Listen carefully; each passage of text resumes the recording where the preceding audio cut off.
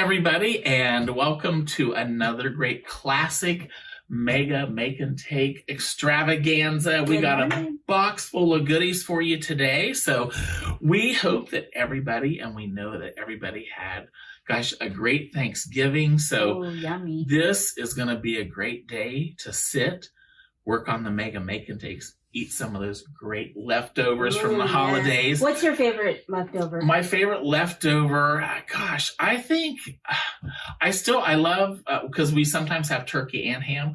I always love to make ham hash, which is just taking the leftover ham and then potatoes and onions and cooking them in a skillet. Oh, yeah. So, and that's good. Or my favorite turkey one is taking turkey and rice and cheese and baking it. Ooh, that sounds putting it in there. amazing. So, yeah. That's so those are my idea. two favorite. Yeah. And then of course, everybody wants to sit and now let's see, it's been a couple of days since Thanksgiving, so maybe there'll be an extra piece of pumpkin pie left too. I don't know. That never survives in my house. I know. It's like, well, maybe you'll have two ham sandwiches. You know what I love? I do. That's what I was going to say.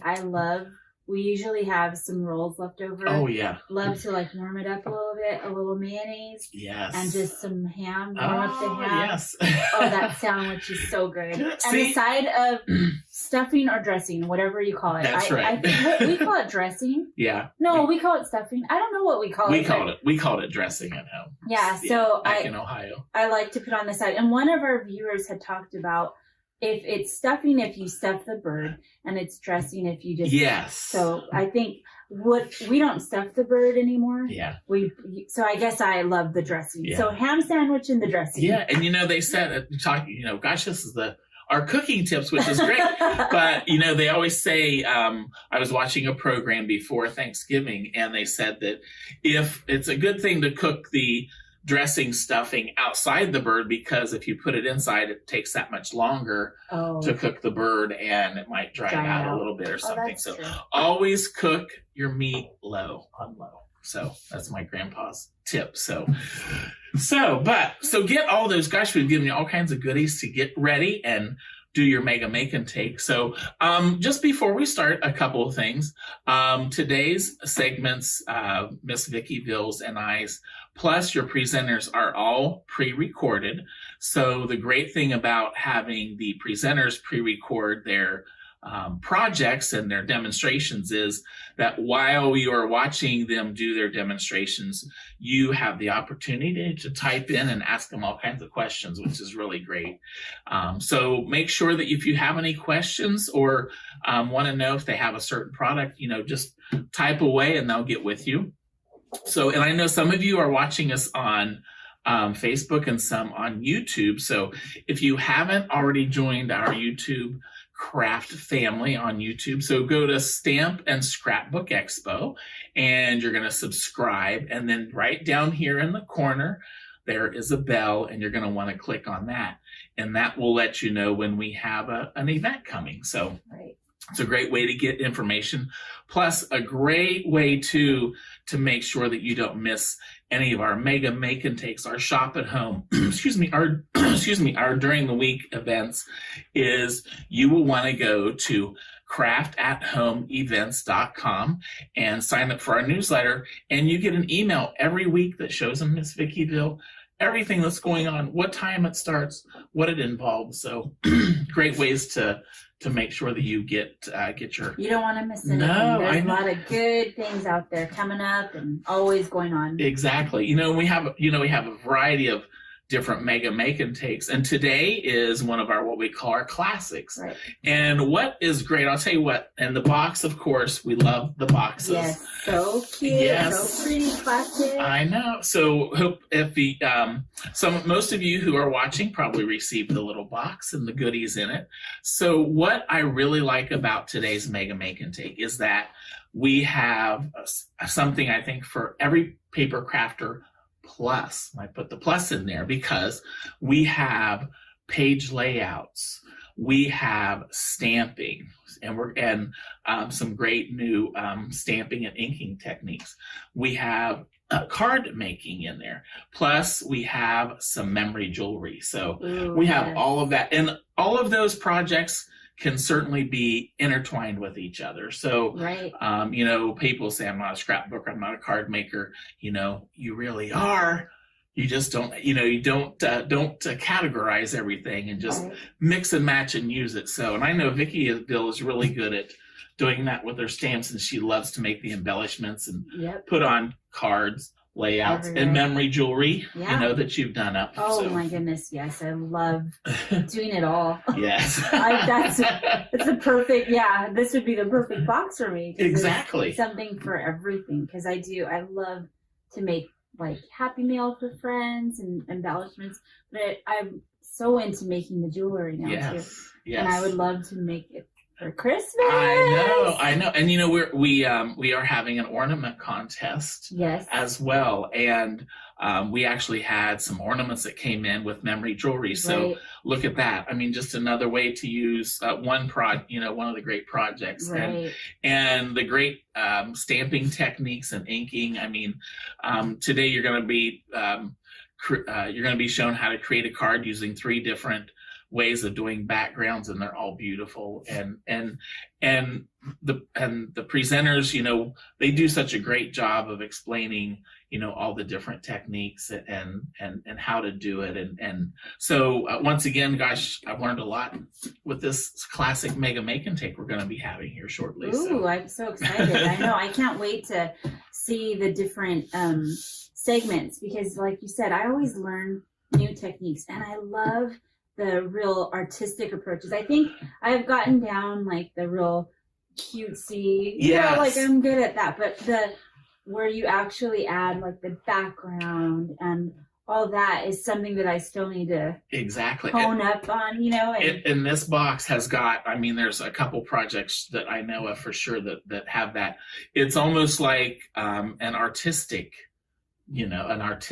flair to it. Right. The way it looks. So it kind of reminds me of watching someone like Bob Rossi, you know, Yes, with his painting, because exactly. you take this, you know, this piece of paper and it ends up being this beautiful and it's, card or you know, background. you think as a card maker that to make the project really pop, or the card, that it has to have all these layers, and Yes. you know, and it's like it costs like, you know, $20 to Yeah. ship, but you know, when you do that and it's flat and it still has that you know, punch of like awesomeness, I Yep. think that is so neat. Yep. And can you imagine making your Christmas cards using this technique, you know? Yeah. And I think this year, I want to be honest, I haven't sent out Christmas cards for a bit, because you know, you always, it's like the last thing on your list kind of now. Yes. I You used think you have to plenty all of the time, and then I would- it's like, Yeah. it's December 20th. Exactly. I would send out the card, the homemade card, plus like my family's picture or whatever. And just in the past couple of years, I've kind of gotten away from it. But I think this year, the way the year has been, I think I really, and I hope that you guys would agree with me, that it would be so awesome to send out a card again. Yeah. This, you know, like in the years past, I would have like my whole door, I would decorate a door with all the cards that I received. Yeah. And last year it was like just like a little section. And I think that this year it's tough. So let's send out those cards again. Let's get that, you know, connecting, Yeah. you know, a great way to connect with people. And gosh, you know, Handmade Cup card is certainly full of love and what you're all about. I love getting that homemade card from my friends, or not homemade, but just, you know, just a card. Yes. You know what? I love it. I love the card making, but I always like, I used to do this all the time, is I would put in just a little note, you know, just literally on a tablet paper, just include a little note in there, just say, hey, you know, so. Totally. Yeah, so it'd be great. So, gosh, you know, you guys are going to get a lot of great, we're talking about cards, great card techniques. You're going to get layouts, adorable layouts, and the jewelry. So you're going to have just a box full of fun, love, and good that you're going to be able to. So, and some shopping. So you be ready. So it's time to shop. You know, it's after Thanksgiving. So So everybody, grab that leftover. Grab your comfy chair. Grab your favorite drink and enjoy. And our first presenter is Close to My Heart. So we'll be back.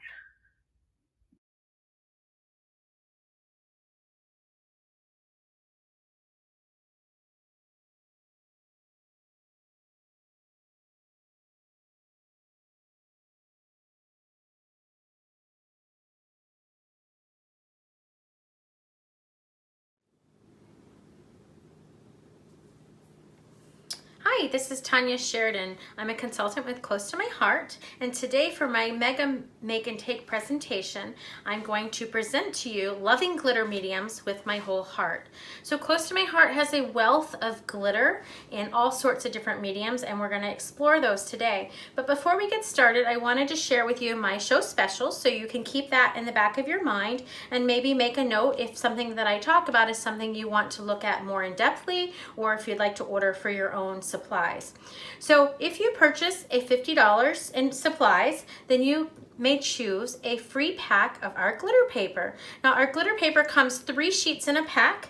It is very durable. It works excellent on the Cricut as well as with your die cutting machines, which you're going to see both of those today. It also has a very fine finish. So you notice that when I rub it, I don't get hardly any glitter on my hands. So that is wonderful. So that is my special for spending $50. If you up that and you make a $100 purchase, then you're going to receive a free You Make Me Happy embellishment bundle. And so what that is it's going to include the embellishments that I'm featuring today. So you will have your Bluebell loose sequins, as well as your Bluebell glitter gems, these beautiful white embellishments that I'm going to show you a couple of fun ways to use, and then a pack of our paper. So you can choose the Bluebell glitter paper, which is our color of the year and what I'm featuring today, or the Sapphire, which I'm complementing the Bluebell with, or any other of the glitter papers in our color palette for that combination. Now, to take advantage of these, you'll go to www.inallsassiness.com. That's www.inallsassiness.com, and that's going to take you to a landing page. So from that landing page, you can go and shop on my Close to My Heart website, or you can shop in my In All Sassiness design shop, which is where you're going to find my custom specials, as well as a 25% off retired items section and all of my custom class kits. So both places have a wealth of wonderful products for you. I encourage you to check them out. To qualify for these, you may make your purchase on either site, or you can do a combination of the two. Whatever works best for you, okay? So I also have this wonderful Joy of the Season workshop box that I'm going to talk about a little bit later, and a VIP program that you can check out as well. So let's get started. I've told you a little bit about the colors of the year, or the color of the year, and it's complementing Sapphire. I'm using those today. They absolutely are gorgeous together, and I'm going to show you some other projects at the end of my presentation that also use these same colors. So if you have it in your mind and you love it, I'll give you some other ways to create with those. So we're going to start out with a blank piece of paper. So in your kits for your project, you have 2 pieces of white daisy cardstock that have been splattered for you. And so I splattered them for you so that it would make it easy, but I wanted to show you how I actually did that and how I accomplished that look. So these are our shimmer brushes. They come individually wrapped. This is the Sapphire color. It is available in the Bluebell, as well as lots and lots of different colors. But for this project, I'm using the Sapphire. If you wanted to add some extra shimmer later, I would recommend the Bluebell or the Clear. Either one is going to complement this project nicely. So when you open our shimmer brushes, they look like this. And you'll notice that there is a yellow piece, a fluorescent piece. Now, if you have a color that's been around for a while, it might be a little bit of a different shade of yellow, more muted, but it's this piece here, and you're going to pull that off and just discard it, okay? So then you're going to screw your brush back together, and you're going to slightly shake it. Now, when you open it, you want to pull, not push. If you push, you're going to squeeze the liquid, and you don't want that to happen. So I'm just simply going to pull. Now, what I always do is the brush is stiff at the first. So I take my fingers before the ink is in the well, and I just soften that up a little bit, okay? So you can shake it. Now this is just a piece of paper, but I'm gonna use it as a scrap. I would typically do it maybe on a couple Post-it notes. So we'll put those up there. And I'm going to shake it, and then I'm going to squeeze just a little bit at a time, and I'm going to brush until the ink comes down the barrel. Now I know that there's a lot of different shimmer brushes on the market. I tend to gravitate towards ours because I love the fact that our colors coordinate and match with our color palettes. And sometimes you have to do it a little bit. You can see the ink is starting to come down. There we go. And I just want a little bit of a bubble. Okay, so then what you're going to do, and you can do it two ways. You can use your finger or you can use the lid. I typically use my finger because I have more control, but if I'm doing a lot, so for example, for this project, we did, goodness, 1,200, 1,300 sheets. So we had a lot and our fingers were getting a little bruised, so we used the lid. But typically I have more control if I use my finger. And you're just going to simply tap it. And when you tap it, you will notice that the shimmer comes out. Now, you're most likely going to get some bigger bubbles, or bigger splotches, and then some more narrow ones. And that's okay. No two pieces are going to look alike, okay? But depending on how heavy you want is how much you want to move your pen around, okay? So that's one way that you can accomplish this if you want to do as I have done on all of your kits and do the entire piece. Now, if you wanted to concentrate on a specific space, what you're going to do, or the best way that I found to do it, is to use your handy dandy Post-it notes. I think that they are a scrapbooker's best friend. I always ask for them in my stocking because they just have so many purposes and uses. The sticky part is going to keep the glitter from getting underneath, okay?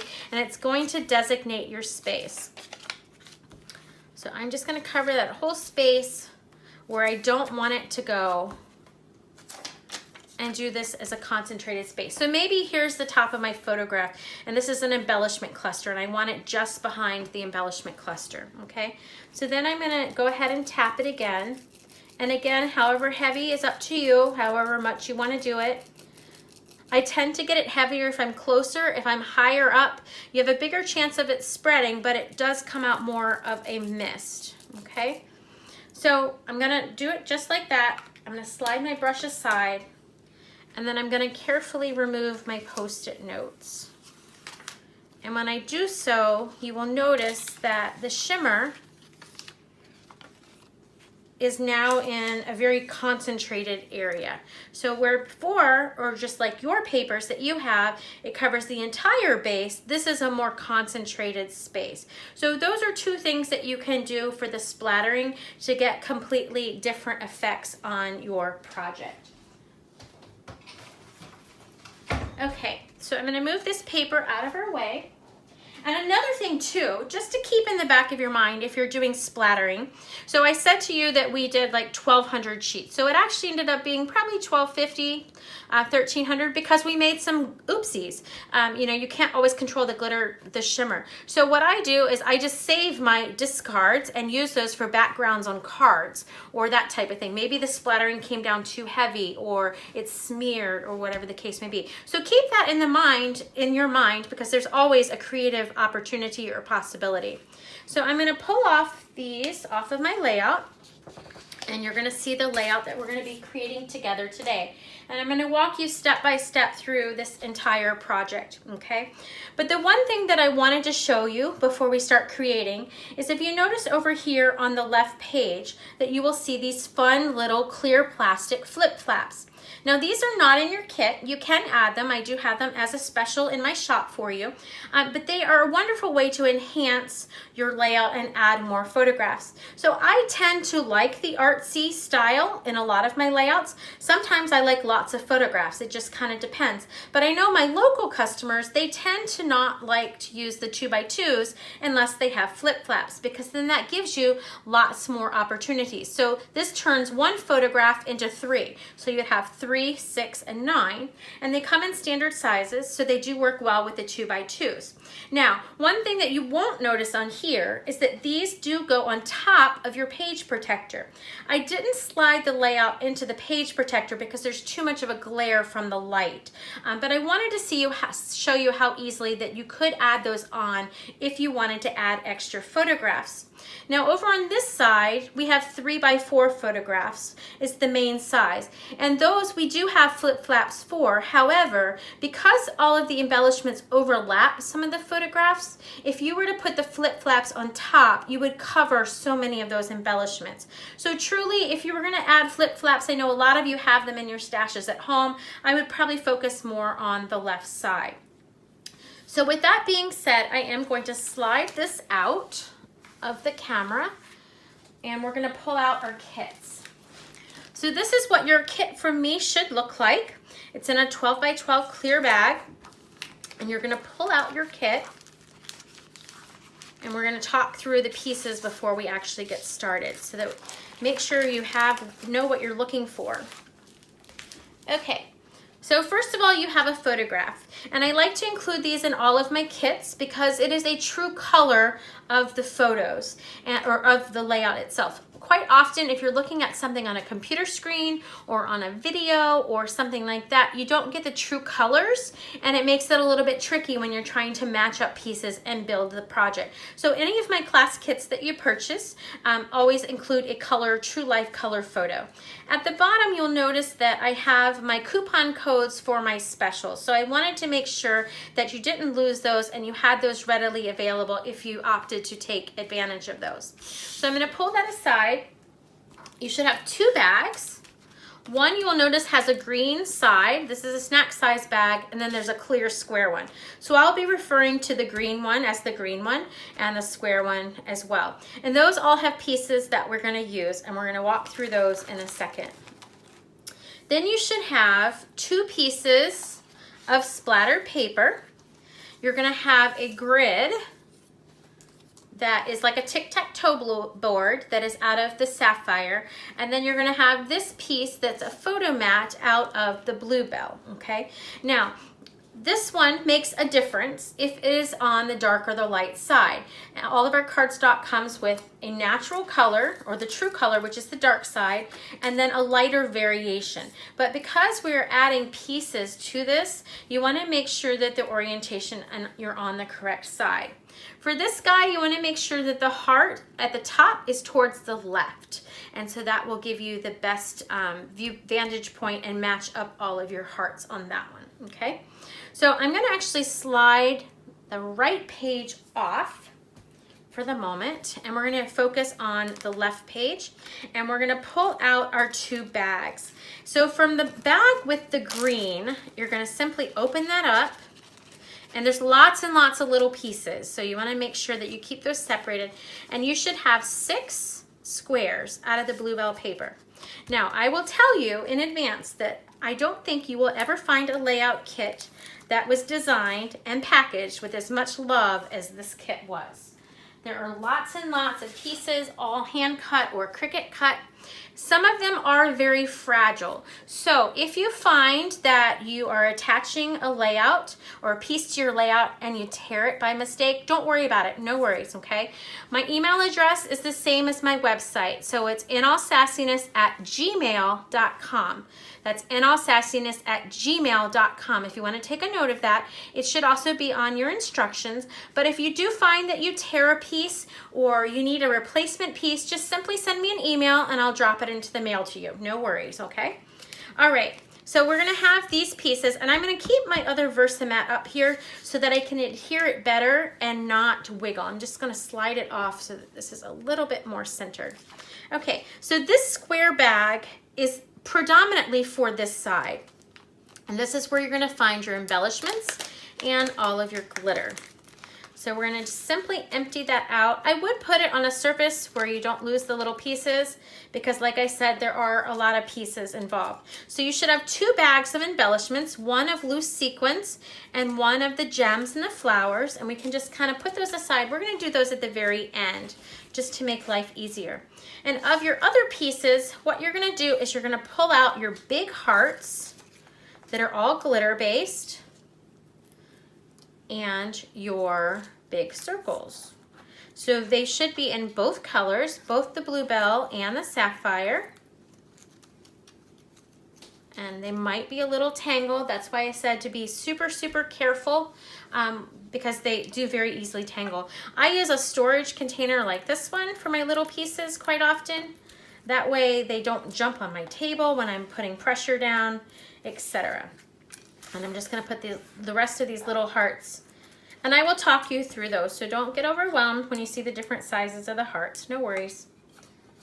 And I'm just gonna set those over here. Okay, so we pulled out all of the hearts and circles. I'm gonna now move those over.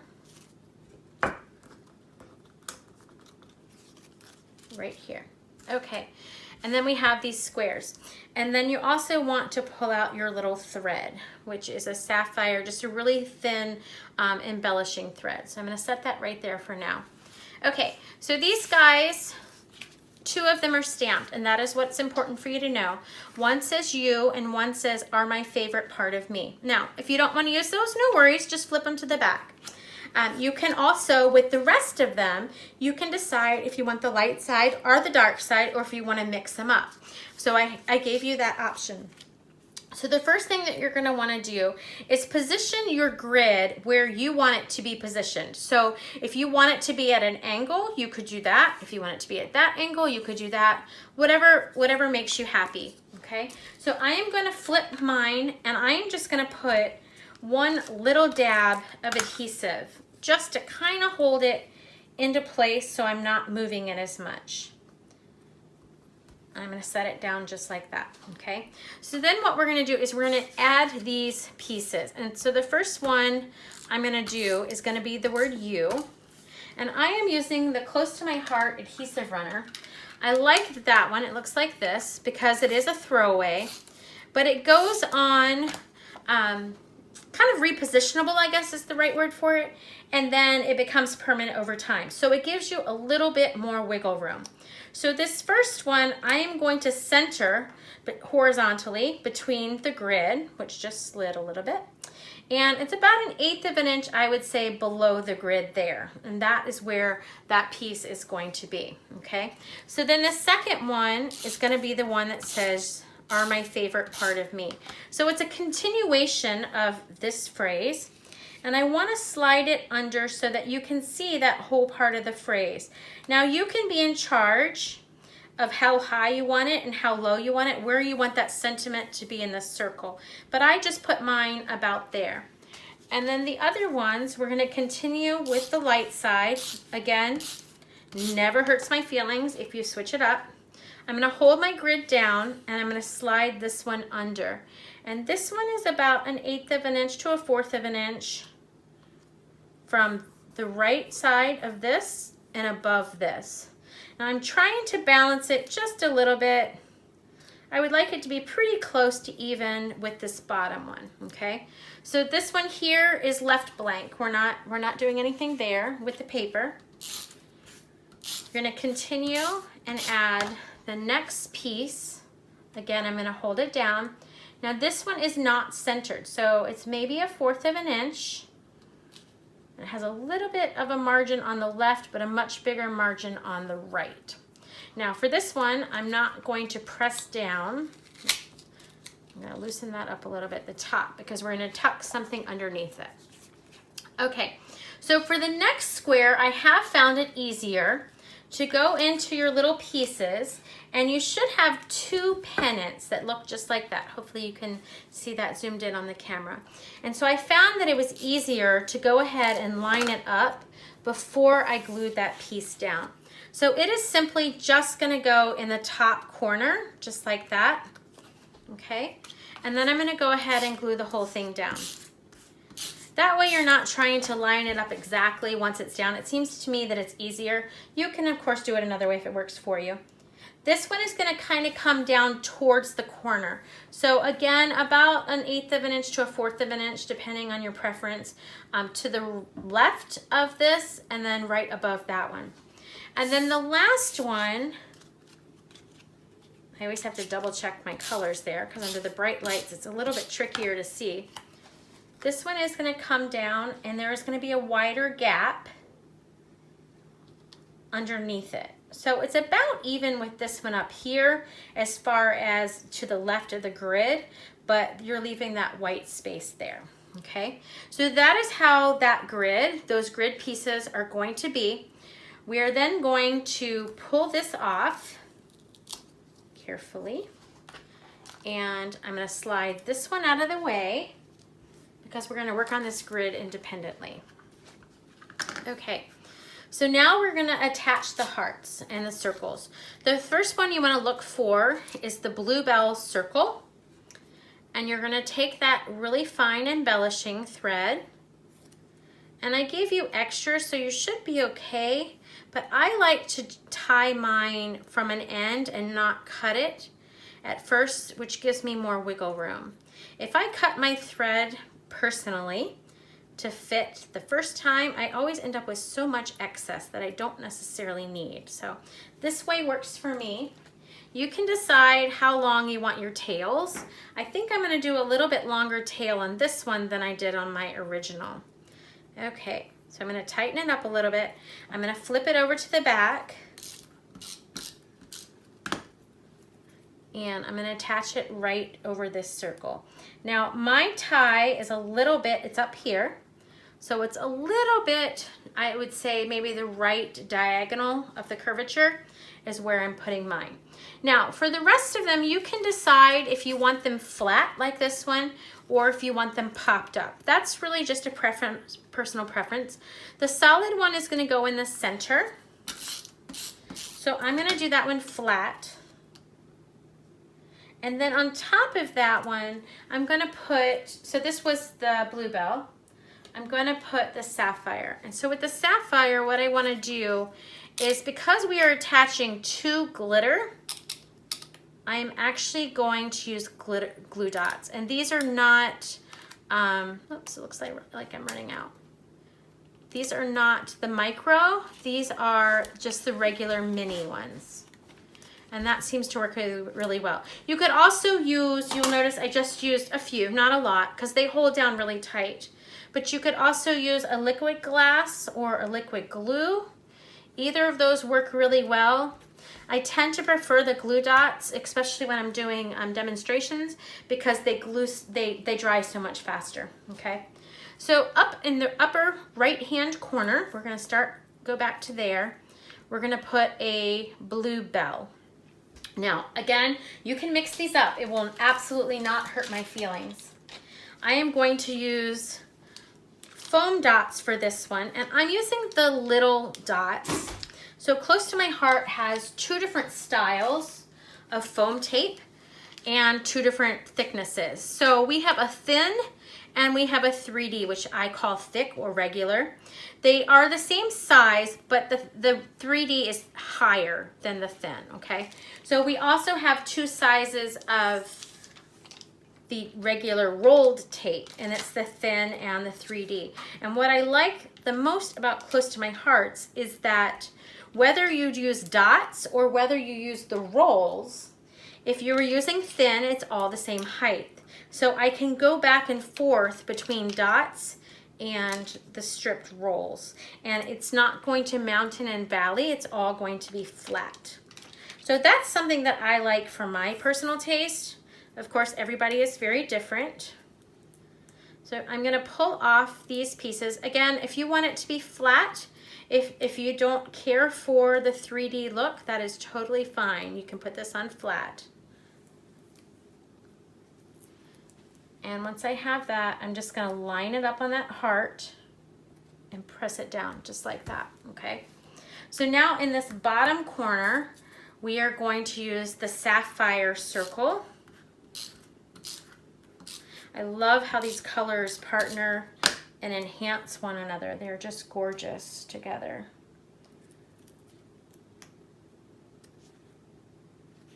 And that one is going to go flat. Okay, so then we have this one down here. And because I popped this one up, I am going to choose to pop this one up down here. So I'm going to use those foam tape again. And like I said, you really don't need a lot. You just don't want it to do mountain and valleys. You want it to be flat. And the other thing is when you're adhering them, even if you take and put foam tape all the way around, you don't necessarily have to take all of the film off because you're using it for support. Now that is a personal preference. I tend to still pull all the film off. But not everybody does, and that's okay. That's totally up to you. I just wanted to tell you that as an option, that you don't necessarily have to take the time to pull all the films off. To me, it's kind of therapeutic. My cat loves to play with the pieces that fall to the floor. Okay, so we're gonna line this one up just like that. Okay, so now the main part of our grid is done. So I'm gonna slide this one off to the side and bring back up our base. Okay, so you remember we have that little piece that's kind of floating up in La La Land. Now we're gonna flip this guy over. It might be a little sticky. I'm just gonna take my runner. You don't have to hit every edge. I do tend to hit the edges of the grid, the pieces that stand out the most. Now the heart, we still have adhesive on, so that one's good, that center heart. Oops, but I don't want the grid as a whole to pop up. Okay, so that's about my coverage. I don't know if you can see that or not, but it's not fully covered, but it works. It's just enough. Okay, so now we're gonna strategically try to put this back about where we had it. Again, this is one of the reasons that I love, love, love our tape, because it gives me some wiggle room. Okay. I noticed that there is something caught. There we go. Now you can see here on mine that I got my tape in too far. So you can simply just take your scissors and trim that down, and it should be all good. Okay, so this is the foundation of where we're at. Okay, so then the next thing that I'm going to do is I'm going to pull out these, we call them photo placemats. These could be your photos. And I'm just pulling these out because I want you to see where I'm placing them and some of the different things that I'm doing with them. They're just a little thin piece of paper that says the photo size on it. But this one, I've already told you, is gonna be 2x2 photos, right? So I'm gonna cut 2 little pieces. I tend to just leave these down. So you could cut white cardstock or what have you if you don't have your photo with you. And I'm simply going to remove the film and put it in this top section. Now it overlaps, it lines up on the edge here, but it overlaps the top some. So it's gonna go just about like that, okay? So then what I'm gonna do is I'm gonna come back with my thread, and I'm gonna use the adhesive that's already there and tuck it all the way across. And I'm gonna trim it to fit. Then I'm going to pull up this corner over here. Now I can still slide my photo very easily onto this mat and slide it under the thread. But if you wanted to wait to do that element, you certainly could wait. There's no harm, no foul. Okay, so then we're going to kind of work this way. So the next piece that I want you to find is the arrow. And there's 2 arrows. One is solid sapphire and one is glitter bluebell. We want the solid one, and we are going to adhere that one flat. You may choose which side, totally up to you, if you want the dark or the light. And I'm going to do it down here, but the tail is extending off, okay? So then I want to find the little blue sapphire outline of the heart, and there should be a bluebell glitter heart that is about the same size but filled in. And so we're going to attach those to each other. And I am going to use my glue runner because I ran out of my glue dots, but I would recommend using glue dots if you have that option. Okay, so it's going to be put together just like that. So then this one I think is very enhanced if you put it up on foam tape. So I'm going to use the wider circle and just put that behind it, and I'm going to pop it up right up on top of that arrow, just like that, okay? So then I'm going to come down, and I have another 2x2 photo, and all of my photos on the left page, I did pop up on foam. So I'm going to put that foam tape on. Typically 2 to 3 pieces because you want it, again, you don't want it to do mountains and valleys, okay? So then this one I'm going to put up towards the top. Move that tape.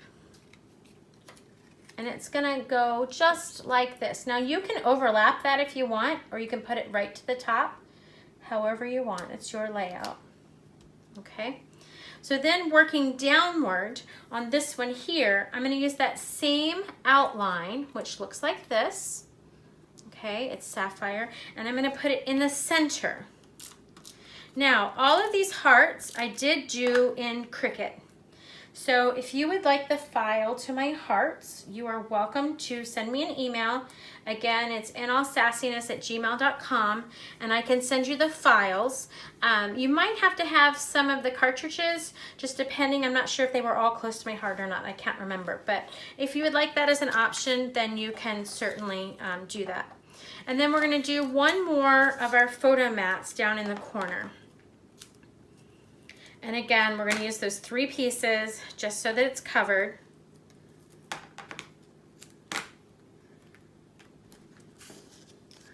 We're going to pull the film just like that. Now this one I have dropped down quite significantly. So it is about right there. And again, if you were doing your photos, I would just attach it directly to your placeholder if you're using a placeholder. So then in this space here, you're going to use a bluebell small heart, okay? And so that is going to go right underneath the U. And then we are actually going to use these guys, which are our sequins. And what I tend to do is I keep mine in a jar. There are craft jars that we sell, but I tend to use the lid so I don't spill them. And then I can kind of pick through them and find the ones that really jump out to me, okay? So I'm actually going to use my glue and just do 3 little dots, because I want to do 3 little dots continuing my word, and then you can choose which ones that you want. I think I used, whoops, let's move that one down. I think that one would be better here. I used the medium sized. So I'm going to simply pull this one off and slide it down here. Now you will want to allow time for this glue to dry. Okay, so just make sure that you remember that.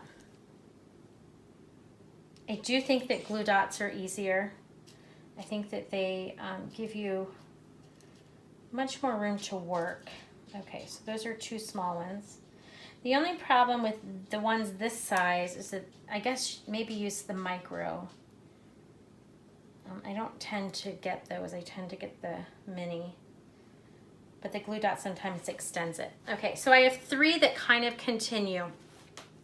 So then you have 2 bags. Again, the bluebell sequins, but this one has some of your gems. And so I gave you 3 large and 3 small, and then the flowers. And so I just kind of balance them between the 2 pages. You can put them wherever you want. You can add a lot more sequins. I gave you a lot more than what I actually used on the layout. But I'm putting a large gem down here in this corner. Okay. I'm going to put a small one. Let me move this out of your vantage viewpoint.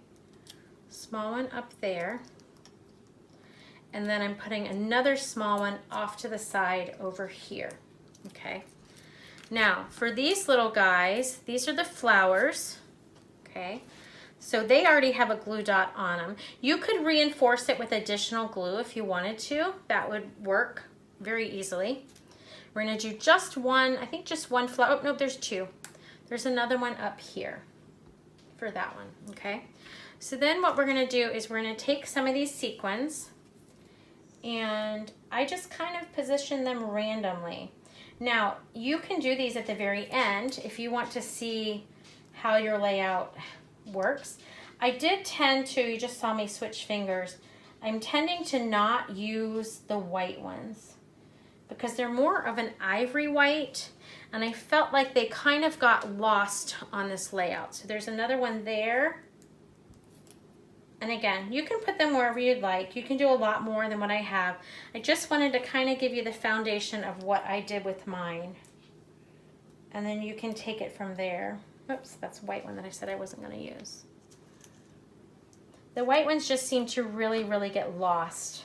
I love the metallic ones for this layout. I think that that one is by far, those are by far my favorite. Okay, so we have one here. We're going to have a cluster of 3 up there. So let's pull out a few more. And you can do them however you want. Again, I think the dark metallic one is my favorite for this, but they all look pretty. There's 2 here, there's 2 there, there's a flower there, there's a flower here, there's 3 continuing the phrase down here, 1 there, and 1 there. Okay, so now we're going to go back a step. I'm going to leave all these little embellishments here. And up here we have some more hearts. So there is a small heart that is sapphire, and there is a large heart.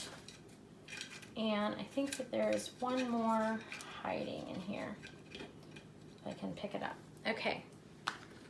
So these you could also pop up on foam if you wanted to. The big heart of the smaller ones is going to go in this guy. Oops, nope, I did that wrong. I'm sorry. That's a small heart. He's going to go in there. Then the other smaller heart, which I dropped mine. There we go. Is going to go up here. The bigger heart is going to go on the outside, and we're going to save this one for the other page. Okay, so you have a little one there, a big one there, and a little one there. Okay, so then that basically completes this page. But if you would like, one thing that I love to do to give the finishing touch to my flowers as well as my sequins is I use the Diamond Clear Stickles by Ranger. And I like to come and just do a little dot in the center of the sequins. Now, it doesn't look like much now, but when it dries, it just totally enhances, I think, the appearance. Especially with the iridescent ones. It just really, really grabs you and adds so much more fun. Now, if you wanted to, and you have stickles, not everyone does, and that's okay, you could also come back and just add some tiny little dots elsewhere on your layout, just to kind of pull together. Again, that's totally optional, but that is something that you could do. Okay, so now what we're going to do is we're going to slide this piece up to the top, and we're going to come back and we're going to do the second page. Okay, so we've pretty much got all the technique down, right? We've done most of those on the other page. So this piece I'm going to glue down, and I'm going to position it about right there, just kind of depending. There's a little nick where it cut, but don't worry about that because it covers it. So it's not a big deal at all. Okay, then what you're going to do is you're going to pull these 2 borders, and again, you can use the dark side or the light side. I always feel like I'm in Star Wars when I say that. And you're going to simply lift it up a little bit if you desire. I like the shorter scallops, and tuck it, okay? So then we're going to do the same thing for the other side. We're going to do the scallop, and we're going to tuck it just like that. Okay, now for this one, a couple tricky things. First of all, you're going to put your photo down, or your pretend photo, before your heart. So that's going to go here, and then the other one is going to go right beside it. Actually, you're going to do it backwards. See, it's so wonderful that my tape lets me pull it up. Okay. So it's up to you about what angle you want. I have mine kind of angled some because I liked the way that that looked, okay? So then what you're gonna do is you're gonna pull out your big hearts. Now for these, I'm going to do the Bluebell one flat. And again, it goes just over where we had it. You also have a smaller Bluebell heart that's gonna go down here. I'm gonna put my adhesive on it and lay it just like that, okay? Now, this one I chose to pop up.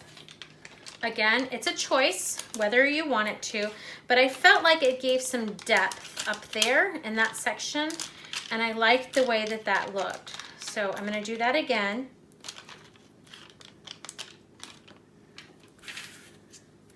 And I'm gonna pull the film off, just like this, and attach it. Now, if you don't have your photos down, then don't add adhesive here, and you can just lift it up and add your photo and then lift it down, okay? So then the next thing we're gonna do is you're gonna take your second glitter arrow, and you're gonna take your leftover thread and you're gonna wrap it. Now, whether you choose to do this on foam or not is up to you. I'm just going to do the two ends on the foam to secure it. Just like that. I'm gonna pull off one piece of the film. I'm gonna attach my thread there, okay? And then I am just gonna simply wrap it around, and I am gonna attach it here. Now, you could get the exact same look with using a glue dot if you wanted to do your arrow flat, no worries. Oops, I can't get it to pull there. Okay, so if you've got an extra little tail like mine that wants to fray, then just fold that back over and attach it to the glue dot, okay? That is gonna go anywhere in this general area that you want it to go, okay? Just like that. Okay, so now we're gonna go and move towards this bag with the green edge. And you wanna be very careful when you pull this out because this one has lots of pieces. And I love this. This is a thin cut. And again, that'll be one of the specials that I have in my shop. But it is a thin cut that cuts out this beautiful, beautiful sentiment. And it comes in several pieces. And again, it is very fragile. So if you find that when you're attaching your adhesive, you tear it, no worries. My email is inallsassiness@gmail.com. Just let me know and I will send you another piece. But the glitter paper is pretty sturdy. It holds up. So I glued the major piece down first. So you'll notice that one piece is much, much bigger than the others. And that's what I glued down first. And then there is this piece that has the H and the heart. So you can kind of line that one up right here. You can see the heart there. So that's an easy point to notice. Then I did this heart that is the OU. Let's see how my trimmer or my adhesive runner kind of caught it. That's what I was saying. If it happens to tear, let me know.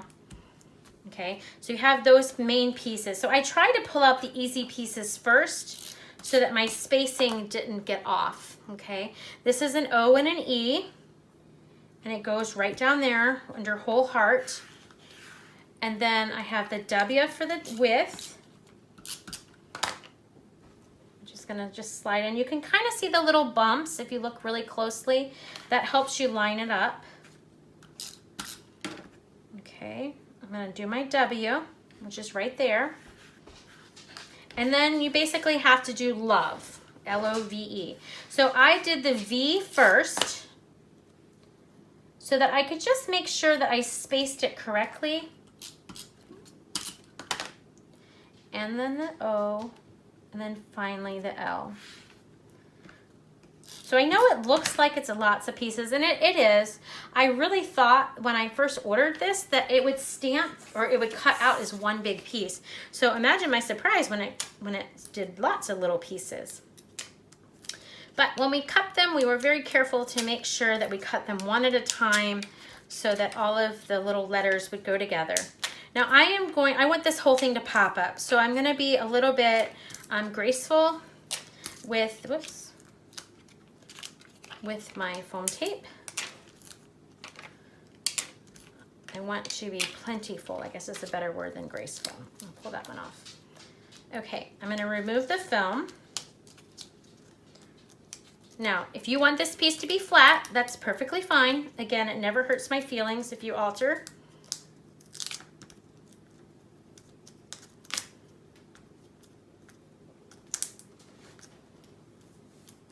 I'm gonna pull them all off.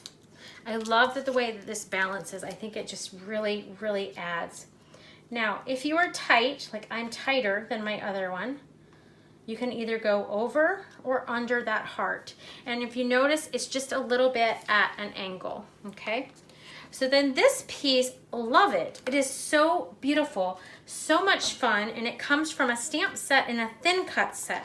So you can buy the stamp set by itself if you don't do thin cuts, but I think that all of the stamps just partner so well with this bracket thin cut. And if you notice, if you look closely, there is a gorgeous, gorgeous stitched border. And I think that that just adds to it. And I'm gonna show you that stamp in just a second.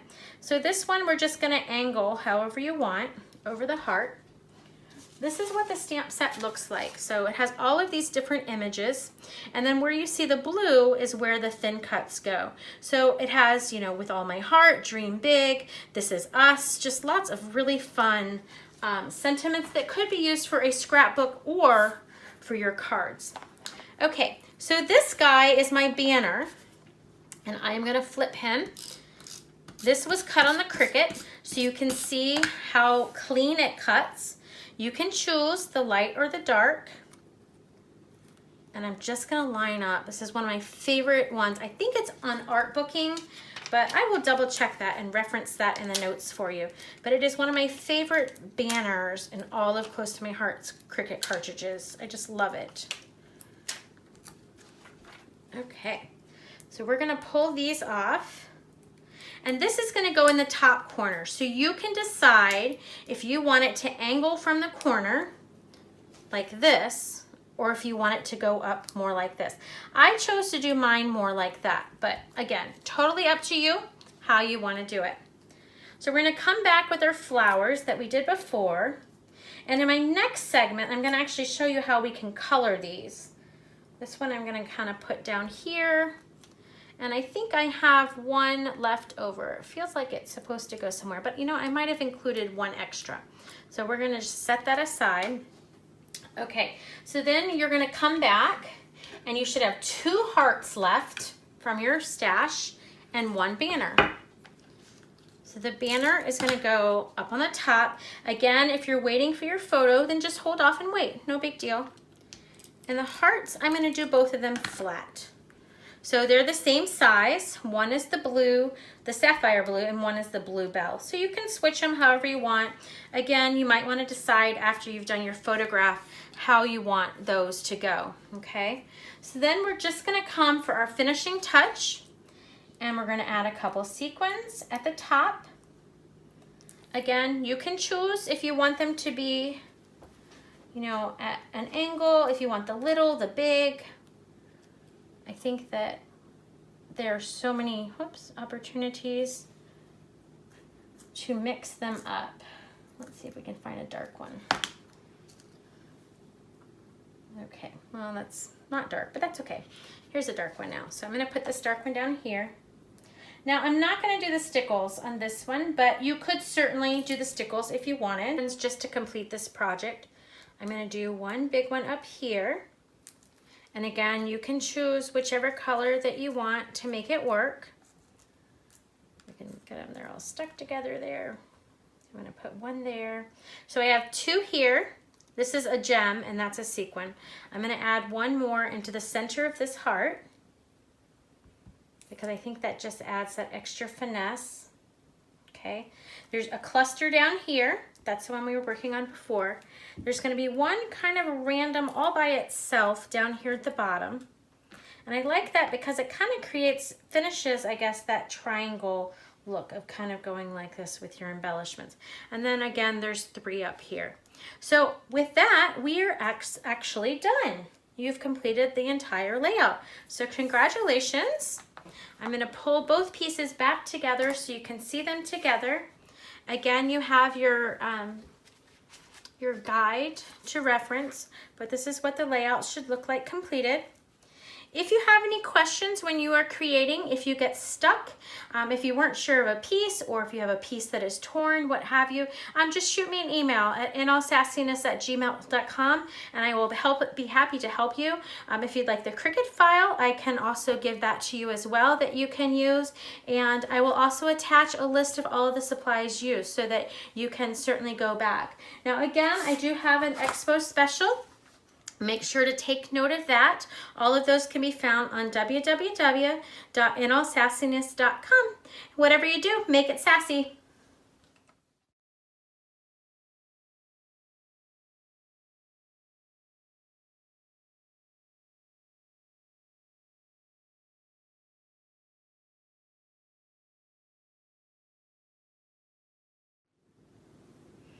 Hi, this is Tanya Sheridan, an independent consultant with Close to My Heart and from inallsassiness.com. So I wanted to come back with you and show you some ways that you can use the products that I featured in our Mega Make and Take in other artwork and other forms. So before I do that, I did want to review my show specials. If you make a $50 purchase, then you'll receive a free pack of glitter paper. If you make a $100 purchase, then you will receive the You Make Me Happy embellishment bundle that I talked about earlier. There's also 25% off special items in my shop, retired items, and some exclusive specials on some of the things that I've presented to you today.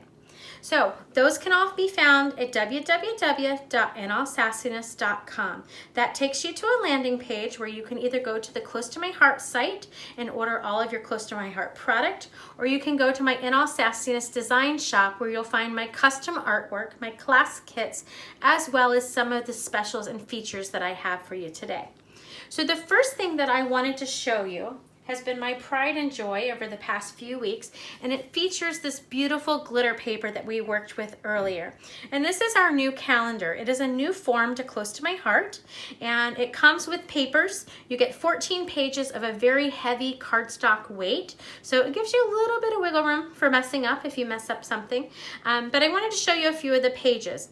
And as you go through them, if you see a concept that you really like, most of these were inspired by layouts that I have designed and presented to you in the Scrapbook Expo format.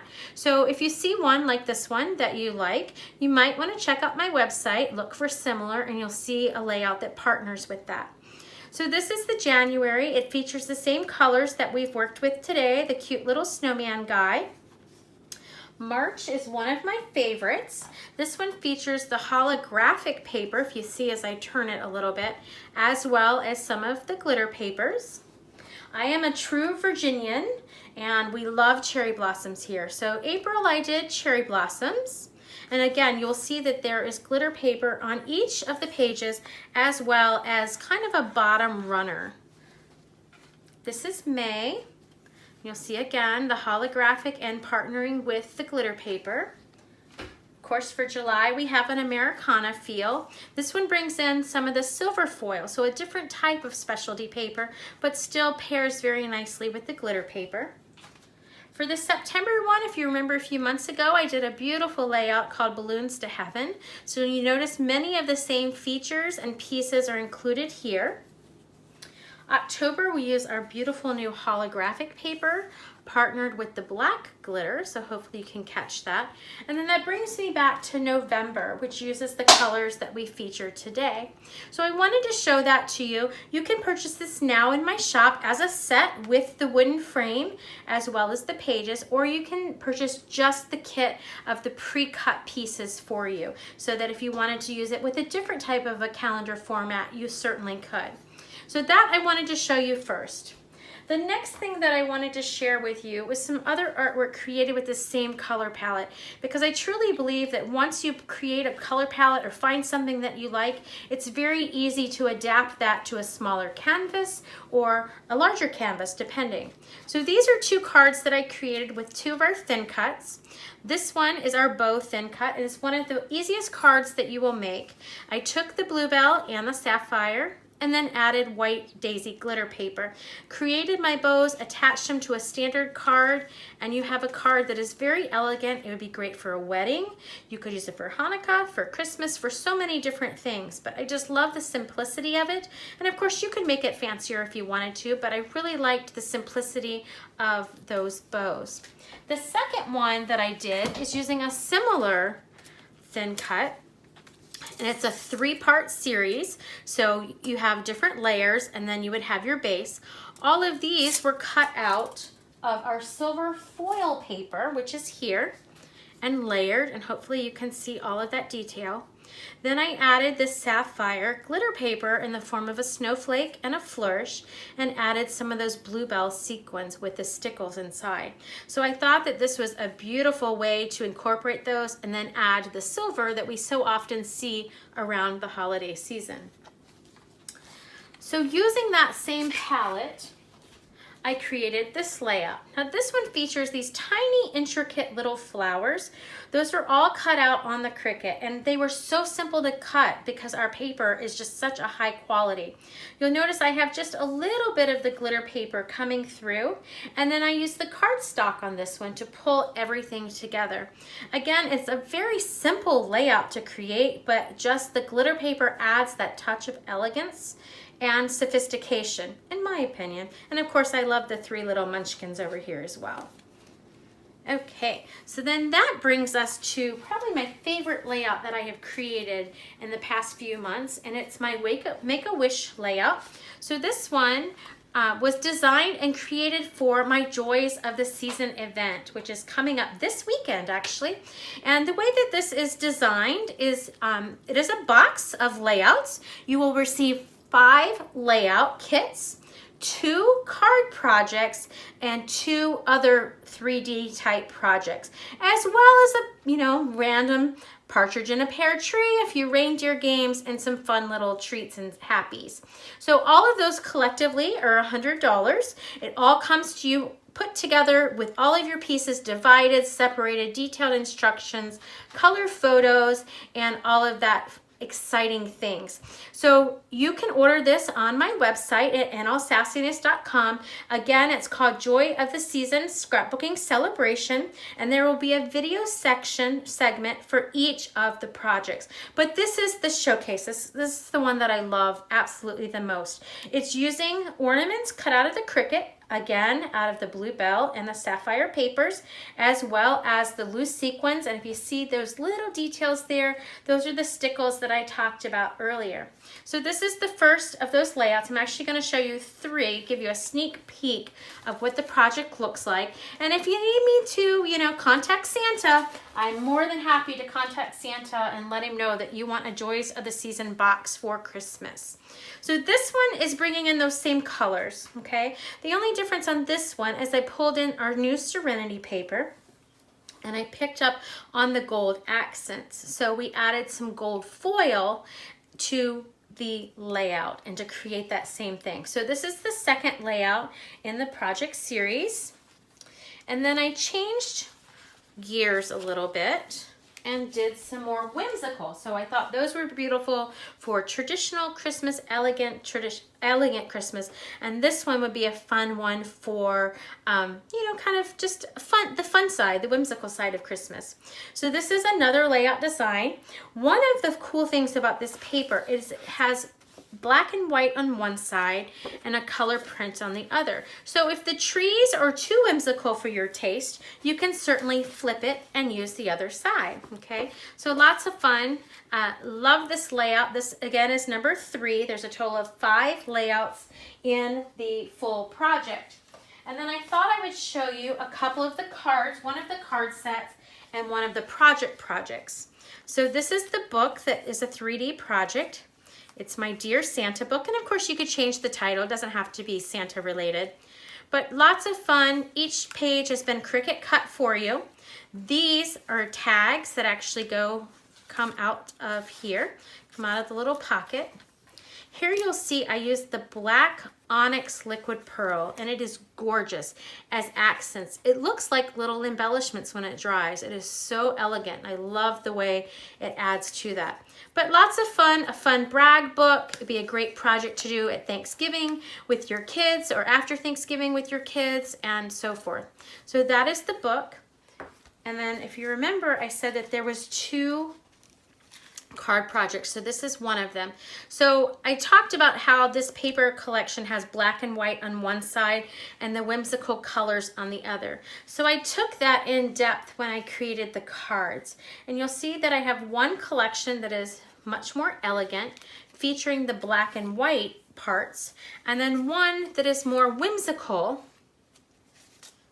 with the colors. You'll see the little reindeer and the stockings and so forth.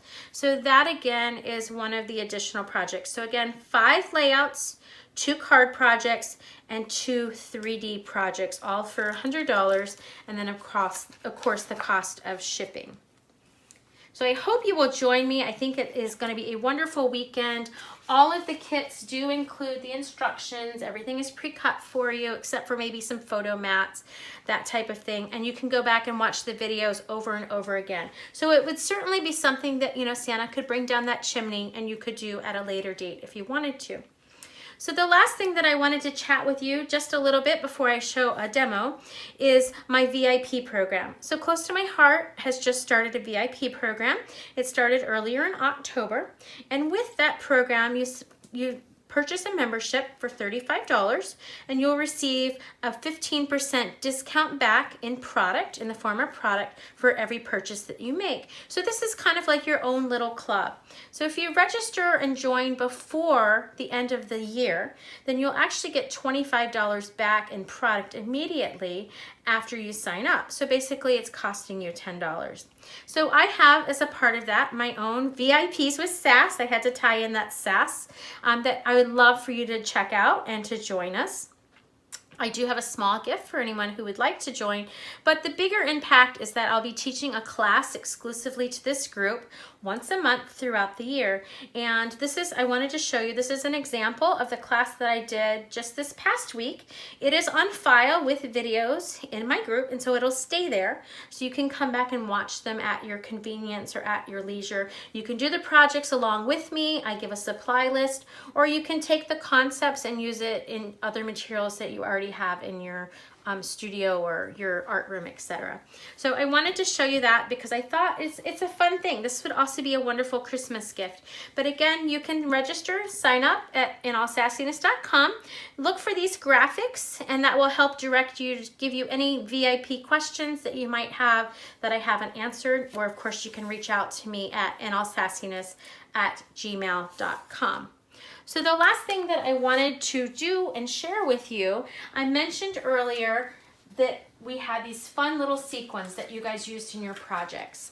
And I'm going to use, this is the little case that we used for the storage of the hearts earlier, and I'm just using another use for it. But these flowers come in white, which is what you had today, as well as some colors. And of course the colors are beautiful, very rainbowish, very little girlish, but I wanted to be able to show you something else that you can do with them. So these are white, okay, and you can use your markers or certain markers to color them and change the tone. So these are the Spectrum Noir Metallic, but regular Spectrum Noir works well as well. And you want to use the brush tip, and you're going to leave the flower right on the carrier sheet and use the brush tip and just cover that flower. Now it is on plastic, so I would leave the flower being plastic. I would leave them on the carrier sheet for a couple hours to make sure that they really dry well. Now this blue is the blue topaz, and of course it does not match what we are working on today. It clashes actually, but I wanted to show you the color that you could create. The one that I really love is the silver on these flowers, and I know you can't see it unless we zoom in really well, but it completely changes that white color to a metallic silver.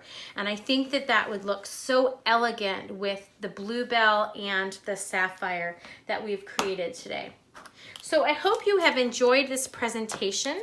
I hope that you have learned lots of new tips and information that you can take into your other projects.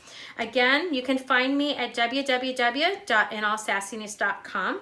I hope you have a wonderful holiday season. Stay safe, and whatever you do, make it sassy.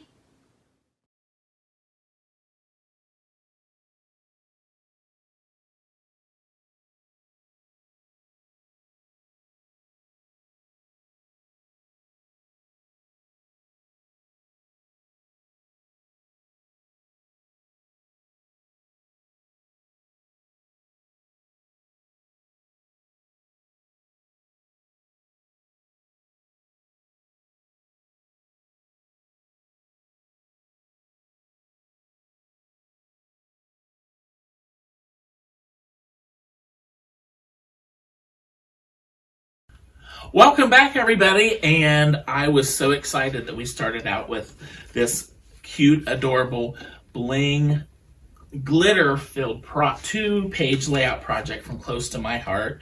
And I love the glitter paper. Okay. And what a great quality glitter paper, because and a lot of companies are getting better at it, but when you used to mess with anything with glitter on it, it came off on your fingers, on your trimmer, it was everywhere. On the baby. Yeah. I'd go to the airport to come home from a show, and there'd be glitter in my eyebrow. I'm like, I wasn't even around glitter. so it goes. But anyway, they have great colors in the glitter. Mm-hmm. But I love the one page that has like the tic-tac-toe, I call it the Brady Bunch look. But and I love the hearts. I love the circles. I love the flip flaps that you could add. Put a little message in each of these, a picture or a message, whatever you want. But I like this layout. And, she added, all the little pishkis and the little bling on there. So pretty. So, and then on the next page, I like the splattering technique that she showed, and how she used the Post-it notes when she put around and she just wanted to put that splatter in one certain spot. She did the masking with those and then went bling, bling, bling, and it put more bling on it. And so it's just kind of for a different look, I mean, that literally is like its own little embellishment right there in the page. Right. So just very cute, a place for a photo and some more journaling. So make sure you journal on those pages too, Miss Vickyville. So I love that tic-tac layout I did too. I mean, you could do that for any color, any season. Like, it's so, man, I could see just a whole album with just that. Yeah. Every month. Yeah. Oh yeah. That would be fun. Cute. Yeah, that would be a good idea. Because I love to take a lot of pictures of every event, and I never have enough space, on my layout. You have 3 kids, you can have 3 of each. 3 pictures of each. That's also what I love about the flip-flops. That they're my favorite thing ever, because and I have some flip-flops. Flip-flaps. I have flip-flops. And I've been using them on like all of my projects because I love to add a lot of pictures. Yeah. And I feel like a picture like this, and then a picture like this, and then a picture like is like important, even though it's the same day, the same. But well, too, and I've never tried. Just talking about that. What if you took 3? You know how you used to take the thing and you would make it go fast and see it. So. My brother used to do that. Oh, boy. But flip flops are amazing, and so that is awesome. But I was thinking when I saw all the blue, I thought, because we talk about Christmases and our plans for Christmas. Exactly. And you were saying that you're loving blue for this Christmas. Yes. And I thought, oh my gosh, this is so perfect for you. You it need is. all the blue. Yes. And, I love the blue, and there's different shades of blue, and as a matter of fact, our neighbors across the street have all blue lights around their house already. So that was maybe that's a sign. I know. I was like, oh, Dave, that's so good. I love the calendar. There's these new calendar pages, and I love how she showed how simple and yet beautiful each month can be decorated using the glitter paper and some of the stamp sets, and I want that, and the wooden piece behind is so cute. Very nice. I love you know me, I love any bow, die, Yes. or punch. And so that Close to My Heart has this beautiful bow die. And I love the card example that she showed. And it was just 3 bows cut on a card. Very And then nice. she Yeah. I'm thinking you could make that for any you know, celebration Exactly. or baby shower or whatever. And it's still so beautiful and elegant. Yes. Um, Yes. And just that bow, you know, that makes the card. So. Right, exactly. Just beautiful, all the layouts. And I'm thinking Close to My Heart has beautiful paper packs and Yes. foil papers and just punches so much, the bling and everything. Everything you need for your projects. Yeah, this Layouts, amazing. cards, tags, whatever. And so I love the Joy of the Season. I believe it's called Scrapbooking Celebration Workshop Box. You get 5 layouts, 2 cards, and 2 project classes and happies for $100. And I was thinking that would be an amazing Christmas present. That would be a nice gift Yes, for sure. for your bestie or somebody Nice. that you know they have it all. Yes. And we have so much time at home right now. That would Yeah. be perfect. Yes. So let me go ahead and give you Close to My Heart show special is receive a free pack of glitter paper with a $50 purchase using SSBE free glitter, or receive a free You Make Me Happy embellishment bundle with a $100 purchase using coupon code SSBE free happy. Receive a free gift when you join her VIPs with SAS VIP group, and 25% off retired items and exclusive specials on featured items in her shop, which is www.inallsassiness.com. So Wow. pretty awesome. Great specials, something for everybody. Gosh, Yeah. great. Well, thank you so much, Close to My Heart. Awesome. Thank you for starting out our Mega Make and Take with a layout. And next, Vicki, though, we're going to go out and play in the snow a little bit with Stampin' Up. So we'll be back.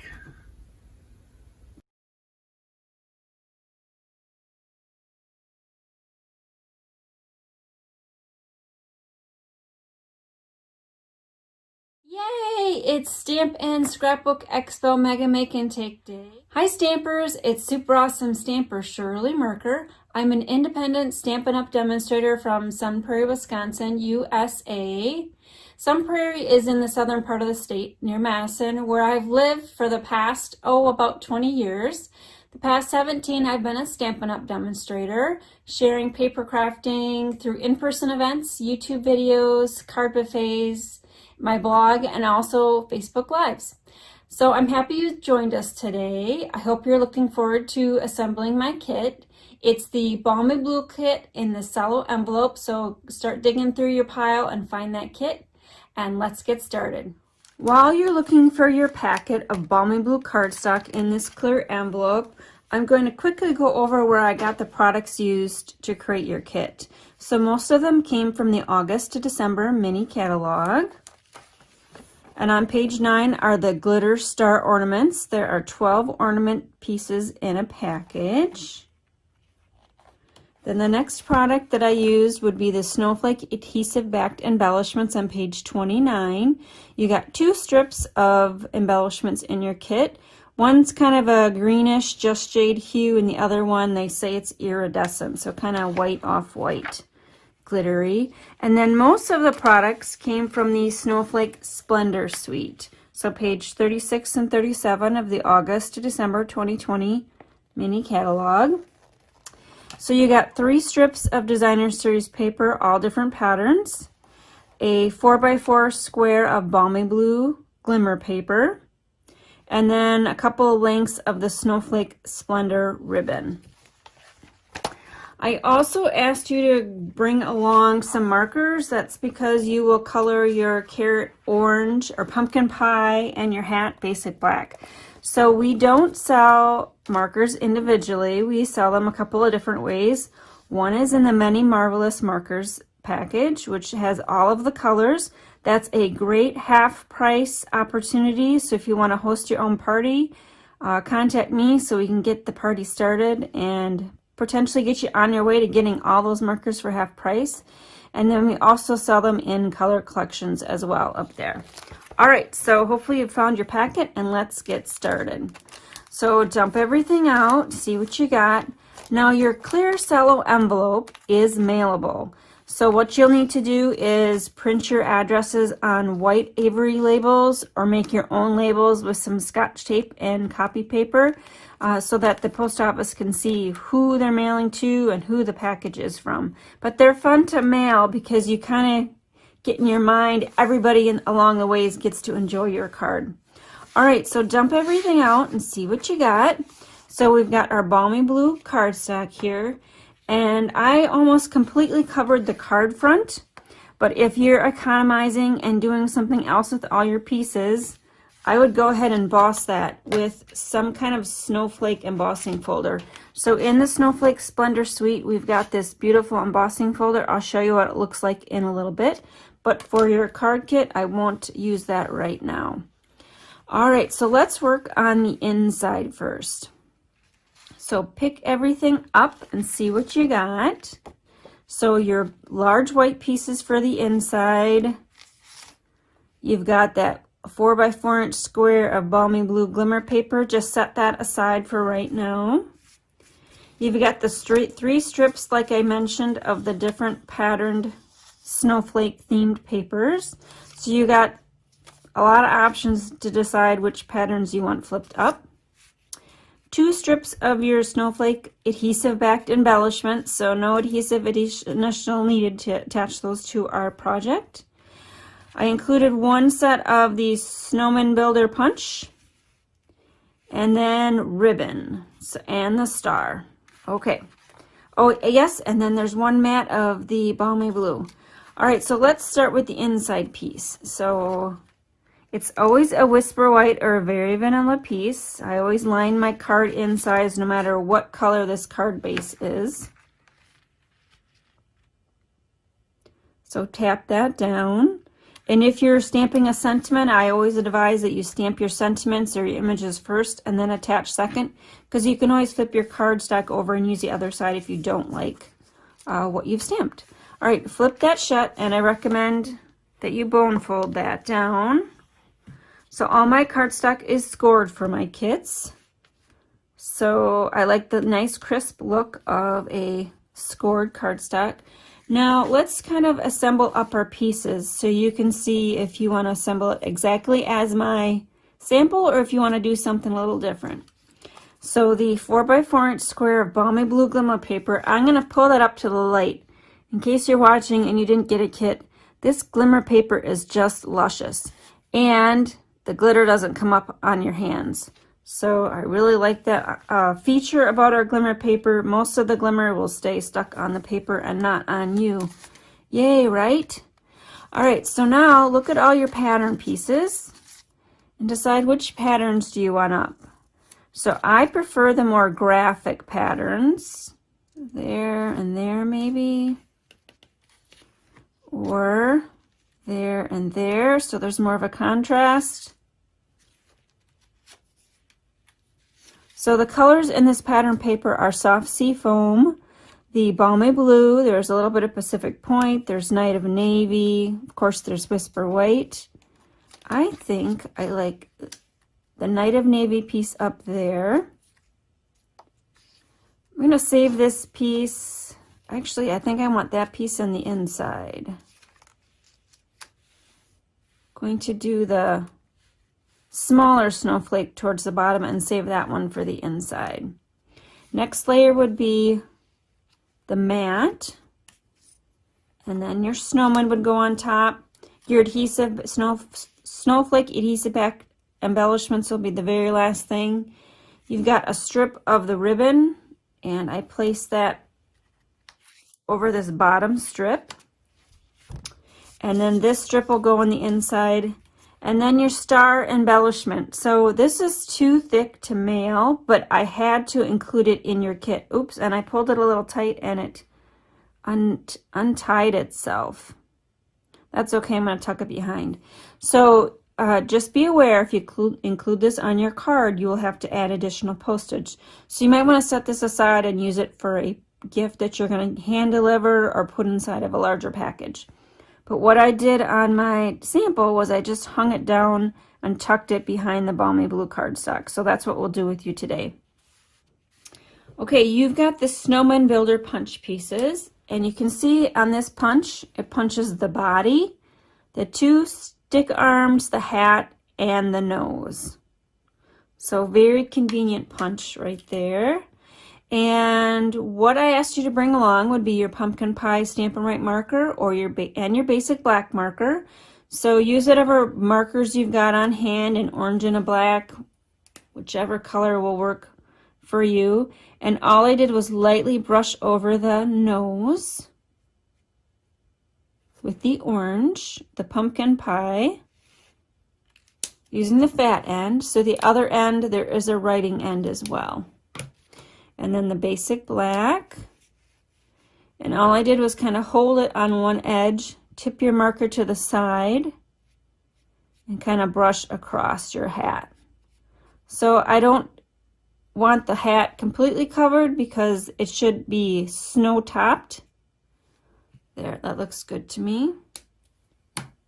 All right, and then the arms I left white. All right, so let's get assembling the card here. So now we kind of know the way we're going to assemble it. The first thing that I will do is kind of take it off and decide what needs to get tacked down first. So your strip of ribbon will be hidden behind your snowman. So I'm going to put a little bit of adhesive on the right side of that piece right there. And so the left side will be kind of hanging out, blowing in the snow blizzard, but that's totally fine for me.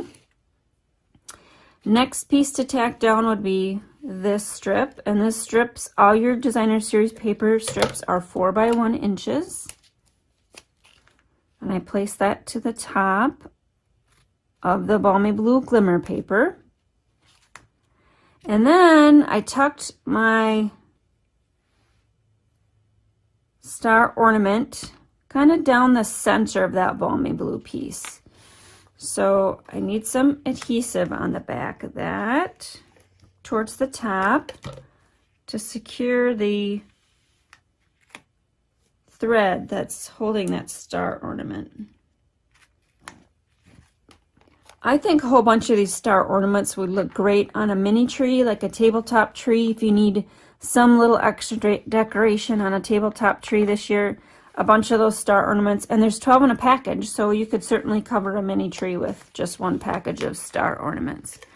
All right, adhesive on the back side and the bottom of that. Now I'm just eyeballing left to right, top to bottom, knowing that I've got this 4 by 1 inch strip to the top. So just getting kind of an even amount around there. And then, again, decisions, last time to change your mind before you tack this strip down.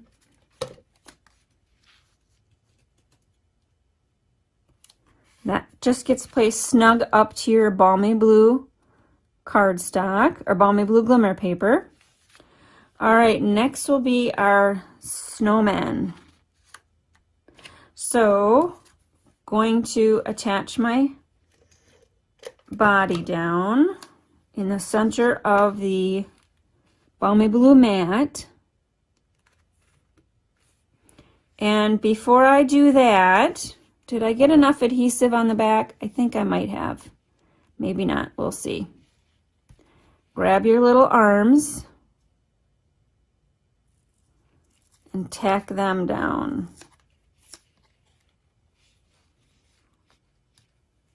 Ooh, mine's gonna have a short arm on that one side.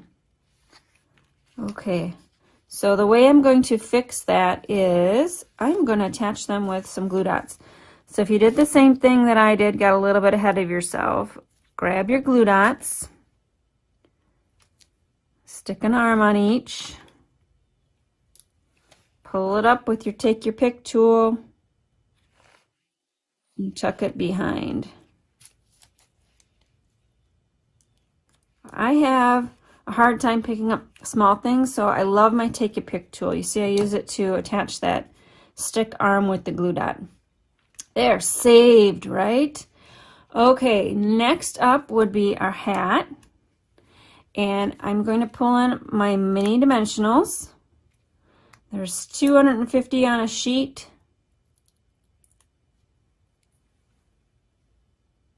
So you get a lot of sheets, and you see I've just got it cut down here to what's left on that sheet. So I put it off to the side, and then I'm going to grab my green glue, put a tiny dab behind that nose,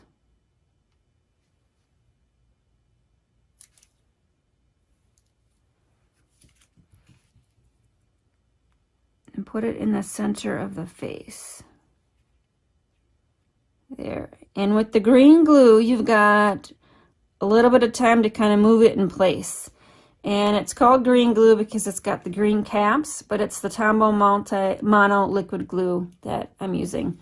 And Stampin' Up! Does sell that as well. Okay, next up, I'm going to actually pull in my regular size dimensionals. And since I am placing this over some ribbon and some glimmer paper, I'm going to put 3 on there. That way there's more contact with that glimmer and the ribbon and the designer series paper. So place that over to the right of the star. See how cute that is?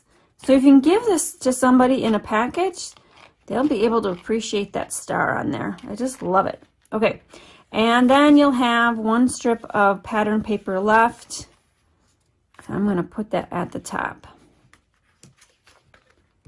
And I generally have the more graphic, colorful sides up when I do my pattern paper, unless I'm doing something that's contrasting. So there. Okay, now you've got 2 strips of these self-adhesive snowflakes. So let's go through and I will show you where I placed all of mine. So I made a little frame on the snowman piece. Here's where your take your pick tool is very handy. You just stick the pointy end underneath your embellishment and grab the adhesive in the embellishment at once. All right, and then I'm going to put the blue one up there because I need to make some buttons. I need to make some snowman buttons. We don't have any coal, but we've got these cute snowflakes. So for the buttons, I'm using the holographic, the whiter, the off-white looking ones.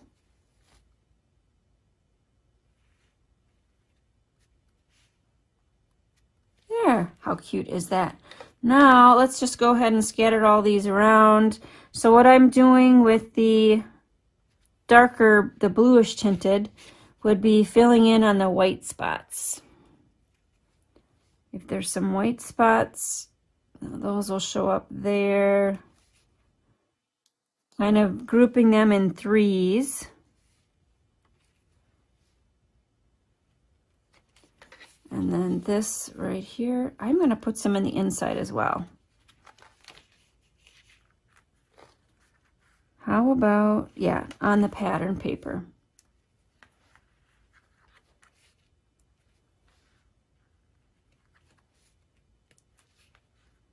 For a blizzard of snowflakes.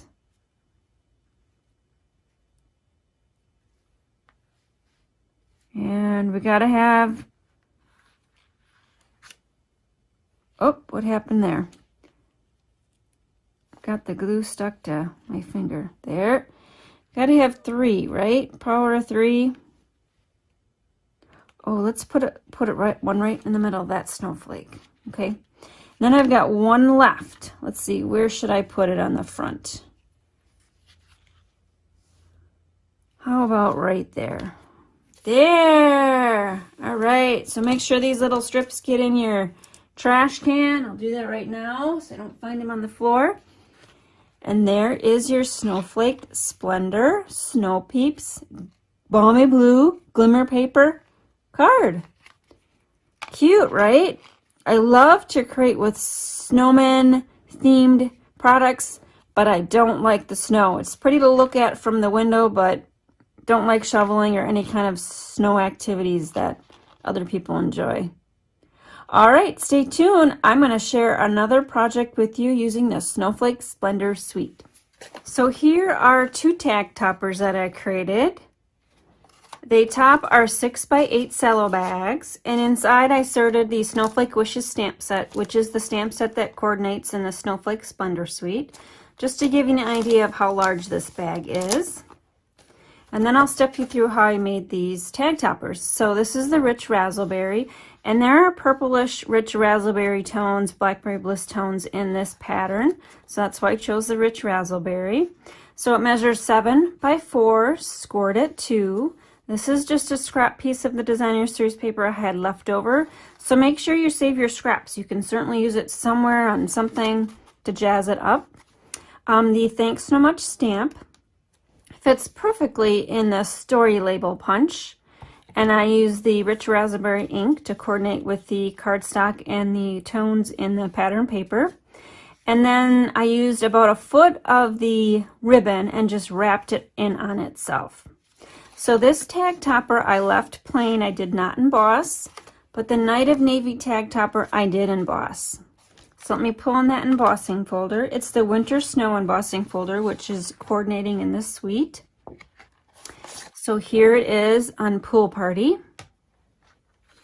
And then here it is on Rich Razzleberry. And then finally I'll flip it over to show you the back side of the Night of Navy. So if you notice, the embossing folder is shorter than the tag topper. So what I did was embossed it twice. Halfway one way, and then flipped it around and did halfway the other way. So there is a slight crease here where both of the embossed meet, but they'll never know you passed it through twice because I covered it up with a 3 by 3 inch square of the pattern paper, and then decorated the front. So Night of Navy ink, and then the coordinating So Many Snowflakes dies, and I'm going to pull that in next. And the stamp set will coordinate with the snowflakes if you wish. I kind of offset my stamping when I made that tag topper. So here are the snowflakes. There's also an additional one, which I'll show you a project using this frame in the next segment. So I'm going to flip this over and show you what they look like. So one thing to note is there's a few that are very delicate. So very delicate there, very delicate there. So just take care when you remove them from your die cut sheets. So the open ones are pretty easy to separate. So we'll do the easy ones first. And this is the one I used there. And then this one is the one I used in the bottom right corner, I think. And these dies have a lot of these release holes. So here is where you come and take your die cutting brush or you take your pick tool and punch through those holes and carefully pull those out. If it doesn't want to pull out, maybe you need to poke your hole a little more and grab it and separate it. There we go. There's that one. So there's the one I used on there. Let's put that flat. And then this is the larger one, kind of like a medium size. Again, use your die cutting brush. Now the Take Your Pick tool does have an attachment for a brush, but my brush has been lost in my stamp room. I know I've said this before. I'm not sure how things get lost because I'm the only one working here. It's somewhere in a tub. Okay, so this one is very delicate. And let me get the other two out. This one's kind of open, so that one's easy to release. This is another semi-delicate one. Pull that off. What will happen with the largest snowflake is it's actually a negative. So you see a snowflake actually didn't come off of there. So this sheet, after you die cut all of this, will be a good background piece for a card or a scrapbook layout. See all the tabs in there? There are a lot of release holes for this one. So here's where if you can find your die cleaning brush in your stamp room, here's where the time is to pull that out. So all those little chads will need to come out. So let's try to release this one. And what you can do is grab your paper snips or something, just so you don't have quite so much to work with. Cut it away. I was trying to be economical in showing you all of the snowflakes and not using so much Whisper White. And then also you can run all these through with one pass through your die cutting machine. And if this snowflake is too fussy for you, then don't use it. There's other ones in the set that you can use. Also, this was in the center of the machine, which doesn't have quite as much pressure as the outside. Okay, I think I'm gonna cut away and show you the finished snowflake. Ta-da! There it is. That's the finished snowflake. Pretty and pretty delicate. So I would use your fine tip glue pen or the Tumble liquid glue to adhere that one down, or maybe glue dots strategically placed on all of the points of the snowflake. Before I move on to more fabulous product demonstrations, my show special is place a $40 or more order excluding shipping and tax using the host code MZXJJXH4 at my online store, which can be accessed through my blog at superawesomestamper.com. Then click on the Shop Now buttons in the upper right hand corner. Use this host code as directed and receive a Snowflake Splendor PDF tutorial of 6 projects and 4 videos. This offer is good through orders placed as directed through December 3rd. Thanks for ordering, and now on to some more fabulous demonstrations. Look at what I'm going to show you how to create in this segment using our Stamparatus.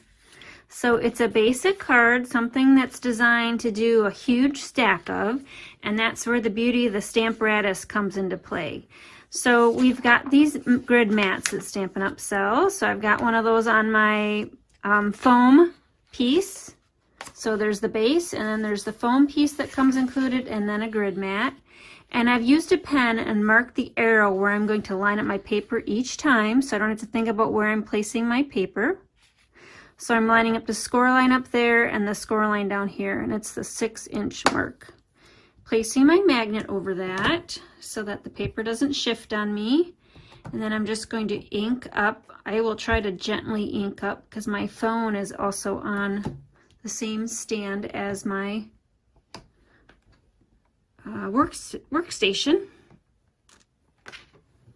Okay, so we've got it on that side. Now we're covering up this right here. But here's the beauty of the Stamparatus, is you just re-ink and press down again. There, beautiful. All right, so next step is to get a second color ink. So that was a pool party. Now I'm using the Rich Raspberry. So I'm not sure if I'm inking off of the screen. Let's pull it down here. We're gonna ink up that one. And our plates have got these grid lines, so you can perfectly position your sentiments. And press straight down. Now this card is one you'll send to somebody that maybe does not appreciate all the hard work and effort you put in making hand stamp greeting cards, but you just can't bear to purchase cards to mail. So this is a quick and easy one. So here's a strip of the pattern paper from the Snowflake Splendor. Grab my tape runner there. And I'm using the I just love this multicolor snowflake pattern. This is 4 inches by 1.5 inches. And then I've got a length of the Snowflake Splendor ribbon, this holographic ribbon, and I've cut it off at an angle. And I'm going to pull up the sample card and show you. It's just a little stepped up if you cut it off at an angle. So on the sample card, I have it cut straight. So the way I'm going to adhere this ribbon down, since I don't have the Stampin' Seal is a little too wide, I'm just going to put a snippet of the tear and tape. And that is just the width of the ribbon. And that will secure it down, and I don't care that it's not going to be totally secured down. Like I said in the previous segment, it can be blown in the blizzard. All right, and fold that back. And then we still care about those people that we're sending these cards to, so you gotta do something on the inside. As long as you have your Stamparatus out, go ahead and line up your inside piece. And this inside piece is 4 by 5 1/4. Ink that up. Flip it down. Pull up. And that will be your inside piece. All right, we're not done yet. Although you might not want to include a stamped envelope for this person. It's an easy thing to do. Especially when you have your Stamparatus out already. Oh, and I didn't get that spot again. I was worried about that smudge I got on the envelope, which I totally covered up. Did you see that? There. Okay, so that's our coordinating envelope to our quick and simple card. All right, I'm going to clear this off, and I'm going to come back with a card that's a little more stepped up. So the first thing that I did to step up this card is that I embossed it with the Winter Snow embossing folder. Embossing folders are an inexpensive way to get a lot of mileage out of your investment, and they give a lot of wow factor. So again, I'm lining up my score line with the markup there and the 6 down there. Certainly could have put some arrows down there. I just didn't think I needed it. So again, ink up your snowflakes and press down. Oops, sorry if I'm moving the camera again. And then pick that up. Oh, and I am having a lot of issues with this one. I am standing up for this demonstration, but standing up and stamping at a side is not always the easiest thing. There. Okay. So we're done with that. Then our inside piece is the same thing again. So the treatment that we gave to the first card is the treatment that we'll give to this card. So snowflakes down the side. Give that one, there we go. I see the ink transfer that time. Then with our Stamparatus, you've got 4 different sides that are included with your Stamparatus purchase. So flip that over.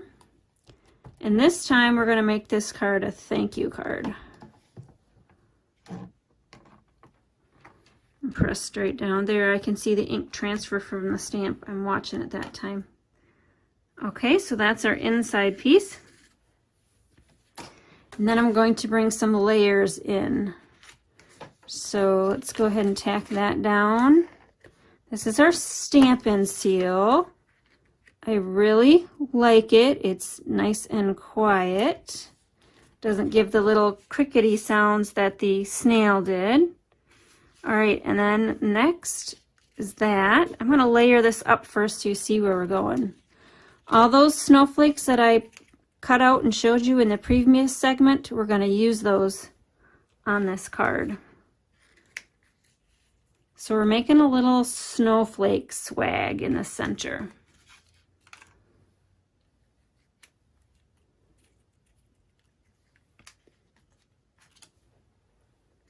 Something like that. Okay, so what I wanted to show is you don't need full snowflakes, especially these large ones. If you're going to be covering a lot of them up, you can just use a half of a one. And I am going to grab my glue dots and just adhere a few in strategic spots right there. And then this I know is going to go towards the top. So a glue dot, usually 3 is good. That way it doesn't twist on itself. If there's just 2 glue dots, it might twist a little bit. So snug that up to the corner. And then this should fit over that. And it does. Woohoo! Again, I'm going to have although this side is really pretty, but I already have adhesive on this side. I'm going to have that multicolored snowflake pattern up. Okay. Next, I have a square of the Balmy Blue glimmer paper, and that measures 1.5 by 1.5. And I kind of want that at an angle. And I think I had that, yeah, I had that down first. And I did it kind of at an angle. And then I'm going to use a glue dot, 2 glue dots for the ribbon, because we're going to cover it up with one of those snowflakes, this one right here. Put that right in the center. And then we've got some of these delicate snowflakes to add. So a glue dot in the center, and grab my Take Your Pick tool, pick that up, because there's a glue dot poking through. We're going to cover that center up though with one of our blue gems. Oh, stuck to my finger there. So we're kind of making a swag of snowflakes. And then we've got our blue gems. Which color, the light one or the dark one?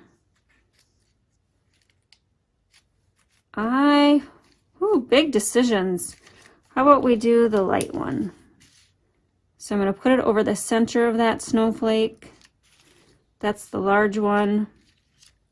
How about I do a dark one on the smaller one? And then scatter a few of the other ones around.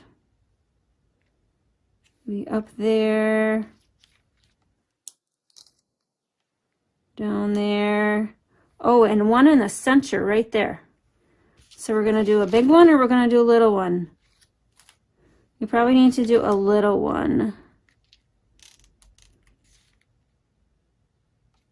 One thing I like about our self-adhesive embellishments, they come on these clear sheets, so you can kind of put it on your project to see where you'd like to place your embellishments.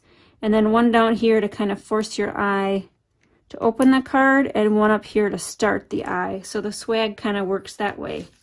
So this is your stepped up version of this card.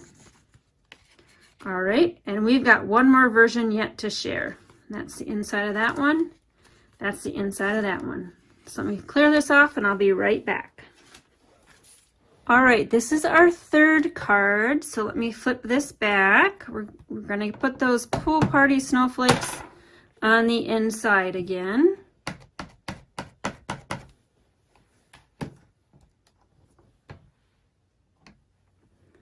Press straight down. You can see the ink transfer from the stamp to the paper with the photopolymer stamps. And then I'm gonna pull in the Rich Razzleberry ink pad and ink up the top plate. So I'll try to move this around so you can see what I'm doing. Oop, and I got my other plate, I don't know if you can see that, dipped into the ink pad. That's all right, it'll rinse off with water. Okay, press straight down. Look at that. So that's going to be the inside of the next card. Then we start with the snow embossed card front again. And you're going to get tired of me doing the pool party snowflakes.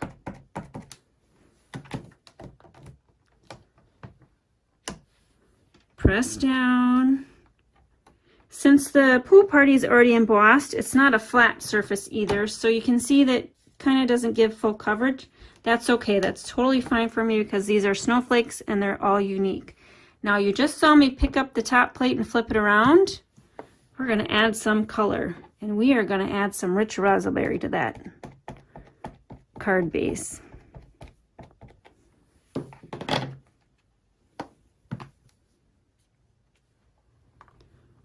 And press down. And the reason why we're choosing rich raspberry is it's because it's one of my favorite colors, and it's one of the colors in the designer series paper.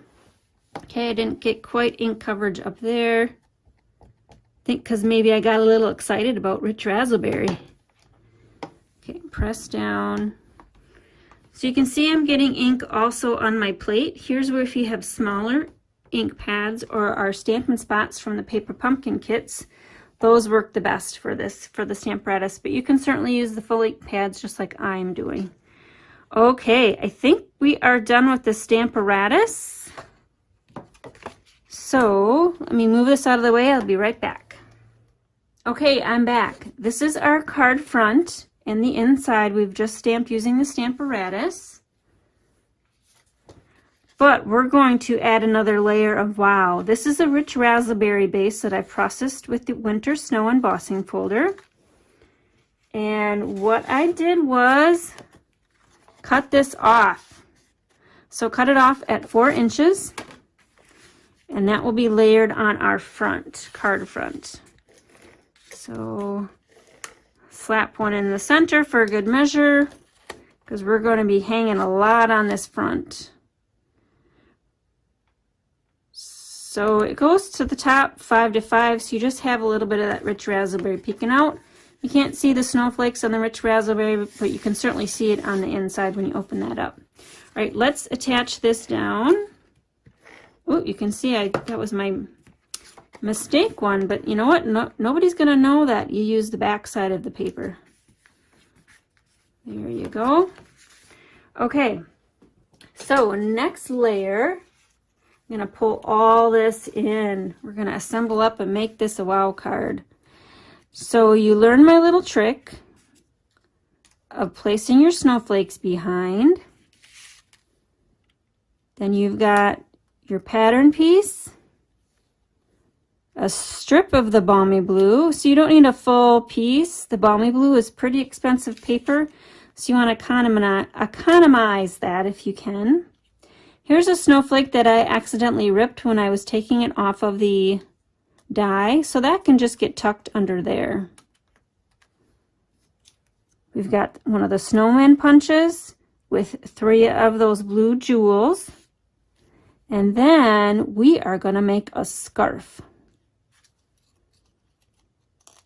So this will wrap around just like that, and the way we're going to make a scarf is I'm going to grab a piece of tear tape,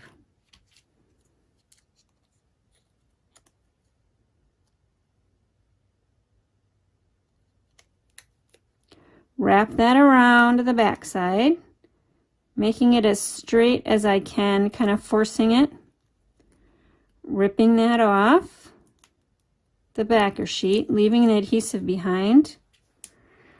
Okay, now grab your scarf. And I want the front of the scarf a little shorter than the back side. So just keep that in mind if you're wrapping a scarf around your Snowman punch. All right, and then you search for your paper snips, cut it off at an angle. So there's your stepped up version. All right, so let's go ahead and assemble that. So the way that's exactly how I design my cards. I figure out all the layers and then I pull it off and start tacking stuff down. Let's see, this balmy blue strip is next. And that was just kind of right there. The pattern paper. Okay, so now am I going to have this up? Should we do this side up? Although now we've got all the rich raspberry accents, so now I have to put that side up, right?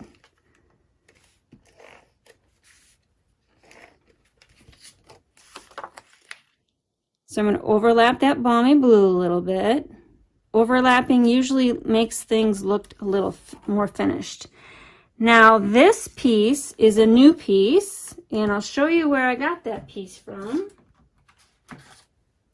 Came from when I cut this piece out. So once we're done assembling this card, I'll show you what this frame looks like when you punch it out, when you die cut it out. It's not a punch, it's part of the die cut set.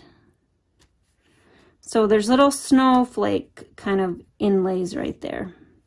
Oh, I was going to stick this underneath, wasn't I? I can still do that. Where's my glue dots?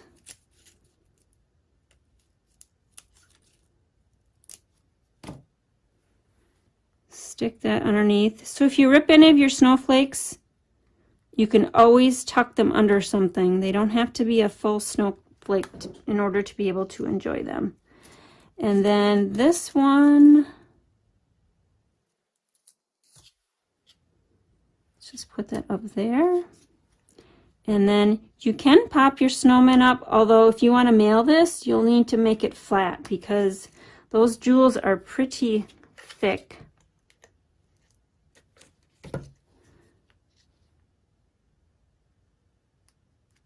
There.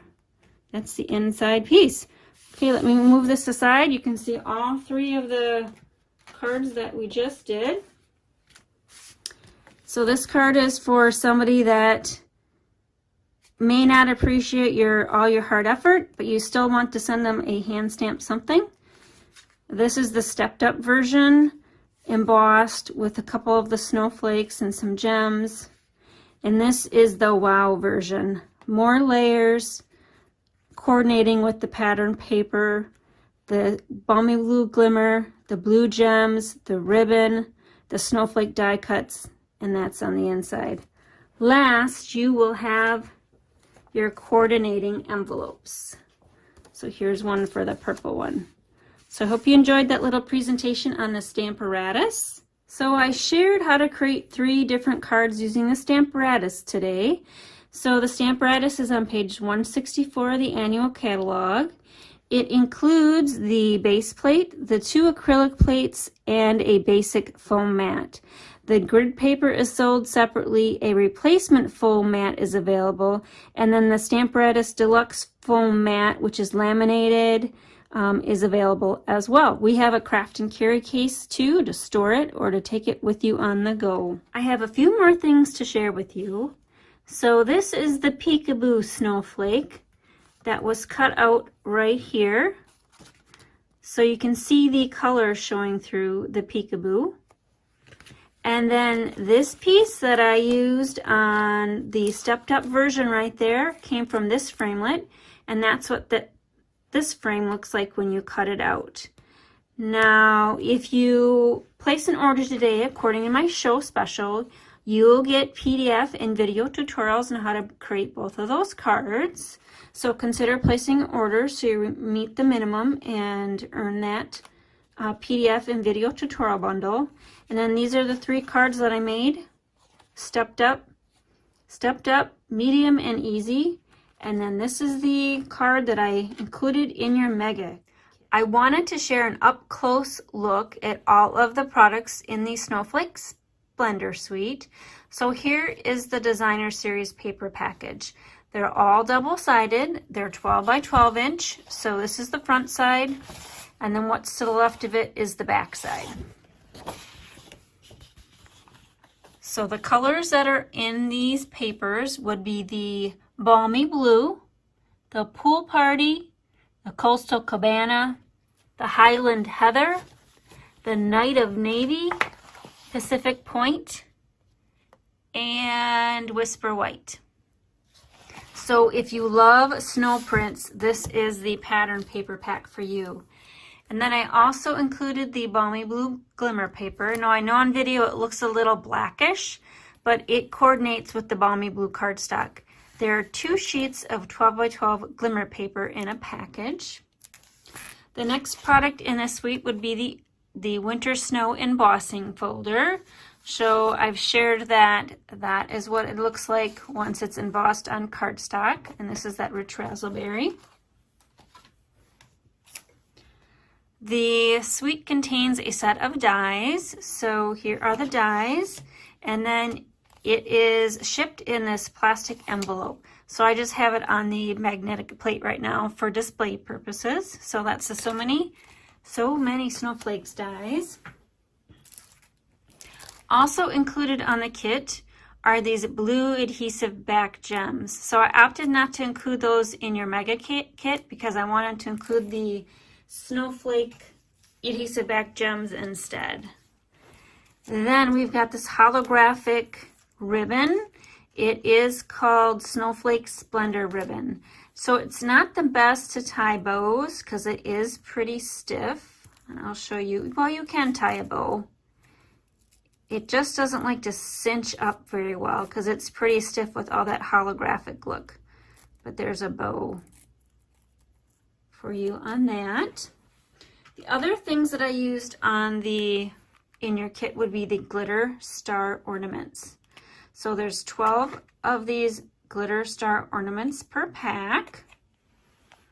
And I had a lot of these containers left. So somebody stopped by for an order and I gave her the whole stash.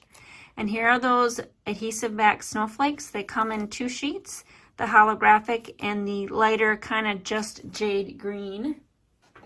Last is the Snowflake Wishes stamp set. So Stampin' Up! Does not allow us to include stamped images in our kits. So that's why my kits don't include those.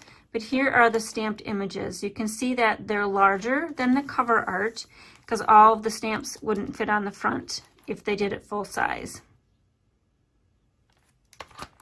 All right, and then I'm going to pull in the catalog for you and just show again where you find these products. Page 37 and 36. And then page 38 is the stamp set and the dies. And then I pulled in also the snowflake adhesive backed embellishments, page 29, and the glitter star ornaments. Also included in your kit were a set of punches from the Snowman Builder Punch. And then I told you that the clear envelope that you received your kit contents in, they are our clear medium envelopes on page 153. You get 50 in a pack for $6. And those can be mailed through the mail. Just make sure they're pretty flat, just like any other kind of envelope you would mail. Hi Stampers! I hope you enjoyed my tour of the Snowflake Splendor Suite from Stampin' Up! We assembled my fun, glittery, balmy blue glimmer paper kit. And I shared several other demonstrations along the way, including ways to tag your cello bags for gifts and a couple of greeting cards. Looking ahead, I have moved my business to virtual platforms so we can still create with each other, but just from the comfort of our own stamping spaces. I host Facebook Lives from my business page, so search for Super Awesome Stamper Shirley Merker on Facebook and you found my page. I also have a YouTube channel with over 250 videos to keep you company. So search again, Shirley Merker, Super Awesome Stamper there. Like, subscribe, and click the bell to be notified of new content. If you're hosting a Zoom call with your friends, I'd be happy to pop in and do a paper crafting 101 session. I can step it up with a few more details for a casual crafting experience, or go all out and do a wow project. I'm also looking to demonstrate at virtual craft fairs, so if you have any leads, please send those to me as well. You can contact me by clicking the contact button at the top of my blog, and my blog is superawesomestamper.com. Last, all of the attendees for this Mega Make Take received a business card in my kit. Flip that business card over and there is a $5 off coupon. You can redeem that coupon by going to my blog at superawesomestamper.com and click the contact button and mention that host code. The kit that is for the December Kits in the Mail features the 12 dies of Christmas. I'll be featuring 12 different dies on 12 different cards or projects. You can purchase the supplies for this 12 Dies of Christmas paper crafting kit using that host code. Then I will email you the YouTube links for all of the kit assembly so you can assemble at your own pace. Do one a day so that you have 12 days of paper crafting covered in December. Last, I host a global SU Share Fair where 17 demonstrators across the globe gather on Saturdays, and we host Stampin' Up! Demonstrations. The events are about every other month. Our next one is December 5th. So please click the contact button on my blog at superawesomestamper.com and ask to be added to that group. Only my customers are eligible to be added to that group. So if you ordered a kits in the mail or placed an order using host code, you are my customer and I can add you to the Global SU Share Fair group. Last, my show special for today is place a $40 or more order excluding shipping and tax using host code MZXJJXH4 at my online store for Stampin' Up! Product and receive a PDF tutorial of 8 different projects using the Snowflake Splendor Suite along with the video tutorials as well. You can access my online store by going to my blog at superawesomestamper.com and click the Shop Now buttons on the right-hand side. That's it for now. I hope you enjoyed my Snowflake Splendor blizzard of projects and ideas, and we'll stamp you soon. Bye.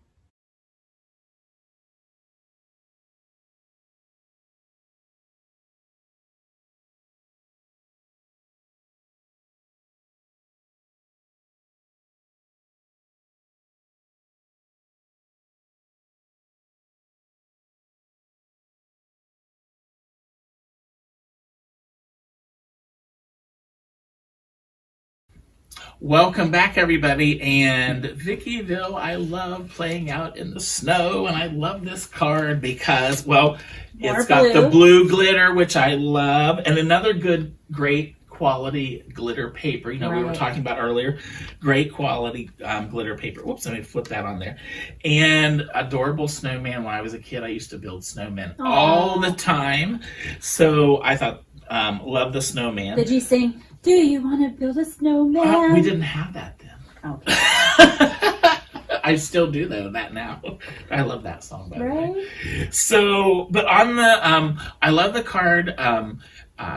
It was nice because she took all the pieces, and I think it's really good when you are doing a card is to lay out all your pieces to kind of get them in the right spot. And, you know, she was talking about the different pattern papers, kind of deciding which she wanted where. And what was nice too is, you know, making sure you decorate the inside a little bit as well. Yeah, you're really good at that. I love doing that and the envelope. So, but, you know, when she showed like inking the hat, you know, making it look like there was still a little bit of snow on there. Aww. And excuse me, they have the really cute snowflake stickers, and the snowman punch had all the parts and pieces, which that would be a phenomenal punch to get, you know, to make. And she was talking about the little the star embellishment that is really cute as well.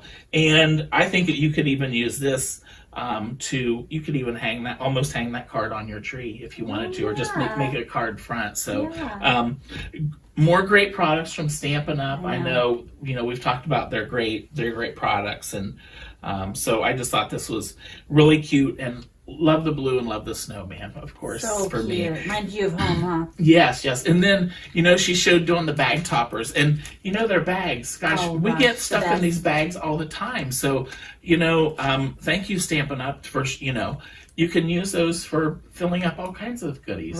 So, so nothing goes to waste. And when we get our products, almost everything comes in these little baggies. So don't be afraid to save your scraps and decorate it and make a little bag topper. You know, just off the case, but I just had a bag like this, and I filled it with sequins, and I did a little decoration on the top with washi and ribbon, and then and I punched 3 holes in it, and I put it in my planner, just like a little fall fun, you know. I was just repurposing the little bag. That's a good idea. So, and it just added that to my planner, my fall planner. And it was so cute. Oh, nice. Good idea. Yeah. So always, I don't know. I think I might be a little bit of a hoarder, and I don't throw anything away. But I love the Stamparatus. Yes. I love how she showed the grid paper and then marking it, and so you don't have to like remeasure. You know exactly where that card base needs to be so that you could stamp. Because she did some more demos in the second part of her video, and it was really neat. And I love how she showed that, you know, maybe you need to make a lot of cards and they don't need to be, you know, as intensive, but they still have that beautiful, you know, homemade feel. And that's what I loved. And the Stamparatus is a beautiful tool. Yes. That, oh my goodness, with that grid paper, and then It makes it so easy. Yeah, and then they have a carrying case. I'm always I love the storage. You got to be able to. Well, you got to be able to take it wherever you transport need it to. exactly. Of course, Stampin' Up, paper packs, beautiful.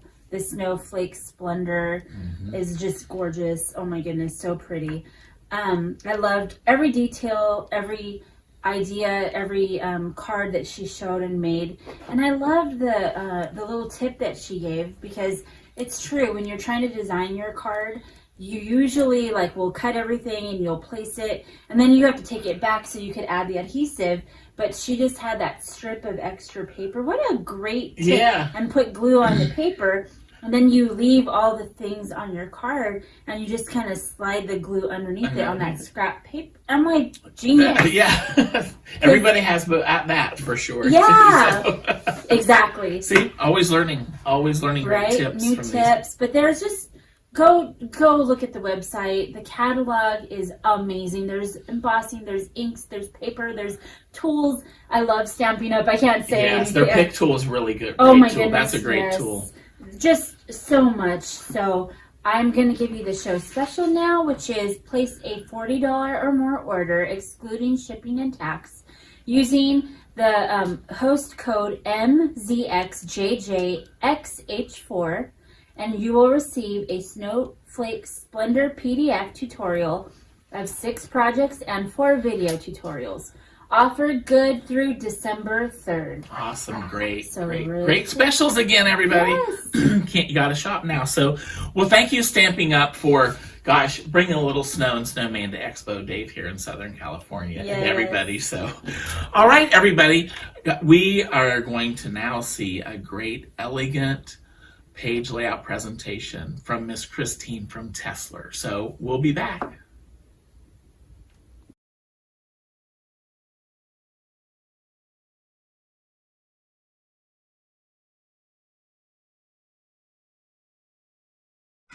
Hi, how are you, everybody? This is Christina from Tesla Crafts, and today these are our 2 pages our scrapbook page kit. Please take out this component inside. Here you will find the 2 pieces of the light blue and the light pink cardstock. One large tree, 1 medium size tree. We have the 3 light bulb in gold color, and the 3 solid for the background of the light bulb. The red, green, yellow, orange color. 3 cut out the snowflake. 1 is in the blue pearl paper, and the other 2 are white. The 4, 2 rectangular and 2 circle fancy frame, and then 3 pieces of the white, the panels. It's all in this package, okay. And the material and the dies, and this pre-cut for you. The material we use is Valentina cutting die, the snowflake TSD 073, 072, and the TSD 070. The light bulb is the TSD 064, 56, and then we use the frame, 2 fancy frame. One is circle, one is rectangular, TSD 013, TSD 016. And the tree is medium-sized tree is DCG 027. The large Christmas tree is DCG 025. This is the Alentina cutting dies we use. And then we are going to use some kind of coloring tool. Here I use the dabber and ink. You can use any ink, any coloring tool. This is Brilliance and the 3 colors package. And optional is this is Galaxy Gloss, any glossy media, whatever you have. Let me see. Okay, a pair of detail scissors, and certainly, and we give you the half sheet of this sticky paper. This half sheet is in the package. Then you will need is the glue. You either use a glue stick or the double-sided the tape or foam tape or the tape runner. Okay, tape runner or double-sided tape. Now let's start put away this first.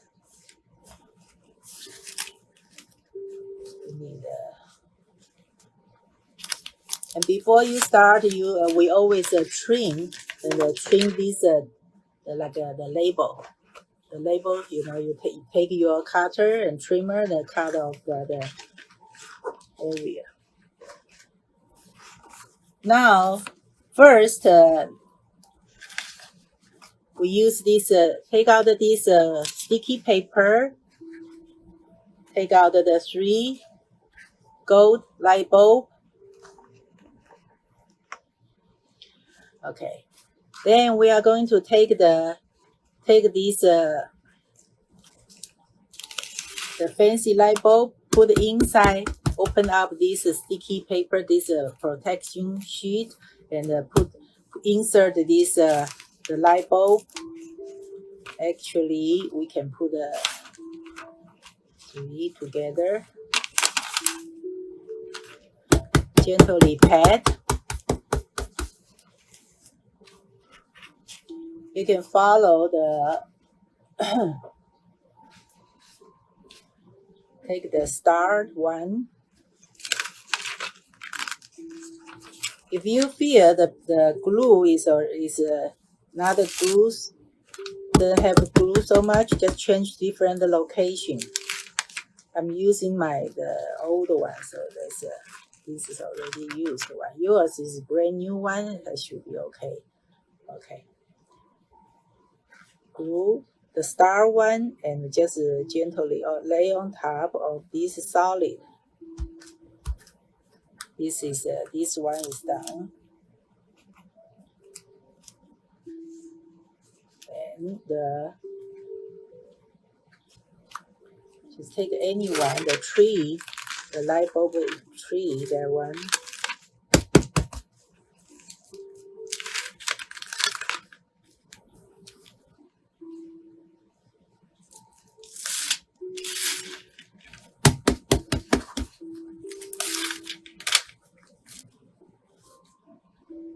The bulb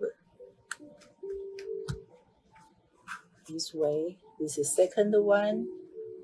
The third one, the swirl.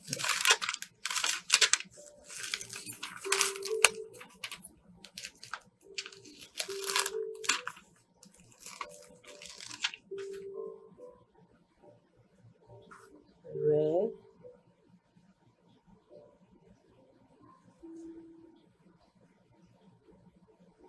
The sticky paper, they temporary. You can move and like a temporary. You can change the location, but once dry, it's permanent. Then you won't be able to take off.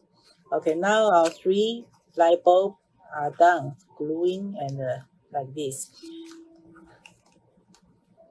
Our optional here is I take if you have any glossy media,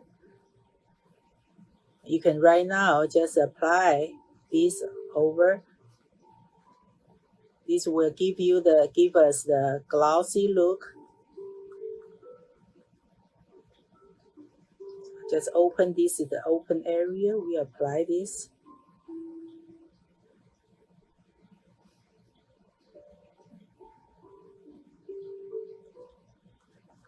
If I'm too fast, you cannot catch up, just let me know. I can slow down.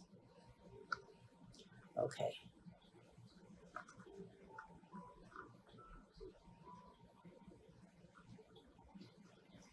The drying time for this is different. It varies. It depends on how much this glue you use.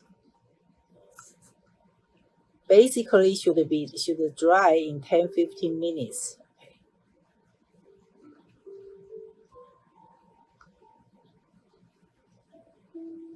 This dimensional glue, we put this all the hollow area, even on top of the gold. That's perfectly okay because this dries clear. Okay, so now these 3 bulbs, I applied the glossy media. I set aside to dry. With any time, you can just hold on. Okay. Now the next one is let's glue the large and medium tree. You will find the half page of the white paper.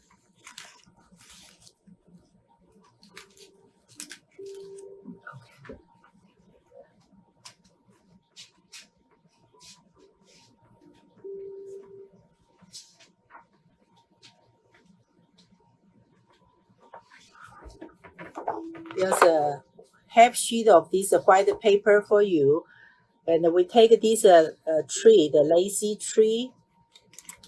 The smaller one is in the lighter green. The dark one is the large one. The same thing we are going to apply because this is intricate, the pattern. So I take this. I use a sticky paper. Insert the tree. Open up. We are going to glue the white tree on the white paper. The large is done. The second one, tap gently and open up.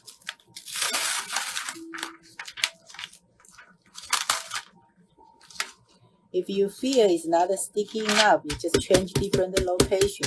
We'll pick up the little glue dots. Any place.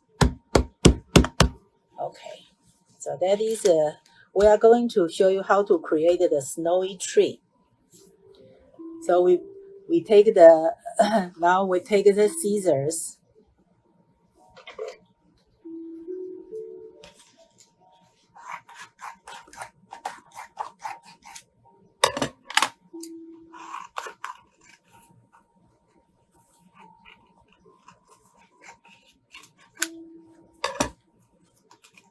It will be better to have a little pair of the smaller size, the detail scissors.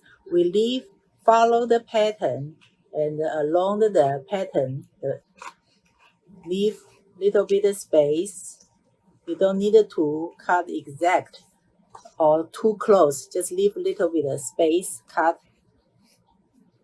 The trick to apply this to cut out this pattern is, I hold my scissors. I don't change my scissors direction. I just use the other hand, hold the paper, turn the paper. We use the other hand, hold the paper, turn the paper. This way is much easier. As you can see, just follow the pattern. If I keep on changing my scissors, that will make it hard, not easy, and then very difficult. So this is the little trick I learned from before. Just turn the paper, follow. We don't need it to be exact.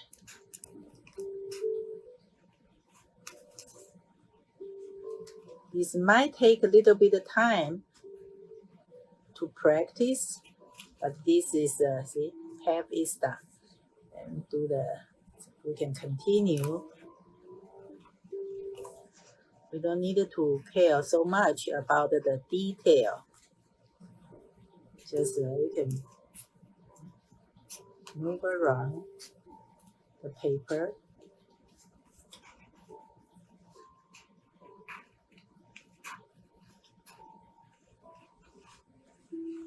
This is the one way to create this snowy tree, and there are two other ways, couple more.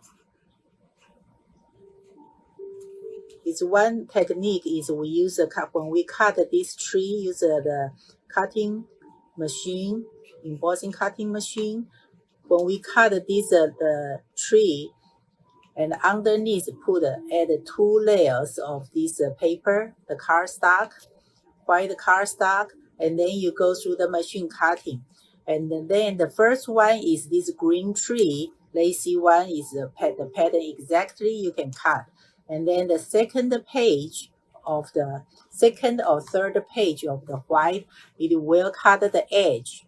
And the inside, the detail will not be able to cut through, but that's what we want. So before we take off, separate the die and the other paper, you want to take the just regular tape down the area. This way, they won't separate. Then you can just separate them. You will create the background, the white background, we call this. This is snowy tree. So the large tree is done. And now do the same way we are going to do to cut this one. If you try because in my other video tape or demonstration tape video, and you will find how we use the machine and create this is the background. I use because we are making the snowy tree, so I use the white paper. And when you are use any other pattern, detailed pattern, you can always create. We call this is a fuzzy cut. Fuzzy cut the background.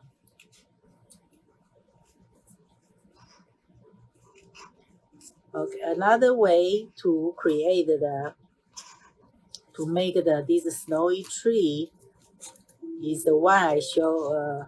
There's one product called Pico Embellishment, made from the Zucchini, and that it has the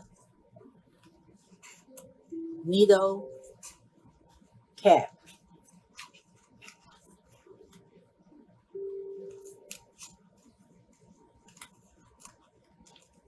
Let's continue. How are we doing? I hope this is not too much for you. This we learned from our elementary school, right? We all learn how to use the scissors to cut. Okay. How are we doing? Are you okay? So if you are not done yet, take your time, okay? This is this is the main thing the technique we learned today. So now you have these 2 large trees. I wanted to show you I was talking about the snowy tree use the Pico embellishment. You see now, this is the screw, and then this is very, very tiny, like a needle. This applicator is very, very thin. You see, when we squeeze this, so basically is up this snowy tree, the lacy one, you can glue on any colored one. When we have the colored paper or directly you colored, you can glue on top of your colored page, then apply this over all the hollow, empty area, you can just, you know, put in. Okay. This takes a lot, I think, more time than just the fuzzy cut, and just different look. Okay. You can use this one. So it's 3 ways to create a background. Number 1 is fuzzy cut, like we did. We just take a pair of scissors and glue down, and then fuzzy cut outline the pattern. And the number 2 is use the machine, your embossing machine. You put three paper. One is whatever you want, the lacy, the cardstock, and then 2 more cardstock, the white paper or any colored paper underneath, and then cut. Go through the machine, cut it together. You will create, the machine will cut the outline for you. And the third way is to use the pickle embellishment, and or you can use your acrylic, white acrylic paints with a brush. You can get a center too, but then the brush has to be very, very tiny. And after we created this snowy tree, and it's really nice, beautiful, and like the other previous light bulb, if you wanted to have shining and more like snowy dimensional look, just apply this galaxy gloss or any glossy media over, and then they will give you more dimensional. Right now we don't do that, because if you wanted to do that, we can leave the less to do. Okay, now right now the tree, the gluing is done, and we take the fancy picture frame.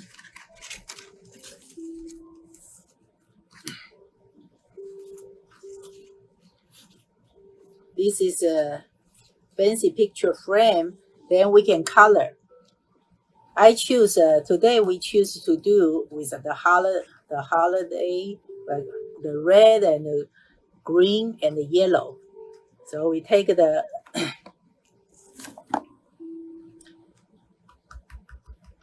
just we color the edge of the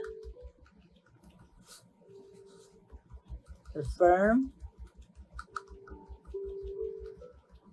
It's like you can. I choose the red, green, yellow today, but you can choose any. You can use any color. We don't need to color the center, because your picture will be there, occupying that area. So the next one, I have the green.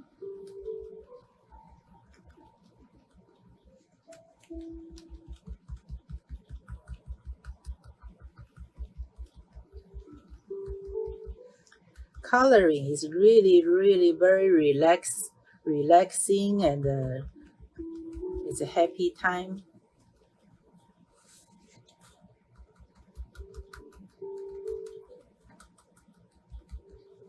Okay, see, now I created this. Use just 3 color. We colored this, so we follow the same thing. Easy is just follow the same thing we just did. We don't need to even think what the area, what the color, because you just, after your first one you made, it just the rest, just copy.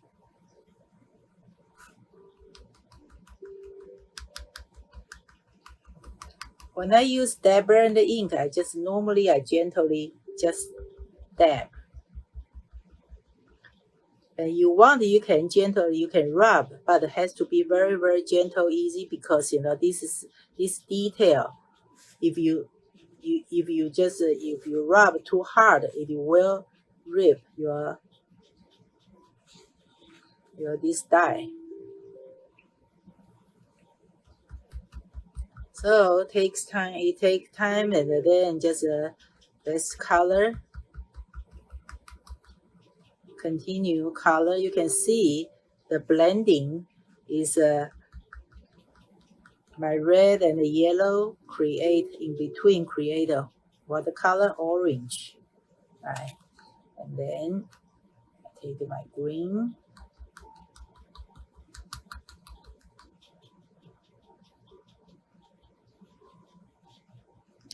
You can come in little bit, it's okay, because later, like I said, our picture is supposed to, see, better will be just dab, not the rub. This is the second one. This rectangular. Now we have these two. Okay, let's do the same thing, same color story. So we will have one, the red,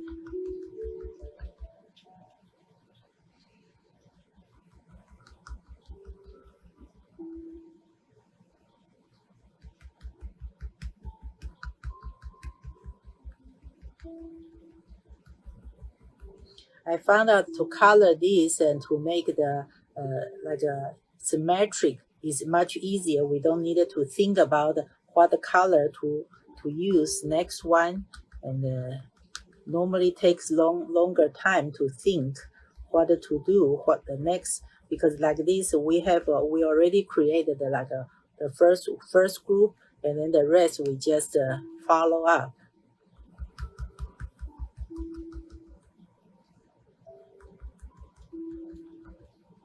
Same thing, we use yellow color in between the red and the green. And the color blends very, very nice, very easy. This is a lot of dabbing, a lot of coloring work.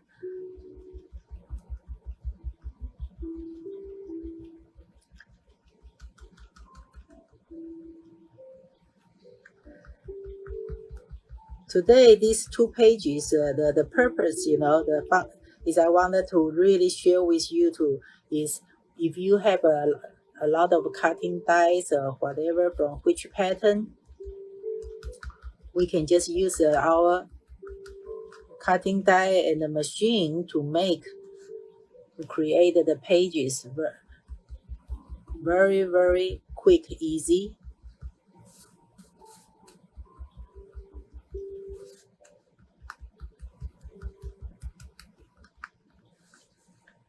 So right now, our 4 picture frame already done coloring. Then take out these 2 snowflake.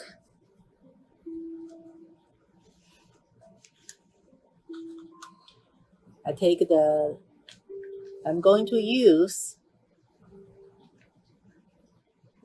the blue, light blue, and the purple, light purple, okay?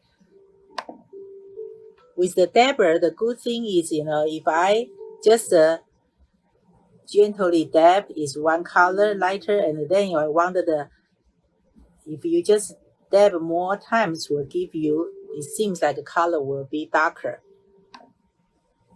With this, the snowflake, we wanted to just gently dab little bit. Sometimes just even you miss area is fine, because this looks, this is snowflake. Then I use a little bit purple, lilac, same thing, because the snowflake under the sun, the reflection, you will see some of this light purple. Now this is done. So we follow the same way.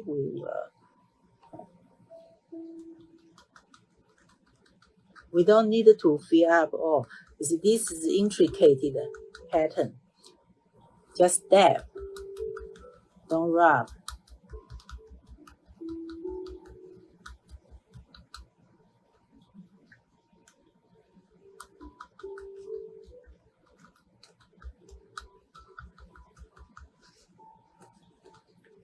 We don't need to have it.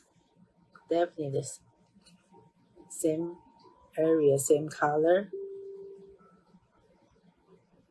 Okay.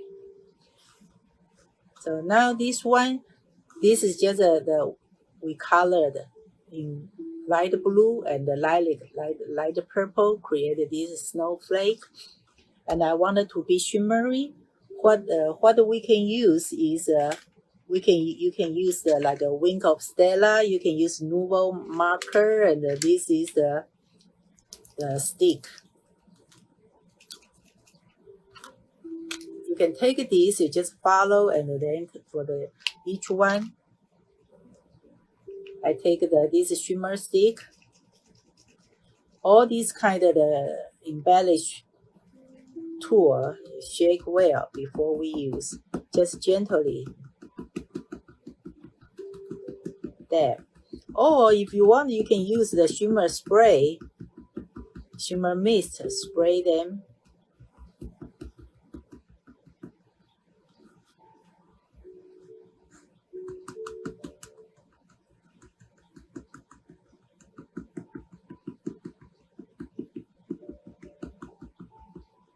Even if you don't add this embellishment, it's okay. This is just optional.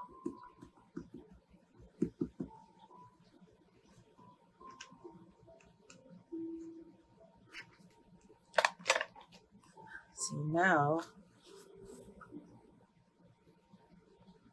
can you see right now? I just add a little bit glitter. Look. Before we put away our inks and the dabber coloring tool, these 3 panel, the white panel, we can just take the dabber and edge the panel. Any color you want, again. We always, coordinate. If I is in the page, in any card, if I use these main 3 color, then I will try to keep this color all the time. This way, when you glue them together, and they will look just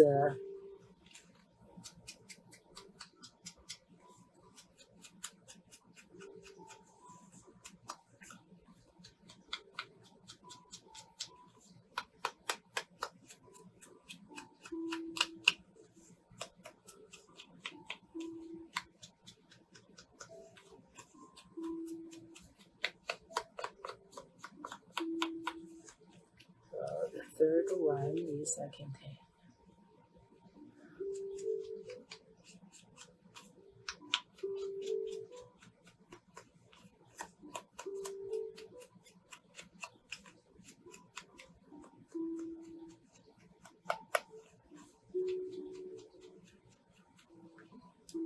How are we doing now?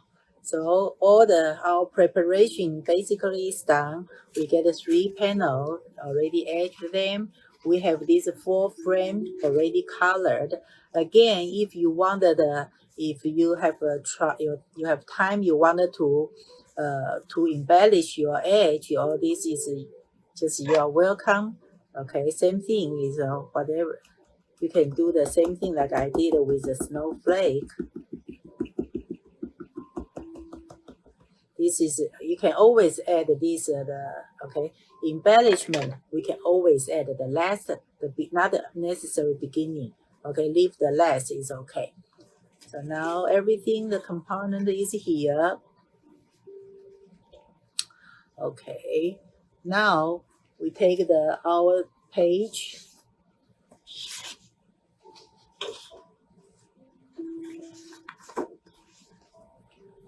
I didn't trim my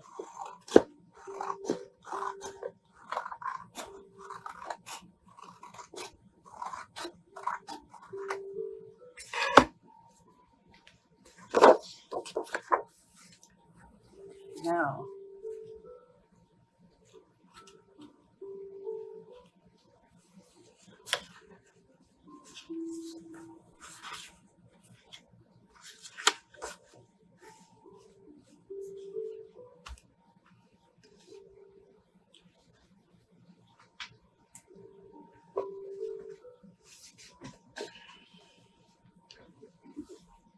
We take these 2 rectangular.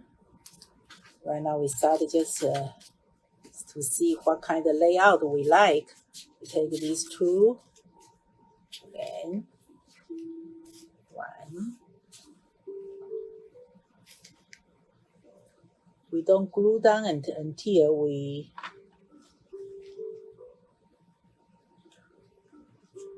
okay, the snowflake, the blue snowflake is there. The green bulb goes here, and then the panel.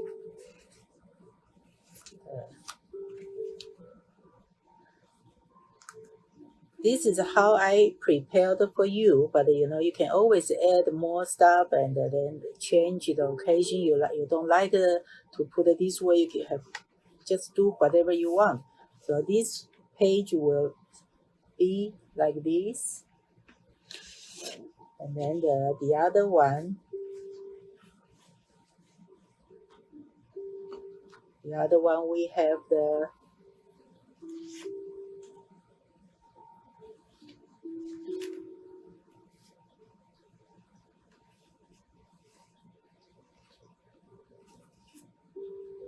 we're going to put the corner of picture frame. Our tree, the two large tree can be here.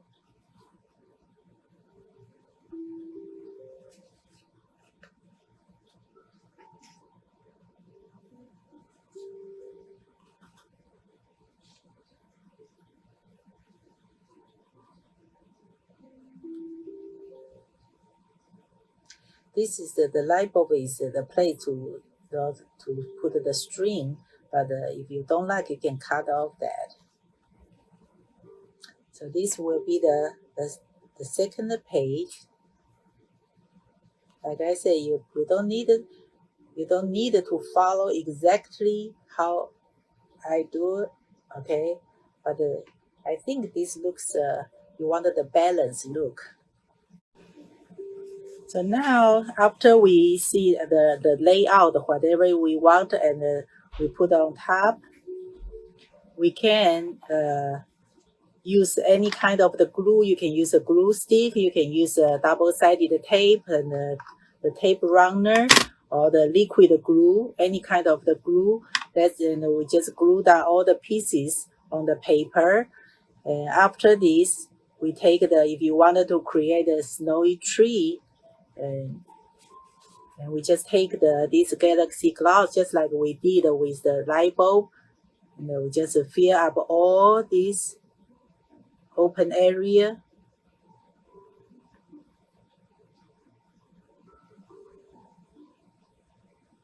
The drying time for this depends on how much you apply. If you like really look like a lot of snow, make more dimensional. After dry, you can make a second layer.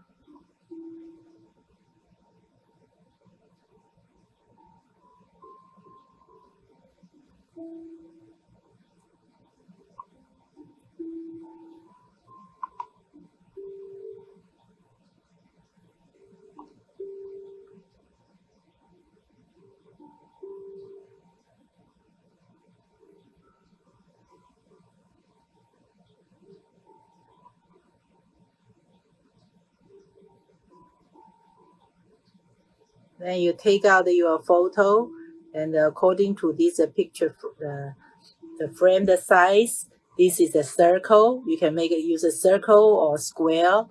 Same thing, the circle and the rectangular or square. All these panel, you can write journal, and then, or you can just put more photo. Any open area, you can just keep on adding you can writing or adding some other embellishment.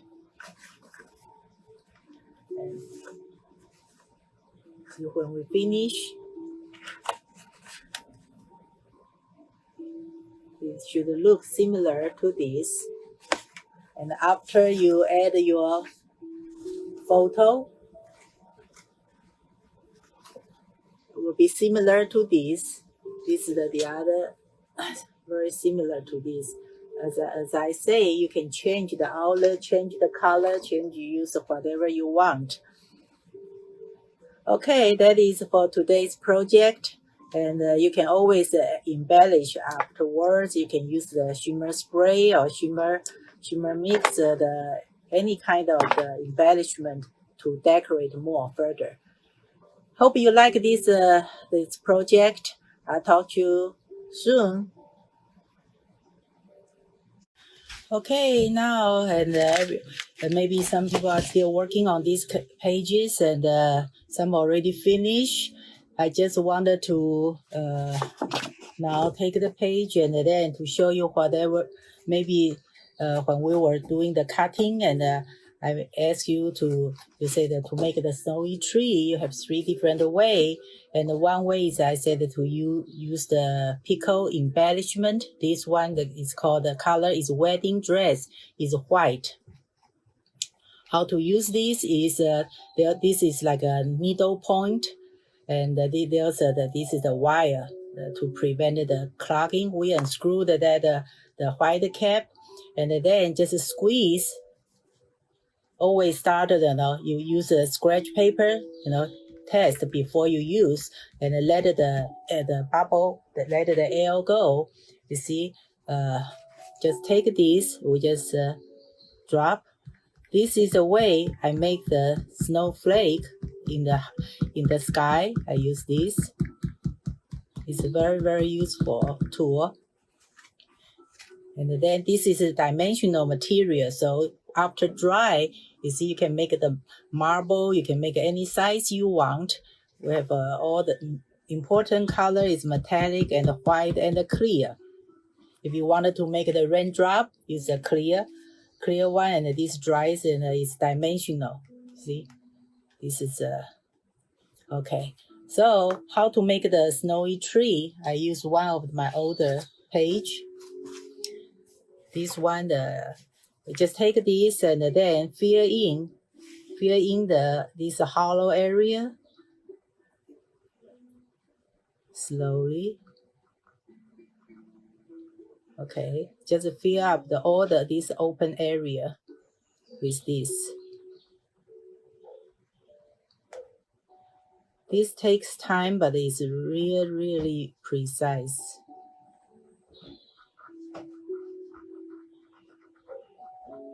Okay, see.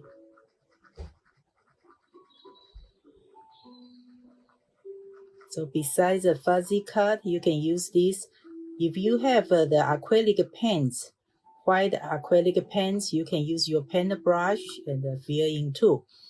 And like here, if I wanted to make a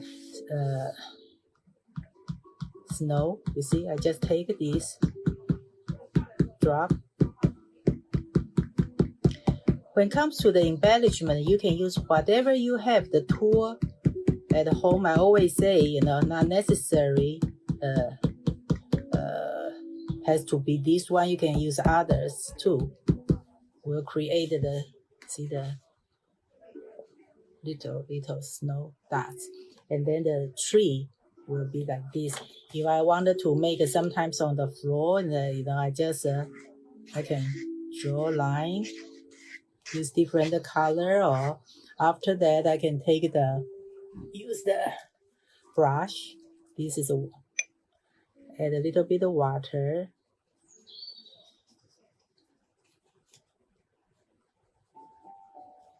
Create a little bit of the snow on the floor. Just so many different things you can play, you can continue.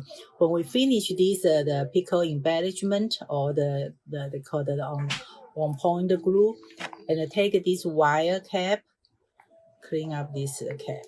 Then use your finger help to guide, and then push it, and then put this back to the needle cap, then screw back tight and put away. That is how to use that.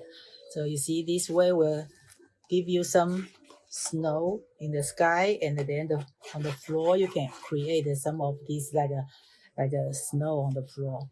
Use that tool. And if I wanted to make like a foggy and the sky or something, you can use this is the shimmer spray. Use the spray you can use the frost or use the sparkle. And keep distance. You can do this. I'll show you this on this page. Then this will give you the whole large area. Use this kind of tool. Let me see what else we can cover. Like this is the snowflake, and when we finish, we use a shimmer stick. We cover that, give you a little bit of shimmery. And this you can even use this pico embellishment, the colored one. Try before we use, always try, and then you can write your message. Say the happy. You can write any message, okay?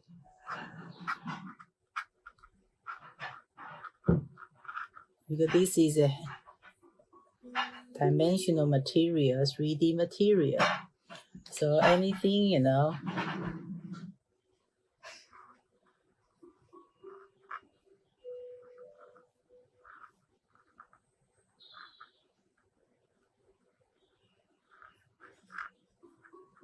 Whatever, you can just use this.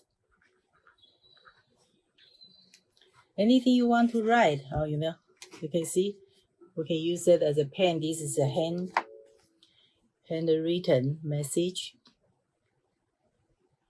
So after that use, and then we push back and screw back, screw tight. Okay. And a lot of things you can add, like even when we cut when I cut the bubble, and then we'll create some of the snow, the star, and you can save that. You can always glue on, continue. You can write on the paper, on the space, and the extra space. Just so much you can do. Whatever, you know, scrapbooking is a thing. You do whatever you like, and there's no right and no wrong, and then you can use the whole page. And sometimes I saw the page people make, and everything decoration and only one picture, and use a lot of the scrap paper and then the glue down and to make the pattern. So it's really very, very freestyle, and whatever you wanted to use. So that's the main purpose, is to have fun and then have a good memory with family, with a friend, and whatever you wanted to save. So, and this is, don't forget, this our show special is you go to our website, www.scrapbookusaca.com, and this you get 20% of your entire order, excluding the tax and the freight. If your order is over $30 and before the discount, will give you extra bonus. This is a double side. This is a self-adhesive glitter paper. So this package inside has a green and a red, 2 pages. We give you this package free, this $5 worth extra bonus. And use the coupon code 112920 MMTE. This coupon ends December 5th. So if you like to make the holiday purchase, and just use this coupon, will give you a good deal. Okay. And don't forget, in our website, there's one under the project. You will see all our package, the scrapbook page or the card, or the package, the card. And corresponding the video will be on top of the special project, on the title there. Then you can watch all our previous, and then the future, the video will be all on there, and you can watch. You can see how we make all these the card or the page kit, especially in December and holiday. And I will put up more of the kind of the short video, and to show you how to make the Christmas card, holiday card, Hanukkah card, like that. And then follow that, we'll go into the spring season, and then we'll have some of the interesting projects. I hope you like my presentation, and see you next time. Bye-bye.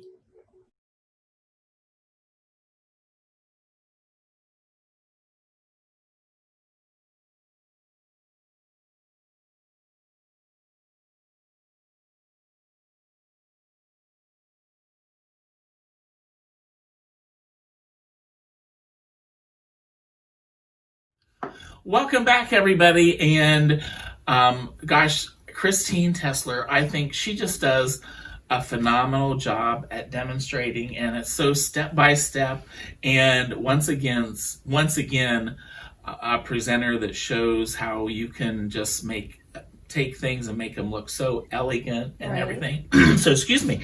Everybody, when she was showing you with the trees that you had, she did 3 different techniques of making this tree look the way that it did. And I love this die. How intricate is that die? Beautiful. It's beautiful. And, and the fussy cutting, I mean, that's easy. And, don't be afraid to leave that. You don't have to get right on the lines, right. Because I think leaving some of that white on there gives it some depth.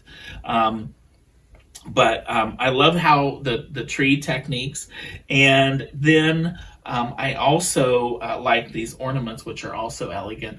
And my favorite thing are those sticky specks that she uses. Oh, I know. I mean, how easy that, everybody that did get to purchase one of the kits got some of those sticky specks.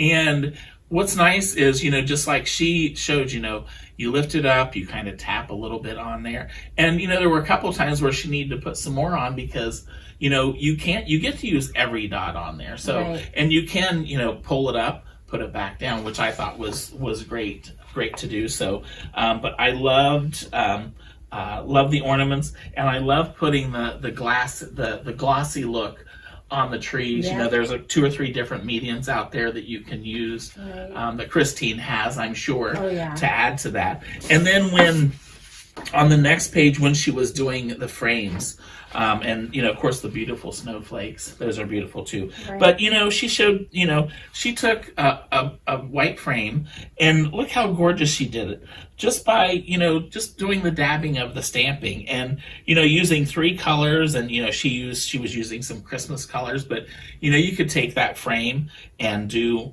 any kind of color right. on there, and a great place for the family photos. And she's got that grandbaby that's just is adorable. That is. That is.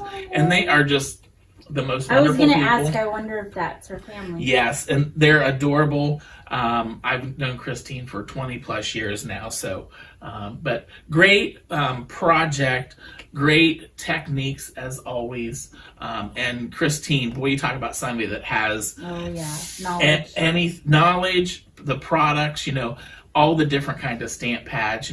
We're talking about like I call it the glimmer or the glossy, all those types of products that she has. So you want to make sure that you do some shopping with Christine today for sure. A little backstory, Dave, that I can remember about Christine is one of the very first shows that I went to, and when the show was in Orange County at the Orange County Fairgrounds.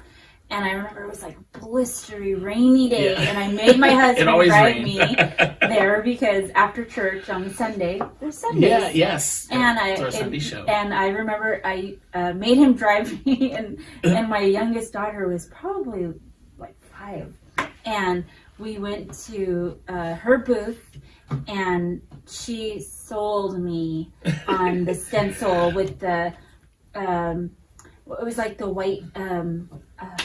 It was a paste, so that it would bring up the stencil. Yeah, it gave it that like a cushion. It almost looked like. Yes. And I think I bought like so much, and that was from her just teaching me, and that's what I love about her is she just knows so much about the different artistic mediums for card making, and that's what's so endearing about her. Even her booth is just like she knows about stamping and stenciling and all that. And the markers, she has all the markers that she can say, use this, use this with that. So awesome. Yeah, and and you were talking about the dies and everything. Just like on the pages, she just makes takes and does this, and this, and you have a beautiful project or an embellishment or something to add to any of your projects. Comes to life. So if you visit the website, I know they did a little overhaul of it, and it's beautiful, and it's so easy to navigate, and they have just everything, guys. Like just like her booth, they have the Nouveau drops, they have dies, they have foils, they have blending brushes, and my favorite, sticky specs. Yes, I know. And Gotta the have glitter those. pens, all kinds of different adhesives. Just go to the website. There is so much that you're gonna need. They have a embossing and cutting machine called Alentina, and then there's all kinds of dyes as well. And I love all the different machines. I'm just a everybody needs you think, collector. oh, I need one of those. yeah, So, and so that one looks really neat because it also embosses. So that's Yes. really super cool. Yeah. So you're going to really, really want to go to scrapbookusa.com, and you're going to receive 20% off your entire order, excluding tax and freight, a free pack of self-adhesive glitter paper, which is a value of $5 with a $30 purchase, coupon code 112920 MMTE, and it ends on December 5th, 2020. So you're going to want to go because they have, you guys, there's just, I'm not giving it justice, which they have online. Yeah, to and, buy. you just go to the category and it shows you everything. Everything. They have, so. Yeah, they have so much. So Very good. Well, thank you. Yeah, and gosh, great special and goodies to go with it when you get a certain amount, so you can't beat that. So yes, for sure. go visit Miss Tessler's website and get the goodies. So, all right, everybody, it is time. We have a new presenter with our Mega Make and Takes, and it's lovely. Oh my gosh, you're just gonna love this lovely lady from Creative Memories. So we'll be back.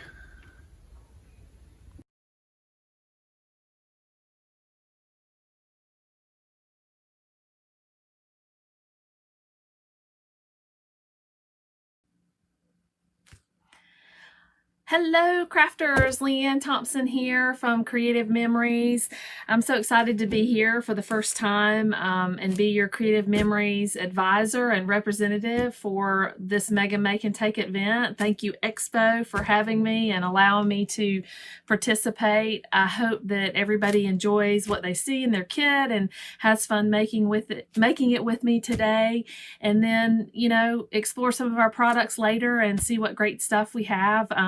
Creative Memories has come a long way, and I've been a renewed consultant for a couple of years now, but I was with Creative Memories way back when and have been with Scrapbook Expo from way back when. I love you guys and I miss y'all so much, and look forward to the live events coming back for sure. But meanwhile, we get to do this and have a fun experience doing the virtual Mega Make and Take. So I hope you enjoy it. We're going to get to the kit and see what's inside and make some fun stuff. See you in a second. All right. So everybody should have this kit in their Mega Make and Take box. It's a fantastic collection of 4 pages of fun. If you're a 12 by 12 scrapbooker like I am, then you're going to love doing this. So let's open it up and see what's inside. This is our new Croptoberfest 2020 event packet that normally is only available through your advisor, but because of COVID and some things going on where we can't be live and in person, Creative Memories allowed us to be able to sell these directly to customers, and luckily I was able to get my hands on enough to make all these boxes so you guys can do it at home with me. So the first thing you'll see is your coupon has a little information about me and what my specials are, which I'll share those with you more later. You have this fun little packet of embellishments, which you'll see are, oops, that was upside down.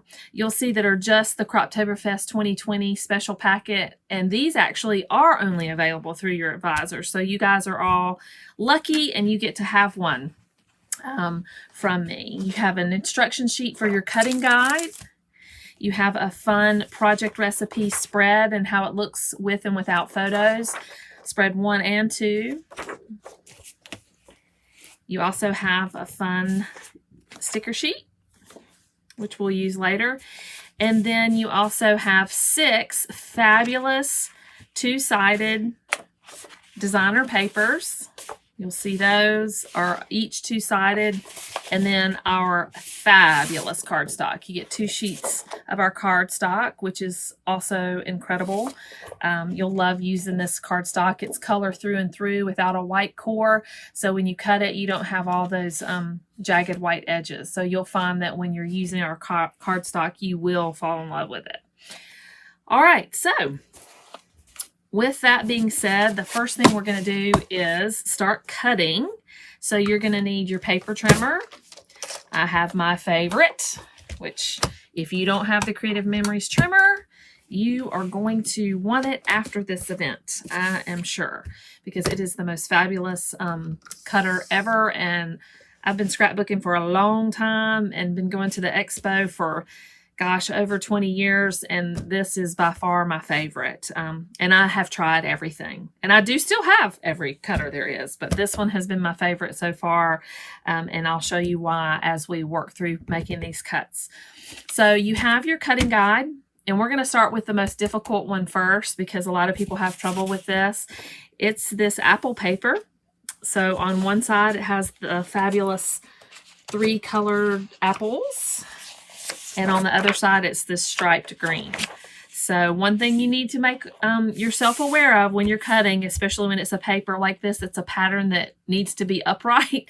If you want your apples to be upright, you need to make sure that you turn the paper the correct way when you're making your cuts. So if you look at your cutting guide with me, I like to start at the longest piece first and then progress up. So at the very bottom where it says 12 by 1.5, I'm just going to turn my paper in the cutter, knowing that I want the 12-inch length, and measure all the way to 1.5.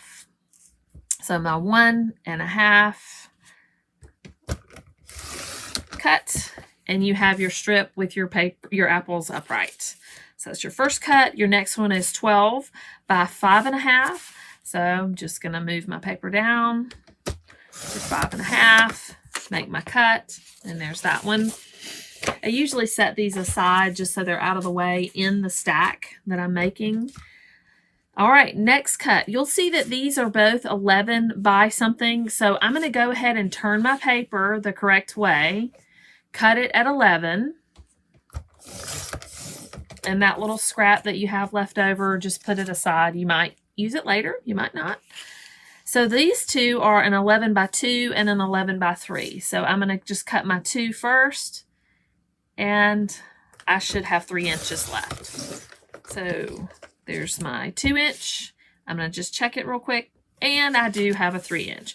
So the tricky part about making these sometimes, which are your flags off of the end of your paper. I don't know if you can see that. You can probably see it closer on your instructions. But you have that little point that creates a flag. A trick that I like to do, sometimes people love it, sometimes they don't, but this is the way that I do it and make sure I do it pretty even, because sometimes I'm a stickler for liking things to be even. Is the first thing I'm going to do, this is the correct way. So you want your apples turned this way. So orienting it to the cut that you have here, I'm going to turn it on. You can use a ruler, you can use your cutting mat, however you like to make your marks on paper. Let me scoot that up so it's in frame. So on my cutting mat, I have a measurement of 12 inches across the bottom. I'm going to just turn it the correct way, and I have 2 inches. So on my first one at 2 inches, I'm going to just make a dot where the 1-inch mark is because that's halfway. And then the same thing on the upward part. I think I want my point to be only about 1 inch. So I'm going to make a dot at the inch on the side and come over here and make another dot on the inch. So you should have 3 marks on your paper if this is how you like to do it. Sometimes freehanding it's okay too, which a lot of people like to do that as well. So the next thing you're going to do is just line up your dot. So this dot is here, and then my other dot is here to make a clean cut. And it's just on my cutting mat inside my trimmer where I can see the blade line up. And that's the nice thing about our fantastic trimmer, which I'll show you, is inside the trimmer housing, the blade housing rather, there's a little point, if you can see it right here. And so when you see where that point is pointing, that is exactly where your rotary blade that's inside the housing is going to cut. So from dot to dot, I'm just making my cut, and it's a nice clean cut. Then I'm going to turn it, do the same thing here, and I'm just lining up this dot. Oops, sorry, I'm going the wrong way. This dot with this one right on the cutting line. And again, on this side, I can see the same mark. So I have that same arrow that points to where my blade is. And I'm going to just make a clean cut. And voila, I have my flag point cut. So put that aside. And now I do save that scrap actually. I'm going to do the same thing. So my apple's oriented the correct way. I'm turning it, and now this is a 3-inch banner. So half of the 3 inches is 1.5 inches. I'm making a little dot there. I think I want this one to actually go 1.5 inches as well, so that it's more even. So I'm doing a little dot at 1.5 inches, little dot at 1.5 inches. Lining it up. Both of my dots right on my cutting line. It's not always exact, but it's close. I see where my blade is going to cut. Boom. Same thing here. Dot and a dot. Line it up. And I have a nice little point on my banner. So, all right. Page 1, done.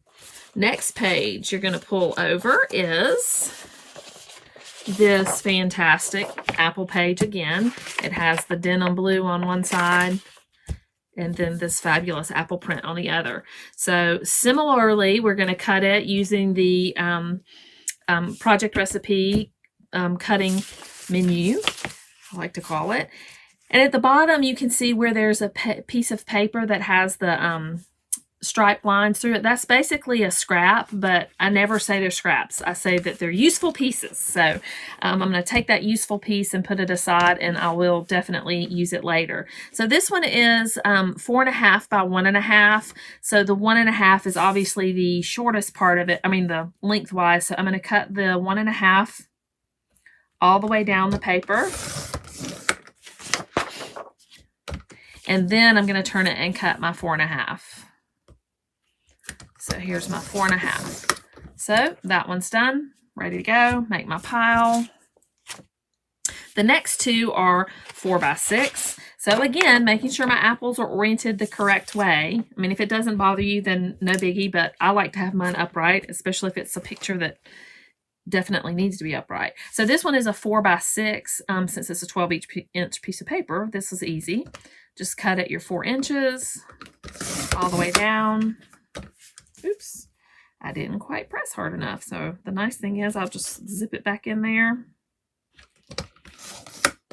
Make that cut. Turn it. And because it's 4 by 6, all I have to do is cut once, and it's going to create both of those for me. So 2 4 by 6s. The next one is a 12 by 1.5. So 1.5. One's ready. I'm finished with that one. The next is 11 by 3, but the other one is also an 11 by 2. So I'm going to go ahead and cut the lengthwise off to get rid of the extra inch on the end so it's out of the way. Again, a fun little scrap to put aside. So that next one is 11 by 3. And the leftovers of that should be your 11 by 2. So 1 3-inch, 1 2-inch. And then we're going to do the same thing and cut your flags. If you like to do it this way, again, this is the most simple way to do it, but also keeping them even. So my 3-inch is here. I know it's 3 inches. Half of that is 1.5. And then again, up here is 1.5 and 1.5. That's why I love this. I'm going to go ahead and mark my 2-inch too. That's why I love this cutting mat that we have because of the measurements on it. So 1 inch, 1 inch, and 1 inch. Made my dots. And now I'm just going to line up my dots here and here. I see where my cutter is cutting, make the cut. A dot and a dot. So there you go. You have your nice flag with an even cut. I know some people, it drives them crazy when it's an uneven cut, and I get that, like making handmade tags or flags. So that's the simplest way that I have found to do it, is to use my measurements on my mat to make those even cuts.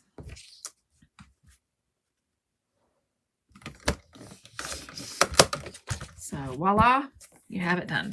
All right, so page 2, cutting is done. Now we're moving on to page 3. And that is the beautiful piece that we just cut with all the apples. If you turn it over, you'll see that it's denim on the other side. And this one's super easy.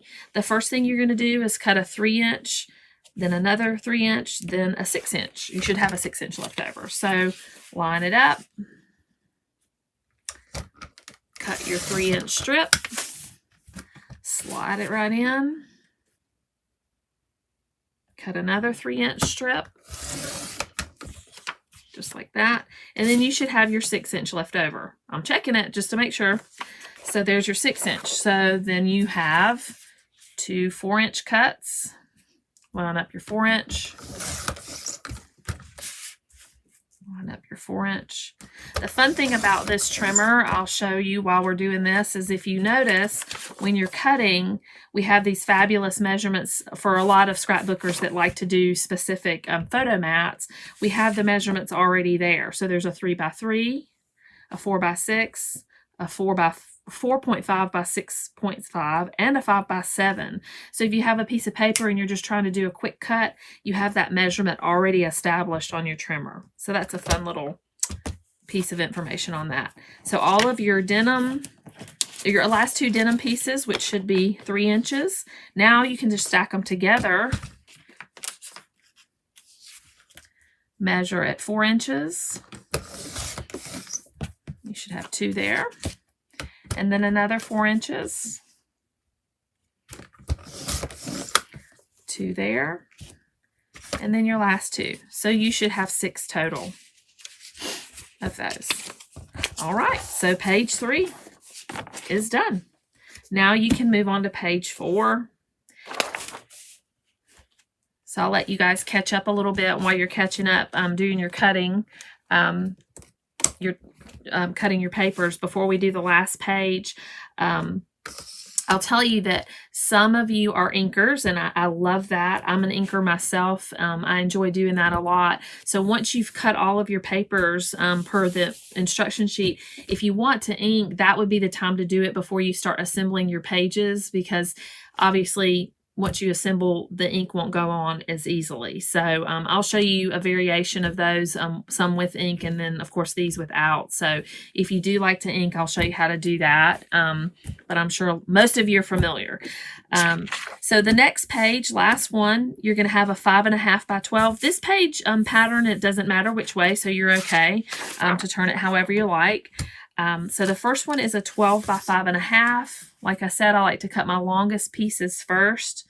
So my 5.5 is here. That one's done. And then I should have 6.5 by 4.5. So with this, I should already have my 6.5, which I do. So I'm just going to turn my page, do 2 4.5s. 1, 2. And again, you can see on this cutter, on this trimmer, the measurement for the 4.5 is already there. So you just line it right up, make your 4.5, and then you have this little piece left, which is going to be your 3 1/4 by 3. So you should have your 3 1/4 right there. And it should already be your 3-inch measurement, which you can see again is already on your cutting mat. So I'll just stack those up, and page 4 is cut, and you have all of your cuts completed. So your cutting guide, You can use for other projects if you want to, which is fun. If you have other paper packs, which we have fantastic designer paper packs that are not just the Croptoberfest. We have lots of other beautiful papers that I'll share with you later in my other video. So we're going to start assembling, and we're going to do page 1 or spread 1 layout. The first page is going to be your striped white and green page, which I love. So you have your spread, your project recipe spread 1 page, which if you want to see it in full color, how it's going to look finished, then there you go. Otherwise, you can follow along and do it with me. So page 1, really simple. We're going to first start with one of these fantastic squares. I like to just line mine up first. You'll see that it has where you want to line up your pages. It tells you, or you can just visualize it and decide for yourself if you want it to be 1 inch down, or, you know, kind of your placement. Sometimes I know it's hard to make page layouts when you don't have your photos. However, with this one, the nice thing is that the photos are a specific measurement. So it tells you right on the spread page how big your photo would be to fill the photo mat that you're putting down. So the next piece is going to be your apples. And again, I like to just lay it down, see what it's going to look like, and make sure. Then you'll take your other apple page that's turned the other way, and your apples are upright. Remember, you cut it properly. I'm going to put that one at about 1 inch as well. So that direction. Then you have your fun floral paper here. 3 of those fantastic denim pieces. Again, if you're chalking, this is the time to do it, because you want to get those edges taken care of before, or inking before you put your mats down. So then you're going to have 1, 2, and 3, which is fantastic. And next you'll do your embellishments. So if you like the placement of that, which I love the way it already is, and the nice thing about a project recipe is that's how it comes, already ready to go. So now you're just going to start gluing it down. Use your tape runner or whatever glue that you love. I love our fantastic little tape runner, which gets some tiny pieces, but it also will take care of the big pieces, and it's a nice permanent photo quality glue that doesn't ruin your photos. So I'm going to just start gluing them down. So the first thing's going to be that fun 3 1/4 by 3 square. Again, I'm just lining up at my 1 inch mark. Oops.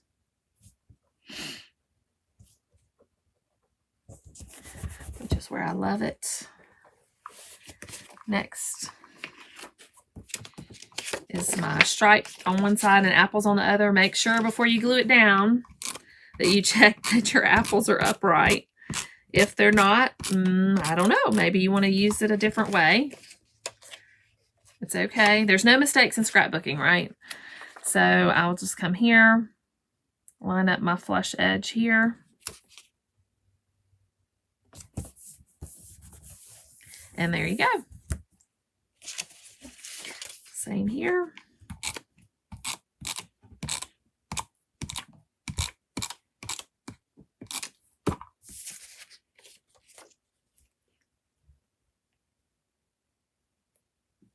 Ooh, I'm going to go down to 1/2 inch on that one.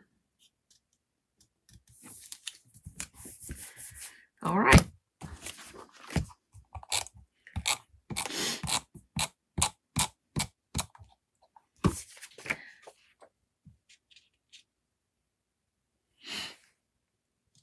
I like this one about halfway there. So lining that one up with about 1 inch left at the banner at the bottom. And then our sweet little denim pieces.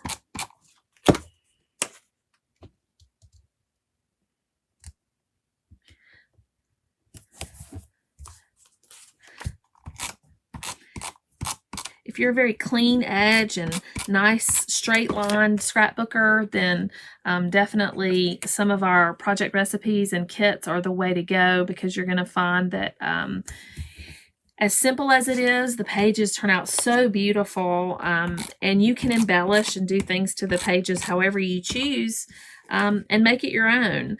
One thing with Creative Memories that I've learned through the years, because things have changed so much in the company, is that you can be a really elaborate scrapbooker and you can do lots of fancy stuff and combine kits and do great things, or you can be a simple scrapbooker and invest in our Fast to Fab books and albums and pages, and you can literally do a 30-page album in a weekend. So there's lots and lots of great ways to make your albums the way you like them with our company. You have your fun little embellishment kit now. I'm going to open it up and lay some of my embellishments out. I never throw away anything. Like I said, even this card that's inside your embellishment pack, it's so super cute. If you'll see on the back side, it says Croptoberfest 2020. But this is a great piece of paper that you can use for something else. And I will show you with some of the scraps what you can do that's fun, and make even a card with your leftover scraps. That's what's fun about these, and especially with our designer paper packs. Literally, there's little to no scraps left over. So it's super fun when you can make that happen, I think. All right, so you have your sticker sheet and you have your embellishments here, and you'll notice that on page 1 it has a few embellishments and stickers that you can add to your page. I'll do that just as it shows you, and the first 2 are the banners that you see there. And so there is the reddish colored banner and the blue banner, which are fabulous. I love those. If you are a pop dotter or a foam square scrapbooker and you love to do that, then there's a fabulous way of using these, which are embellishments that don't have adhesive on them. But I'm going to show you a trick with stickers to make them pop dotty and three-dimensional if you want to in just a minute. So the first thing is putting those 2 on. So banner number 1. Go ahead and put that down.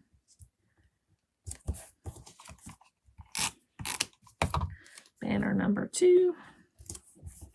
And then you'll see it has this fun Making Memories, which is a sticker. So on your sticker sheet, you have that, and you can just stick it right on there. I kind of like the overlap, so I'm going to actually stick it on my banner. And then the next one is, as you dig through your embellishments, this fabulous little piece. You'll see that's like a little starburst and a heart. Well, the heart is a sticker. So on your sticker sheet, you see the heart, and you see those 2 are together. Well, what I like to do is this. I'm going to show you my trick. So this, because it's just an embellishment, it does not have adhesive on it. I went ahead and put my sticker there, my glue there, sticking it down. And the sticker, I want to be a little bit 3-dimensional. So I'm going to just take my foam squares, and on the back of the sticker, I'm using my tiny ones, I'm going to put my 3 little foam squares, but leave the covering to the sticky part of my foam squares. I don't know if you can see that. So I'm leaving the covering on there, but my sticker part, see, is still sticky. So if you don't have one of these, which are fabulous, this is not a Creative Memories product, but it's fantastic. It's actually a bottle that I've refilled multiple times from EK Success. And you can use baby powder, you can use cornstarch. You just basically brush on there where the sticker part is. And now you have turned your sticker into an embellishment that doesn't have sticky on it anymore. So when you go to put it on your paper, instead of the sticker part sticking down, all you're going to do is peel back your little dots, your foam dots, and now you have a 3-dimensional heart with your foam squares. So if you can see that, it's hard to tell, I know, on a flat surface, but so now my heart is 3-dimensional and cute. And so I made a sticker into a 3D embellishment, and that's my trick. All right, so moving right along to the next one, you have here this cute little red apple, which is in the embellishment pack. You also have the love, which is a sticker from your sticker sheet. And you also have this fun embellishment leaf set, which is here. So the first thing I would do is actually take the love off of the sticker sheet, stick my embellishment to the bottom of it, and then go ahead and stick it to the apple. Again, if you want this to be 3-dimensional, then by all means, make it 3-dimensional with your pop dots or your foam squares. So now you have a sticker with embellishments added. Because the apple's not a sticker, you're going to want to put some adhesive on the back of that one. And voila. There you go. All right, so page 1, complete. Moving right along to page 2, you take your fantastic piece of red cardstock, which is here. It's so beautiful, crimson cardstock. I love this paper. It's beautiful. So fantastic for Christmas, but also for fall, and it looks fabulous with the plaid. I love our plaid paper too. So again, we're going to just copy what we did almost on the other page with reversing it. So take your square. I did 1 inch, correct? I have to look at it just to make sure, because I want them to match up when they're open, when I open my book. Oh wait, it's this way. Yes, so 1 inch. Maybe I did half. Okay, there we go. So that one is going to be right at 1 inch.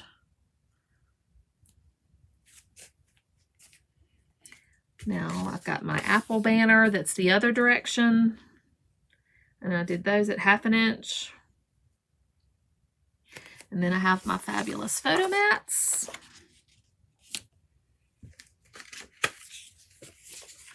And if you like to position your photos a different direction, then by all means, you know, to go ahead and do that. And also sometimes I understand that not attaching the photo mats is important because you want to make sure you have the correct photo size before you do it. So that's your layout. Love it. All right. So I'm just going to quickly take them off and start adhering my cuts.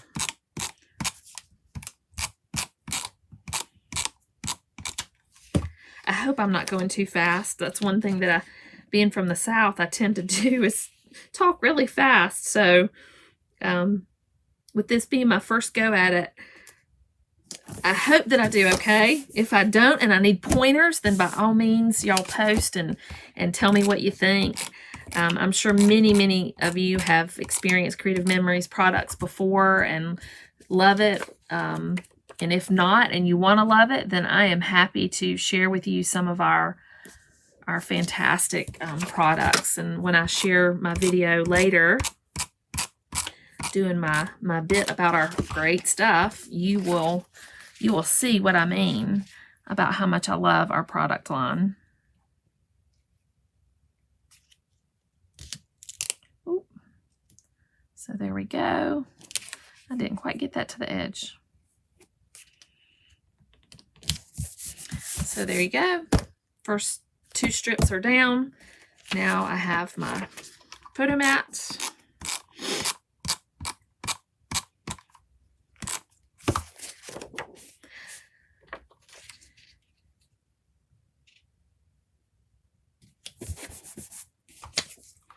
And my other 3. Actually, you know what? I'm going to start over here.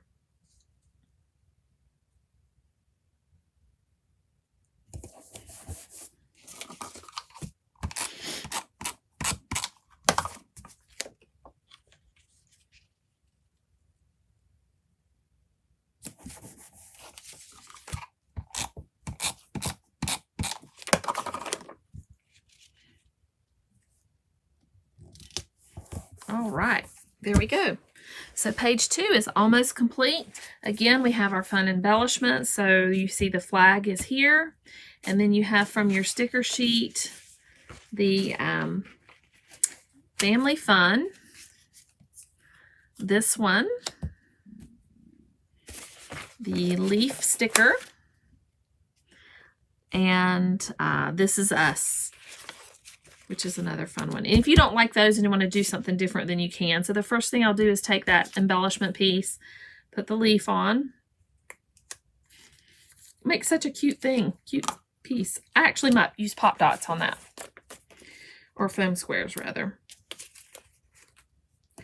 give that one a little bit of 3 dimension. So I think I'm gonna just lay it there for now until I decide.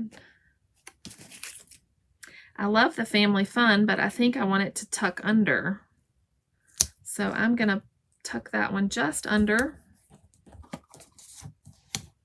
Oops. Glue this one down. A nice banner. The fun thing about these banners is you can always write a nice little message on there, or what the event is, or some kind of cute saying, or if you'd like, and we have these fantastic pieces as well that kind of match up. You could even take the good times and put it here because it kind of matches the green. I'll go ahead and do that. And then you've got the other 2 that match the other banners that you used on page 1 as well. So next up we have, let's go ahead and adhere that. This is a great set for any kind of fall fun or event. I don't know about you guys, but I love to go pick apples, and we actually live in Georgia, but I grew up in South Carolina, and so every year my parents took us to the apple orchard in North Carolina, in Hendersonville actually, and we would pick apples. Favorite memory as a child, and so we try to do the same with our kids and take them apple picking every year. And we actually go back to South Carolina, stay with my parents, and then drive into North Carolina to do that for the day. So it's lots of fun, and this paper and this collection couldn't be better for that. So if you really love it and want to snatch some of it, you definitely need to order it quickly, because we're going to run out. I don't even know if there's much left, so I've ordered a few, and if you love it and want to make extra apple pages after this event, reach out to me and I can hook you up with some more paper packs of the Croptoberfest. All right, so page 2 complete. Look at that, fabulous. And we're going to move on to page 3 and 4. So after we lay out the other 2 and get our pieces glued down, I'm going to show you what I do to fluff my page. And if you like to do that, then by all means fluff. All right, so spread 2, page 3. It is this beautiful plaid. Oh my gosh, I love this plaid. It could be fall, it could be Christmas. It reminds me of my favorite flannel shirt. So I love it. And it's just such a fun color. I love it. It could go with anything just about. All right, so next up you're going to have your paper that was the beautiful apples on one side. Remember the upright apples? So now you're going to flip it over, and it's stripes, these beautiful stripes. And then again with your photo mats, it's these fabulous pieces that are the denim. So you have 1, 2, and 3. Oh, wait, forgot my stripe. So pull out your apple stripe that's at the bottom right there. It's kind of tucked away in there, sneaky.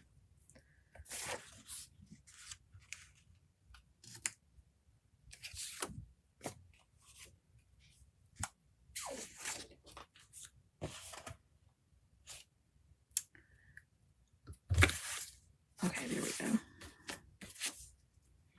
All right, so that is your layout for that one. So simple, but now you can glue it down. If you like the direction of the photos, great. If not, you can turn your whole page another way, or you could try to fit them in and turn your photos a different way. If you're more of a, a horizontal versus a vertical photo imager, then do it how you like it. It's all your own. This is merely a recipe, which is a suggestion. I'm going to do it exactly as it says. I'm going to stay inside the box today so that you ladies can enjoy making the projects. Y'all have to give me a shout out if you're in Georgia. When I join these events, I've done several of the Mega Make Takes. I don't see too many of my Georgia girls on there, which is crazy because we love going to the Duluth show every year and decorating tables and dressing up in costumes and having a good old time. So I miss my Duluth event and cannot wait till we get back to that again. And you'll have to come see me if you're in Georgia. Maybe the next live event we have, maybe I could have a vendor booth. If not, I'll still be in the crop room being crazy and enjoying myself with the rest of you. So my daughter, Jenny, has been coming with me for several years now, and she's 15. Oh my gosh. And loves to craft and make art. And last year was the first year that I let my youngest daughter come, because I allow them to start coming when they're 10 so that they're mature enough to handle it. Okay, sorry, I'm going to pause there. Sticker sheet, embellishment sheet, so that you can see where that came from. And I'm not throwing some crazy new paper in there. And that just goes right across the top.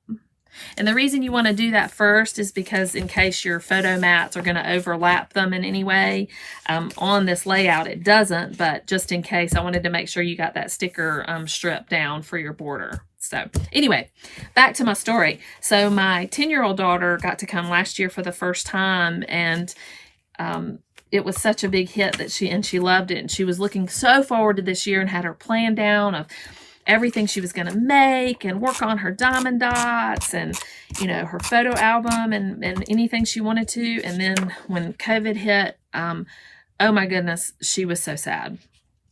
So I've tried very hard to have some little mini events, mom and daughter events in my studio here at home, just so that they could participate. And these virtual events have been a saving grace, because I'll tell you, as expensive as it is to buy extra Mega Make and Take boxes, it's worth it, because my girls are having a great time participating and following along with these events. So thank you to all the vendors that are doing it, because it has saved me as a mom. All right, so photo mats are down. I'll give you all a second to catch up. And while you're catching up, we'll go ahead and look for our embellishments. So you see here in the corner, you have this fun little banner, and there's a couple of leaves. I believe it's the green one, and the red one is so tiny. Okay, so those 3 pieces, and then actually from the sticker sheet, it's also the So Happy, which is applied right to that banner. So I'll go ahead and take that off. We'll stick it right on there.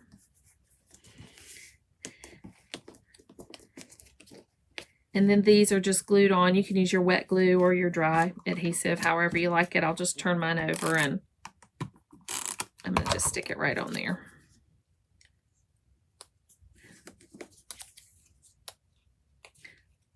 No rhyme or reason how or why. Just put them on there how you like. Give them a little adhesive, and boom, you have a sticker. So on that bottom corner, sometimes I have a hard time wanting to do this because I'm afraid I won't be able to tuck my photo in. So I did do my adhesive down closer, sorry, I'm out of frame, down closer to the bottom of the embellishment and left the top dry, so that if I put it overlapping my photo mat, I can still tuck a photo underneath without it sticking to it, because I don't have my photos printed yet. They're trapped in my phone and in my camera. All right, so page number 3, complete. Are y'all ready to move on to 4? Am I going too fast? I hope not. And as a matter of fact, I think I may have even missed an embellishment on page 1. But the tricky thing is, or the nice thing is, you can go back to that. So if you see on page 1, there's this fabulous little scallop sticker. It's so cute. It was right at the bottom, and I didn't put it where it tucked under my apples. So I'm going to have to cut a little bit of it off and cheat. So get it right up against the photo, the edge of the photo mat. I'm going to cut that little piece off and just barely lift my apple. Boom. Stick it under there. Mistake corrected. So there we go. And the same on page 2. It was so cute, and I didn't put it on there. I'm mad at myself. So page 2, I'm back to that with the red cardstock. Same thing. This time I don't have an embellishment in the way, so I can put it all the way down. It's a little bit shorter than the photo mat, but that's okay, because if you wanted to go back and add an embellishment in the corner, you could. Or, how about this? That piece I cut off, I'm going to use on the other one. Voila. There you go. All right, so there's page 2 again. All right, page 3 is complete. Now we're going to move on to page 4, and we are getting so close to being finished. I can't stand it. This was so easy and fast. I hope everybody's enjoying it. So you need your blue flower pattern paper, which is the big wide piece. Then you have your cute apples again at the bottom. You have your fun mats here and here. And then this fabulous little piece that had the apples, and you have that little banner for the bottom that we're going to create something fun with. So all your papers are there. Now all you have to do is get them down.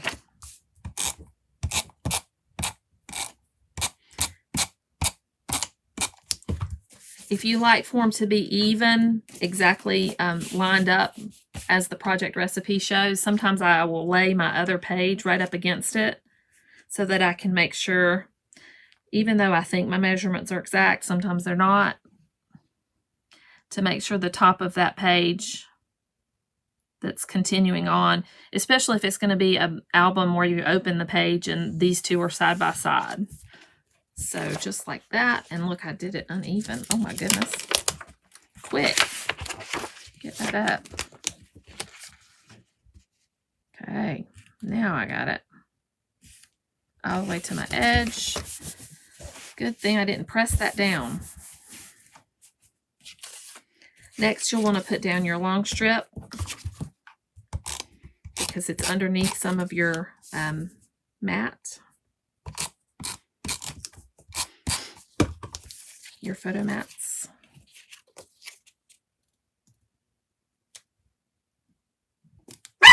Oh, sorry. So sorry. My fur babies always have to be with me in my craft room. So when someone knocks at the door or rings the doorbell, they go a little nuts. Next up is going to be your sticker sheet. And your sticker sheet, again, you have that beautiful leaf sticker banner. You want to pull that off and just line it up. I think I'm going to turn it so it's the other opposite direction.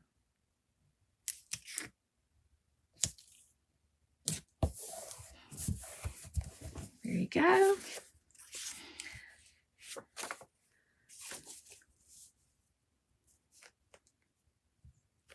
Photo mats. Perfect.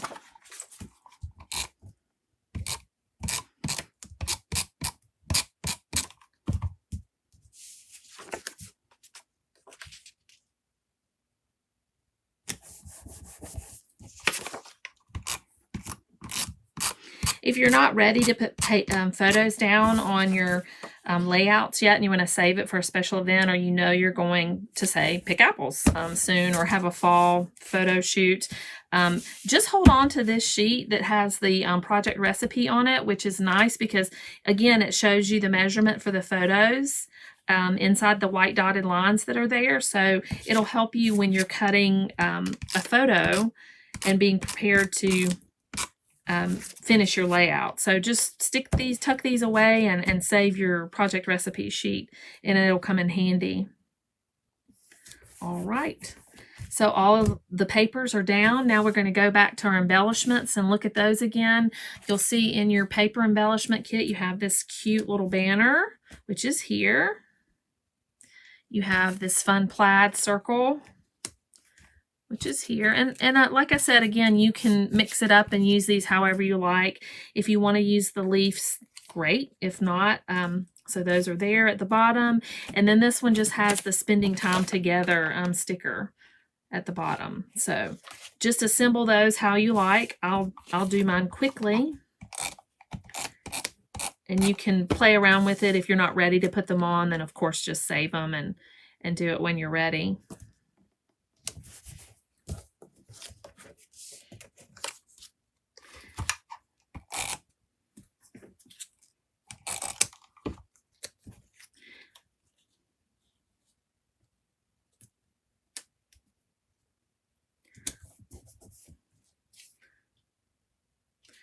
do like that one, but I think I'm going to make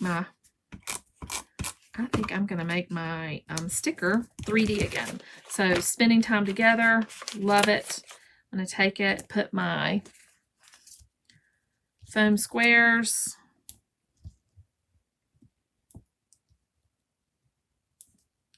right across the top, or the back rather. And I'm going to do my little trick again, whoops, with my baby powder. And just brush it right on.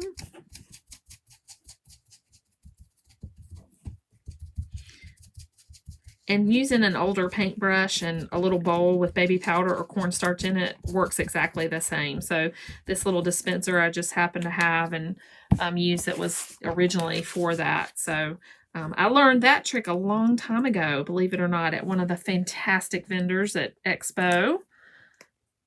And I have used it and used it and used it for years. So, all right, all my foam square dots are off.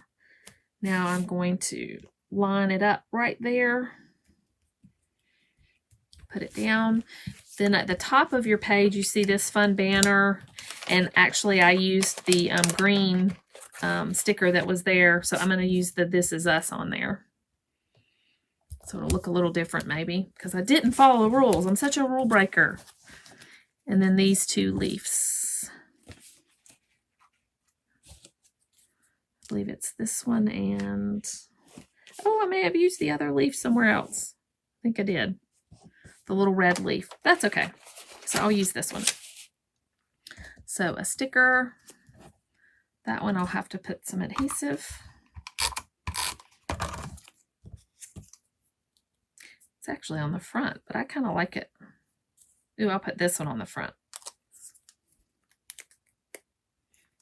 Okay, so I switched it up on you guys. I'm sorry. This one is a sticker from the sticker sheet right here. This one is the blue from the embellishment pack. And the This Is Us is the red banner from the sticker sheet. So I did switch it up just a little bit. Put some adhesive on the back because it's part sticker, part embellishment. And then I'm going to just stick it right in the corner of mine. So fun. So you have a few stickers left, and then you have your paper scraps left, which I'll show you in a bit what you can do with those, which are kind of fun. I love doing things like that with my scraps. But you'll notice on this page, on page 4, if you look at your project recipe, it shows a 4x4 spot for a photo.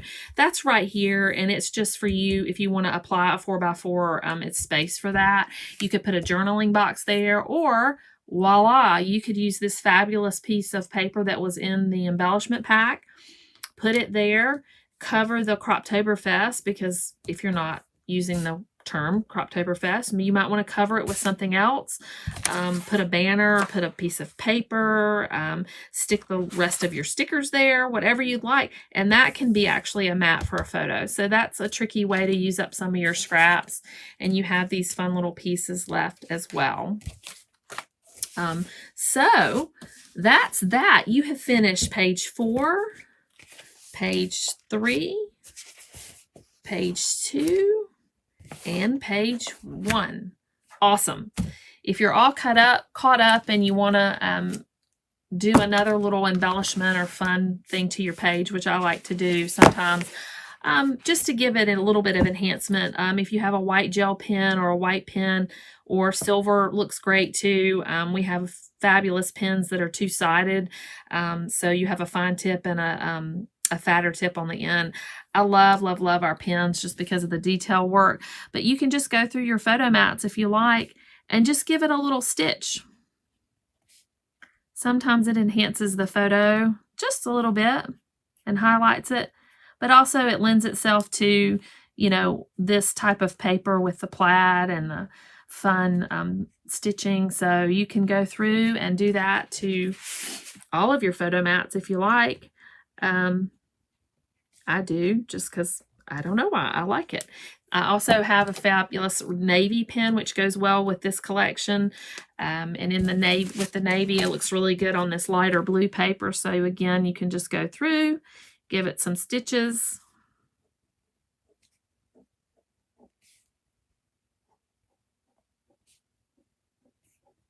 And sometimes you might not want to do this until you actually have your photo, which is fine. You could always go back and do it after if you like this enhancement. Just go right back to put your photo down, and then you can take your pen and do the dots around it. So that's just a fun little trick that I like to use it for, use my pens for. So there's my little trick. Here is a set of finished pages that I'll show you just so you have an idea, with some inking on the corners and the sides. So enhancement, it gives it a little bit of detail. It's a little hard to tell in this lighting, but I'm usually a messy scrapper, and I say messy scrapper because I like ink and I like my hands to be dirty. So this is probably the cleanest you'll ever see my hands. See here that I used that little piece of paper that was left over in the embellishment pack. I used it here, and I just covered up the Croptoberfest with those fun little stickers that were left. My stitching is done, and then the same here. I used on page 3 those little stickers that were left. I just added them. I inked a little, did my stitches. Here's page 2. A little bit different positioning of the embellishments, which is fine. Again, it's your prerogative. You do it how you do you and how you want to. And I put the sticker on the side instead of on the bottom. And here as well, page 1, a little bit different. I put the ruffle on the side and just played around with some different embellishments in different positions, just because that's what's fun about this. These are merely ideas. So when you have this collection of paper and you get to do this, then you get to do it how you like it. So you have a fun set of papers that you can do lots of great stuff with. So with that being said, we are finished with the 4 pages. I hope I didn't go too fast. I hope you enjoyed doing them. I am going to show you in just a minute how to use some of the scraps. I had fun. Oh, here, let me just move the pages out of the way. I had fun using my scraps. You can see that from that kit. So you had 6 designer papers, 2 beautiful pieces of cardstock. This is all you had left over, were a couple of embellishments, this piece of paper, and a few stickers. So that's fabulous. As a scrapper, I love that. I love not having a ton of leftovers because it does kind of drive me crazy when I have too much left over. So I'm going to show you what you can do with your leftovers. If I can find my my fun card. So if you have some card blanks, whatever size you have and like, you can simply take your card blanks and make a fun card that'll go along with the same collection that you're using, and just use up your scraps right away. If you're a card maker, then you're going to love it because that's what you do. You use up your cards, right? I mean, you use up your scraps to make cards. So with this one, I just played around with it a little bit. I actually, let's see. I'm going to get my ink. If you know the ladies over at Quick Quotes, these are your favorites. So Powder Puffs from Quick Quotes are the greatest inking and distressing inks. I love them.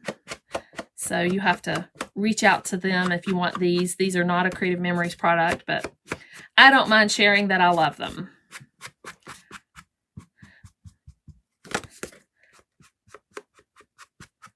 So I like to ink up my edges a little bit.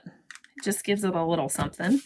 And then I just start playing around with it. So I have this piece. I have some other extra pieces left over. Maybe I'm going to make a card that says, yeah, I don't know, I pick you or something cute. So I think I'm going to do that actually.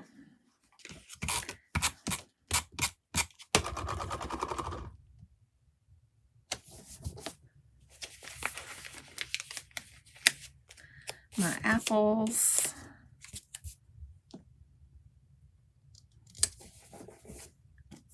I actually have 2 apples. Let me use that one. Everybody loves getting a homemade card, right?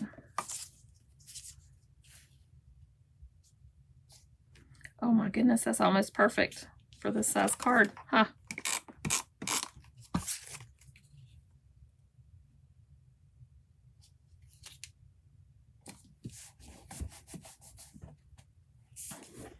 I even like this little wedge, little apple wedge.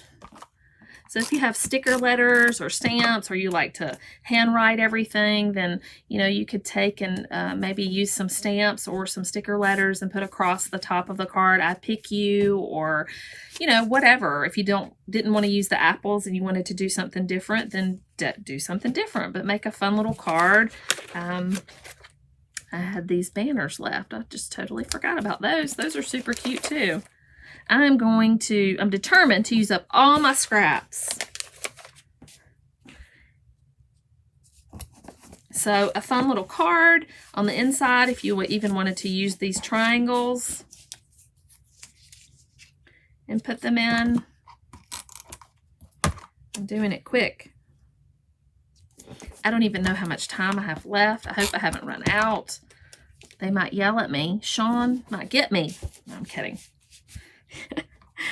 I have one more big one. Let's see. Oh, I don't know. I'll put it at the top. The pressure's on.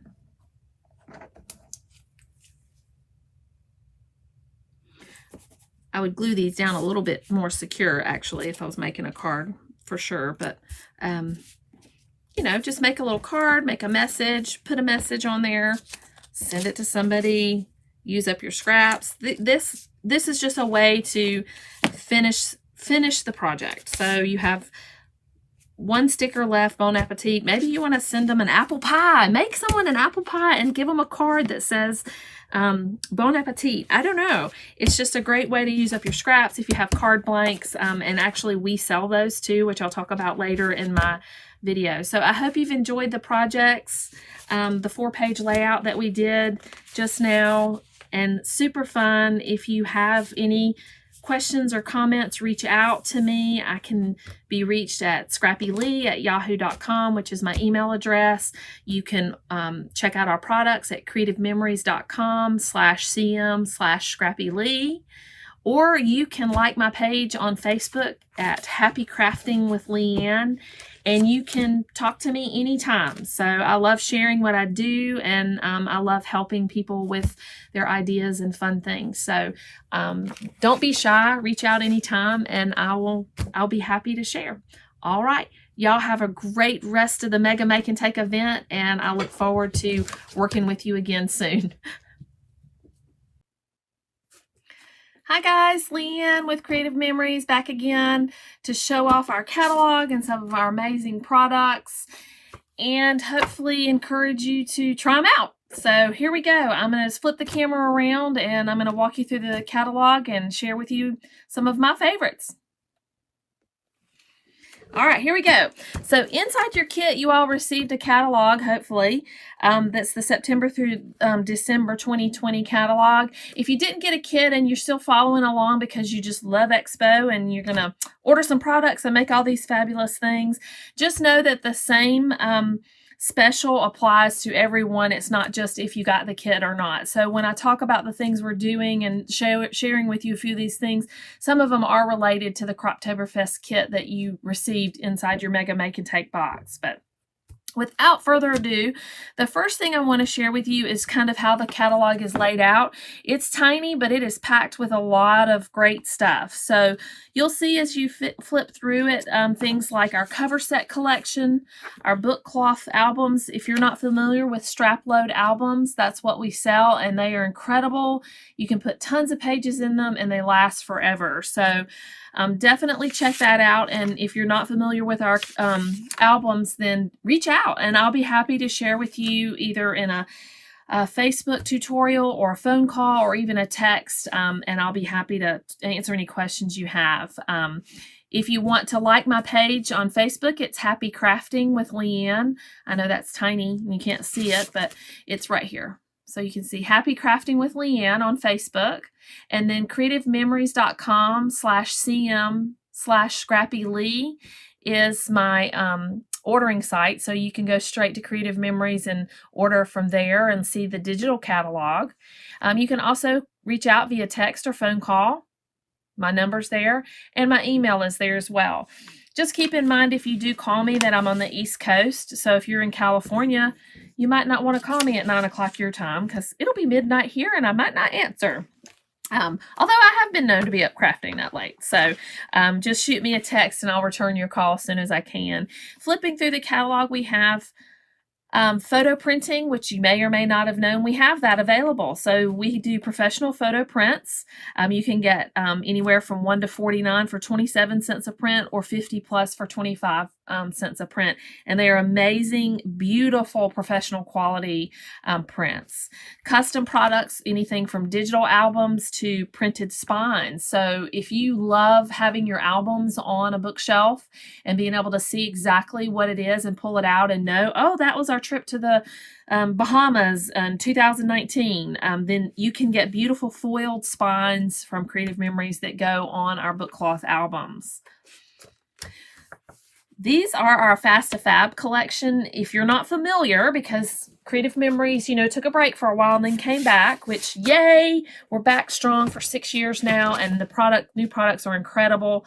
I love them because I was a old school scrapbooker with Creative Memories and came back to it in the last few years with all the new products, and it's just incredible. So our Fast to Fab albums are beautiful. When you get a cover set, this is from our Hello Autumn collection, and you open it up, it has these gorgeous pre-printed pages that have the jeeping down the side. So when you put your page protector on, it is protected, up to the side of the jeeping. These pages are printed. Beautiful, beautiful paper. It's as if you had designer paper that you designed on, and it's, attach them to your pages. We do have white pages as well, but the Fast to Fab idea is so fantastic because all you have to do is put your photo mats on the paper, photos down, embellish, a little journaling, and boom, your page is finished. So you can see that as I flip through this Hello Autumn book and how gorgeous some of the pages are. It's a 2-page complimentary layout each time, and you can take it apart and assemble it in what order you like. You don't necessarily have to use it in this order as it comes, because all of our albums do come apart completely and you can add to or take away. So this is a Fast to Fab album, and Fast to Fab means fast to fabulous because that's what it is. So you will get your cover set, your pages, your page protectors, a set of embellishments, a tape runner, and this particular set includes one of our wonderful 2-sided pens, double pointed pens. So you have a thicker end and a fine point end on your pen. So these are great. You can give these as gifts, like for instance, someone who's getting married or maybe is having a new baby. We have beautiful cover set and box sets that come with these fabulous boxes. And this is a fabulous gift. I mean, it's Fast to Fab for a reason because it really is fab. So if you're just itching to get some books done and you really need to get those pages, those photos in a book and get it on the shelf because you want to move on to other projects, then this is a great way to do that. So I encourage you to look at those. Designer papers. You got a sampling of the designer papers in the kit. You got 6 designer 2-sided pages and 2 pieces of our cardstock. So here are some collections of our designer paper, cardstock choices, stickers and embellishments. Oh my goodness, the embellishments and laser dies are to die for. So when you look at these and you see where it's 3 sheets of stickers, fantastic. But when it says that it's a laser border cut or a laser embellishment cut, it's no joke that it is just like pristine, perfect laser cut. They are so beautiful. I'm going to show you a page that I did that was from a project recipe from something we did a while back. And this is an example of from Beneath the Pines, and it's hard for you to tell, but this is just a punch from one of our punch collections, the Pine Cone. These wonderful frawny looking things and leaf things are from laser cut. So it's hard to tell, but up close. And then these are from the sticker collection, which some stickers that I made 3D by just putting the pop dots underneath, or actually the foam dots underneath.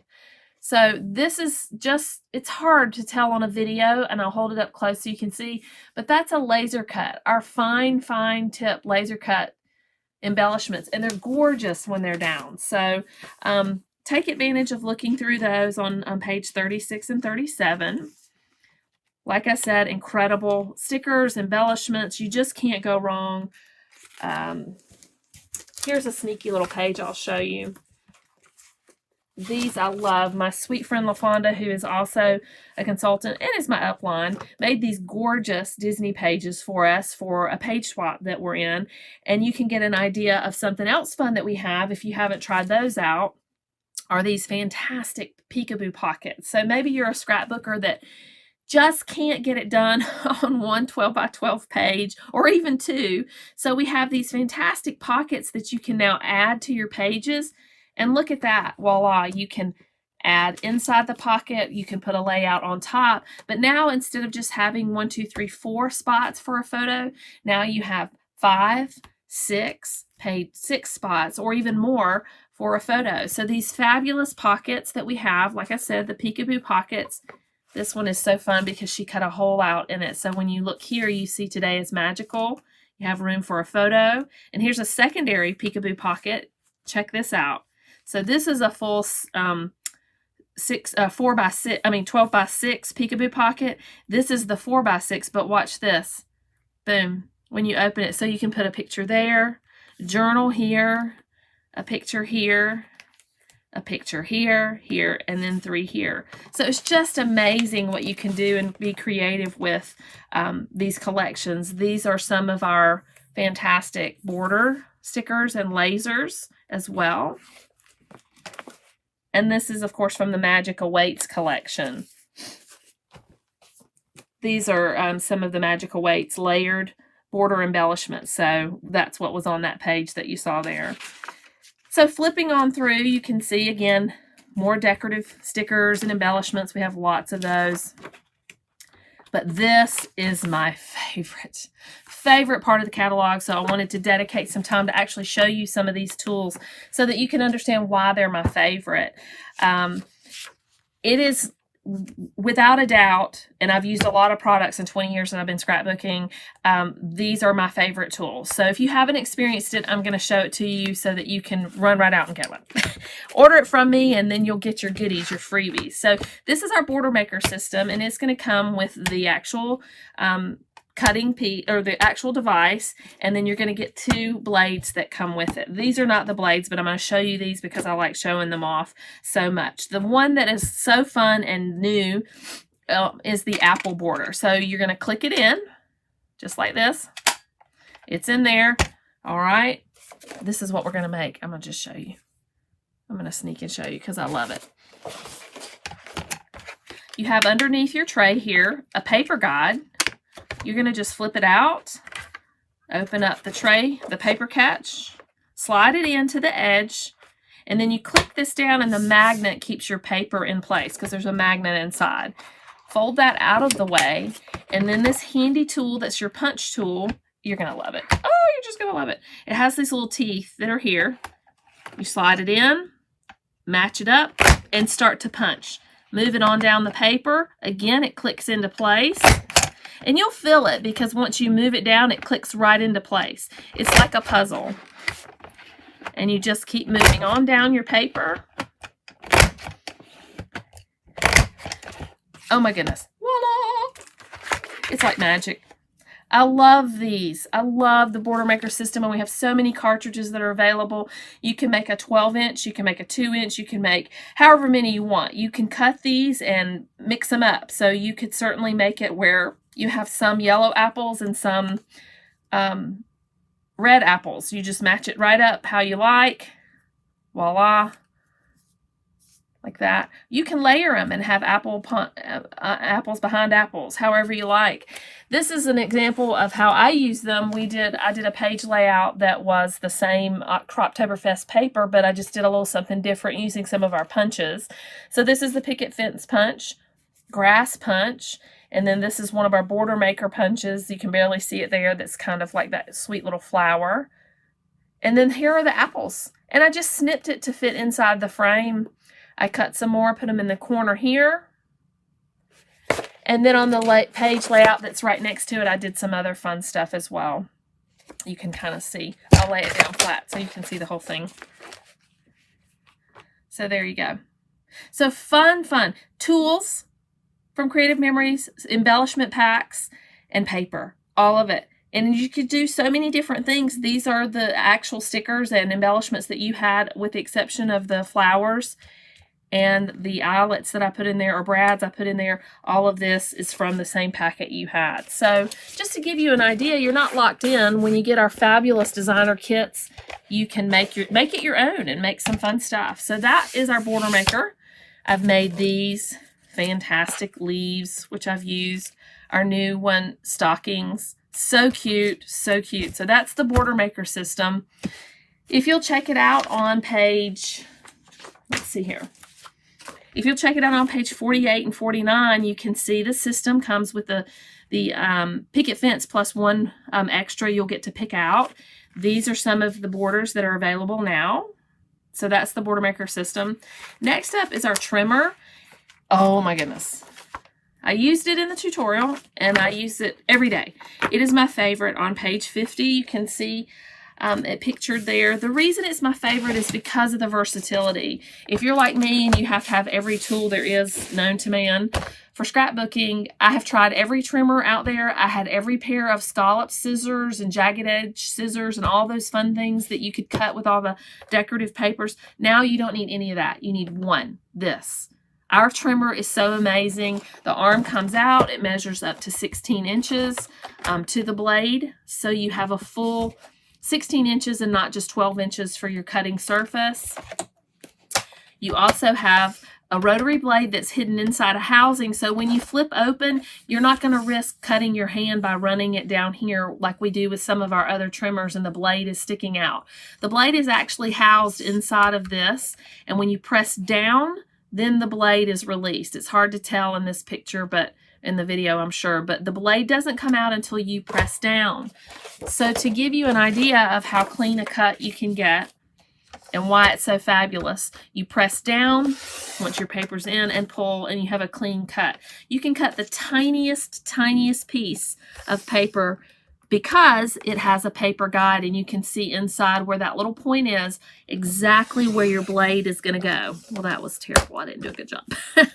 So you can pull it straight down the paper, and you see how tiny piece of paper that I just cut. That's probably more for quilling with the blade and housed in there. Now, the neat thing about our trimmer is this, the self-healing mat. It comes where it's removable, and it has the number 1, 2, 3, and 4 on there. And the reason is because each time you use it, once you've, say, done 1,000 cuts, I don't even know, because it just depends on how many, what kind of paper you're cutting. When your blade becomes a little like, oh, it's not cutting quite straight, or it feels a little rough, all you do is take your self-healing mat out. I start with 1 and go to 2, move it so you can just flip it over, put the number at the top. So you can see I'm on number 2 right now. And I literally have used this blade for probably 4 or 5 months and have just now turned it around. So, and I use my trimmer every day. And now you have a clean self-healing mat underneath your blade. That's fabulous. But this is the Mac Daddy. This is the best part about this trimmer and the reason you're going to love it. All those special blades that you see on page 50, you don't have to search around in some kind of basket or a box or another tool set to find them. They're all right here on your trimmer underneath. So to give you an example, I'll pull out the scallop blade, pull it out, open the housing right here. I'm going to just take out my straight edge blade and see it's nice and safe. I'm not going to cut myself. Pop in my scallop, close it, and I am ready to cut. I wasn't digging for a tool or looking for scissors. And voila, I have 2 cuts. I have a wave cut, which is beautiful, and I have this gorgeous scallop cut on the edge of my paper, which you can do so much with. So this tool is like super versatile, and it is literally the best trimmer on earth, I think. Of course, I'm biased, but that's our trimmer. Gotta have it. If you haven't experienced it, you definitely want to give it a try. I wish you could come to one of my in-person crops and then you could test it out and know just how fabulous it is. Another item in our catalog, which are our punches. Again, there's so many to try and so many reasons why they're amazing, but I'm going to quickly show you our border maker a border punch. And rather than the border maker system, which is similar, this is the border punch. The way these work is they have a line on the inside right here, and you just line up your paper. You start to punch. Then you move the paper outside, line it up with that blue guide, keep it flat against the edge on this side, and keep punching. And as you keep punching, you have created this beautiful border. I won't keep punching, so I think you get the idea. So you have a border punch that's still attached to your paper, so you can trim it however you like. You can have a scalloped edge even, because that's what I'm going to do, since that's what's on my trimmer. So you can trim it off and make it as big or as small as you want. You can cut those and make individual presents. That's the fun thing about our borders, or about our punches rather, is that you can use them so versatilely, and you can make stickers out of them. You can make all kinds of embellishments. You could make just about anything. So here, you've got individual presents, or you have attached presents.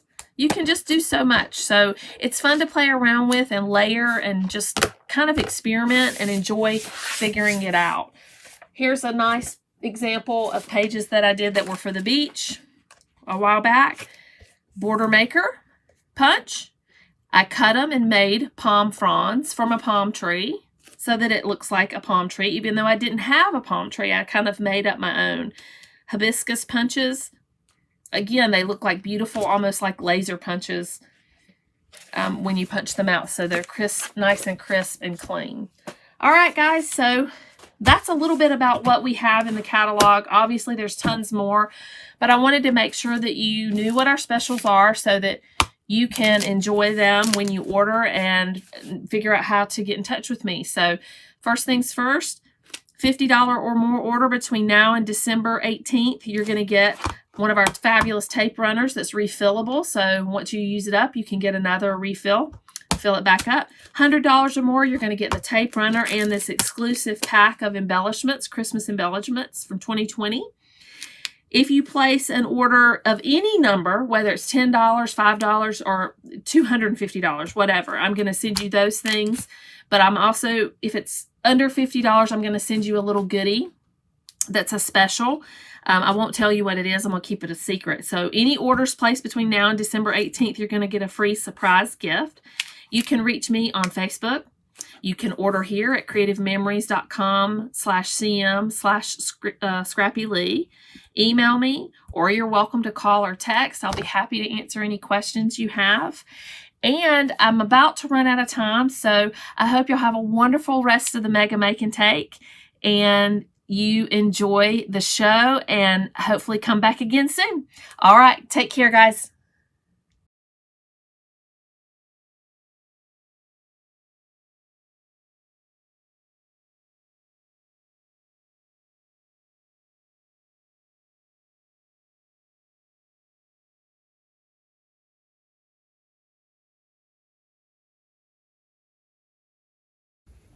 Welcome back, everybody.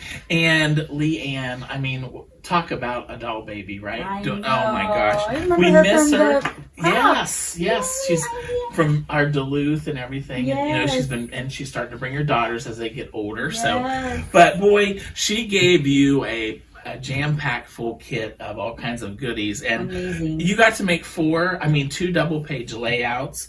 And you know, the best thing about, you know, what she did is she showed, you know, you get, in your kit, it was a lot of paper and everything, but she used almost everything on it. And then at the end, you know, you can use those little parts and pieces to make a card. So there literally was no waste using this product. But I loved how she took and each page, once again, laying it out and doing your layering to see how you would like it to be. And she showed you the technique of, you know, how I've tried to cut out, you know, different arrows and things like that.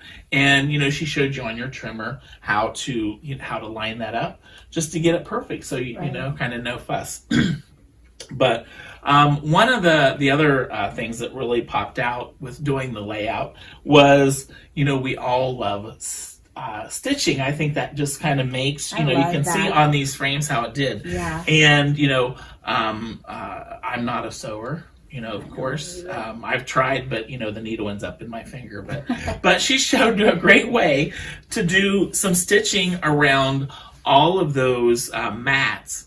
And it just added it's so much to it. And if like on here she took the white, you could use different colors, whatever you wanted to do. Right. And it just added that little extra look to it. So but she did a great job. And once again, with the parts and pieces left over to make your own card or save them, gosh, if maybe you did a couple layouts, you could save more and you could have a whole bunch on your card. So Yeah. That's so awesome. thank you so much for that. And Vickyville, I know Vickyville saw something special that she is interested in. I so did. Well, first off, I loved seeing her in her, I believe it would probably be her craft room, Yeah. or because she had the Scrapbook Expo yes. layout there with the diamond dots. Diamond dots. And so that Yes. was, I was like, oh yeah, it's so nice.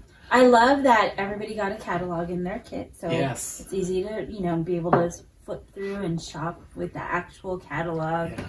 and circle for your family to get Yeah. ideas for you. Give it to accidentally leave it on the kitchen table. Right, with your husband with a little note.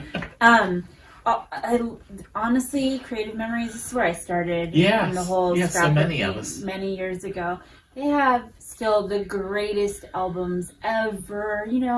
Each page, I love that original scrapbook. Yes. And I just love the look of them. Yes. That outside, it's just beautiful. And the quality of the tools. We talk about quality products. The tools, are They second to none. stand People the have the test of time. Yes, exactly. I love the fast to fab. How interesting is that? Because it's all ready to go. So you get the album, and then you have the pages in there already for you. And so all you add is the pictures and the embellishments. So if you want a scrapbook but you don't have that much time, this would be a great system to go for or to give as a gift as well. So there's just so many beautiful paper packs. There's the laser cuts, the stickers, the peekaboo pockets. Yeah, those are fun. Oh my goodness. Those are so much fun. But what Dave was talking about earlier that I'm like must have, I'm gonna Gotta get ask it. for Christmas is the border maker system. Yeah. I have not ever seen anything like that. Yes. And oh my goodness, it just looks so cool and like precise, because I love borders and I love but I noticed that I start off good and then by the end it's like it's off it's not straight. And so with this tool it keeps you just hold it and then you can punch and it would be perfectly straight the whole way down. And then there's different punches to go with the system. So I think that's a must-have. Yes. Must-have. Yes. That's one of those good. moments. Yes. And then also, I'm a sucker for paper trimmers too. And this paper trimmer, OMG, with the blades that hide and tuck under the paper trimmer so you don't lose them. Yeah. And there's I can't remember how many different blades there are, but the scallop or whatever, and you just slide and boom. Because those are the ones. Those are almost like we talked about the tops of the stamp pads. Those are things that are so hard to keep track of. Right, But right I there, lose it's everything. right there on the trimmer. It's right there. Just got to put it back every time. But oh my gosh! So I'm done. Great products. Yes. Okay, so let me give you the show special. Is a free tape runner when you place an order of $50 or more by December 18th to get the top rated tape runner for free. Place an order of $100 or more and get a special embellishment set for free. So that is awesome. Nice, great specials. And gosh, everybody needs that adhesive. So you always need adhesive. Yeah, so go visit Creative Memories Leanne and get all your goodies. So thank you so much, Leanne. It was great seeing you, and we'll be able to give you a hug soon too. So For sure. All right, everybody, it is time. We're going to switch gears. We're going to turn the corner a little bit, and we're going to be making some amazing memory jewelry with Miss Ann at Craft Fantastic. So stick around, and we'll be back.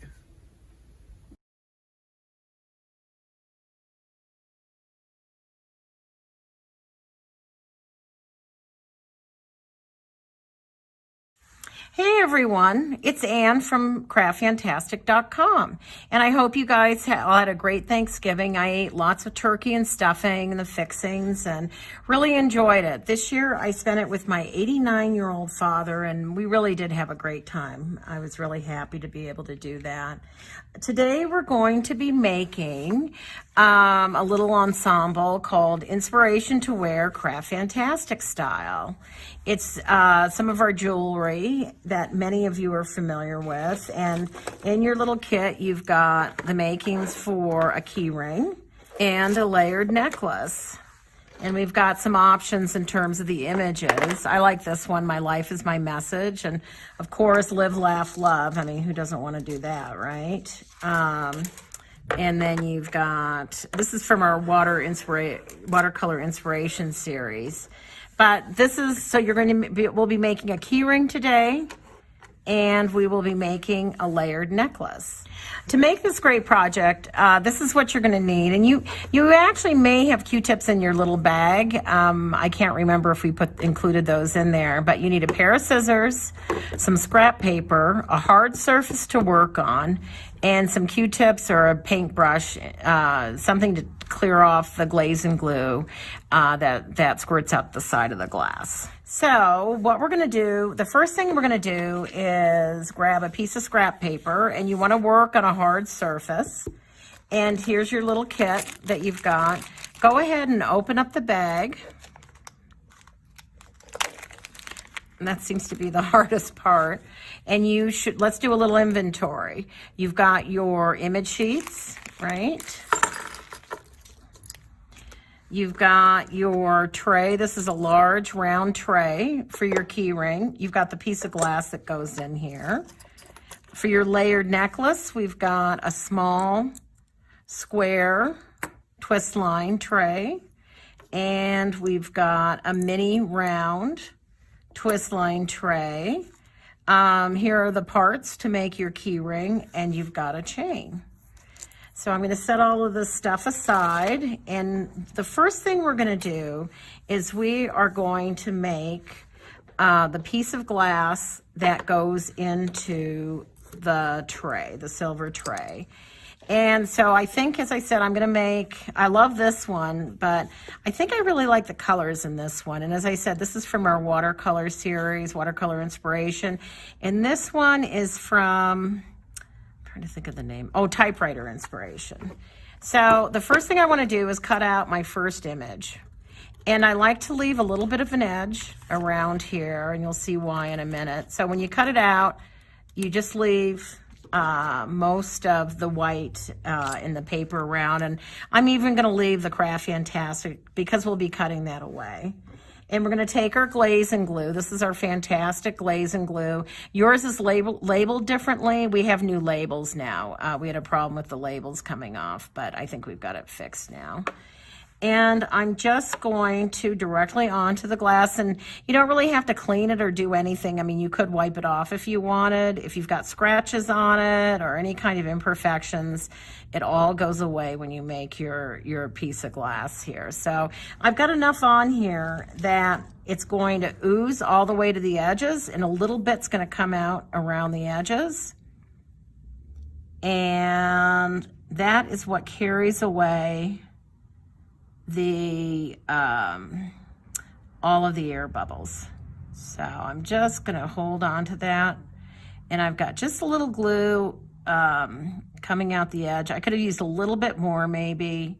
You want to make sure that you're working on a hard surface, and get your Q-tips. You need some Q-tips for this. And I'm just going to clean up around the edge all the way around. And I just move it around. And I'm going to go one more time just to make sure. Now, if you weren't making it all at the same time, you would let these dry. And you can do that and just watch the video if you want and just make this later, because really this is so easy to make. It really doesn't take, once you've made one, it's sort of the same. You want to cut with your scissors, and if you're at home and you're letting it dry, you won't get any adhesive, fantastic glaze and glue on your scissors. So there we go. I've got that. And I've got my first piece of glass. And this is the large round. And that is going to go into the silver medallion that's going to hang onto your key ring.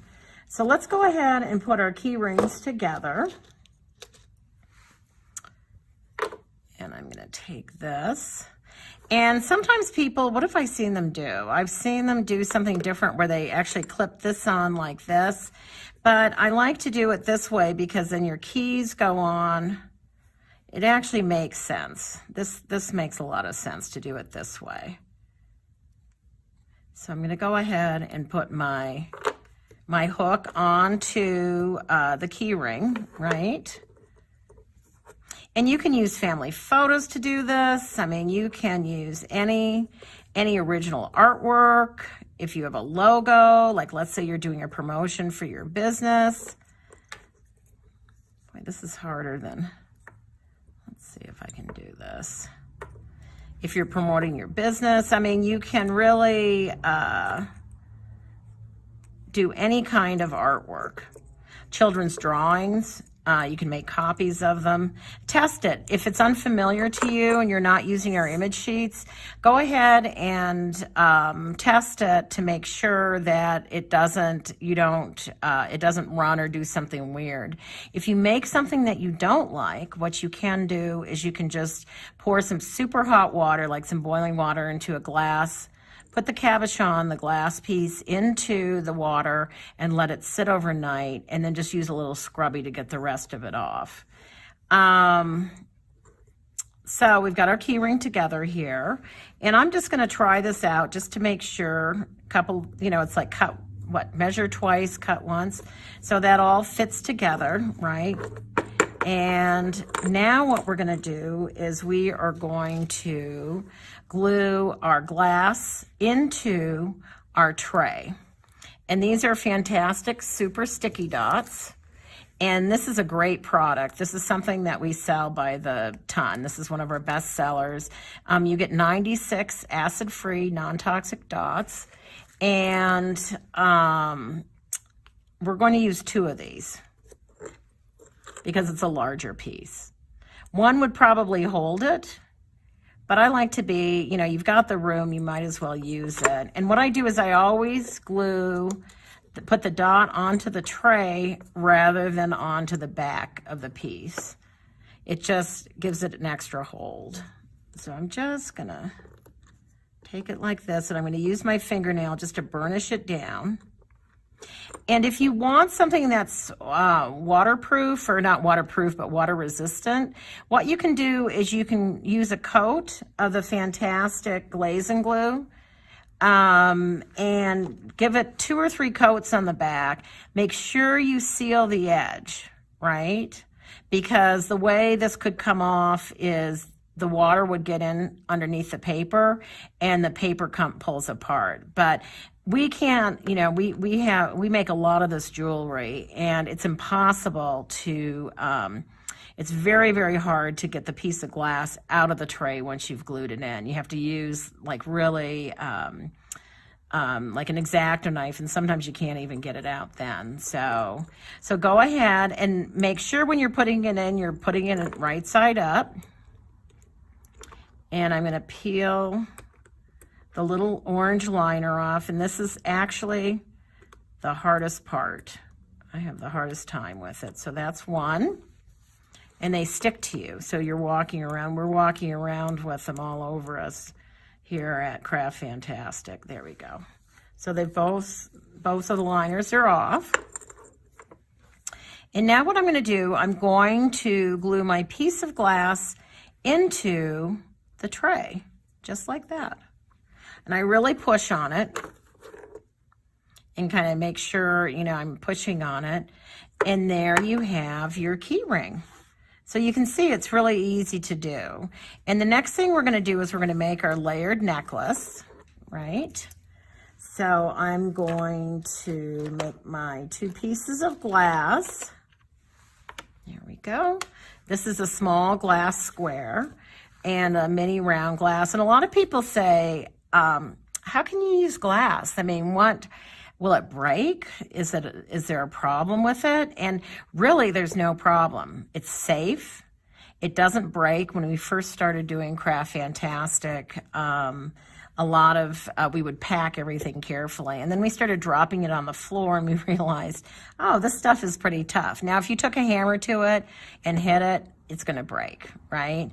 But if you embellish a card and mail it through the mail, it's not going to break.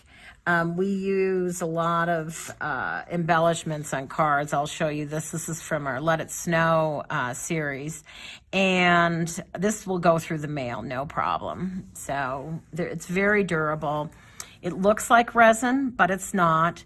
And you don't have to mix it. It doesn't scratch. It's not like a plastic.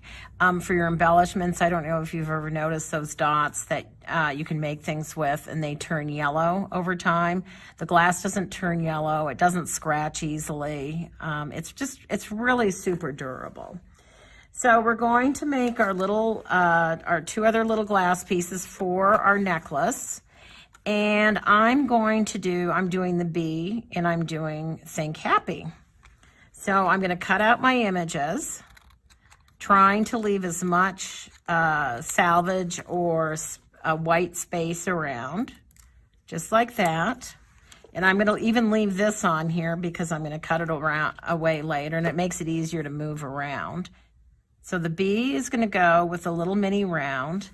And then the Think Happy is going with the small square. So let's do the small square first. Squares are a little trickier than circles. When you're putting the glaze and glue on your squares, if you're just doing a circle, you can just put a blob in the center and it goes out in a round circle. If you're doing something that has corners and it's a square, you want to put a blob in all 4 corners, just like that. I'm going to pull that back here because I put a little too much on here. And because it doesn't travel necessarily to the corners. So I'm going to take it and I'm going to push down on it. And you can really see this time, it's really oozing. And the key is you want to wait until it stops moving around. Just like this.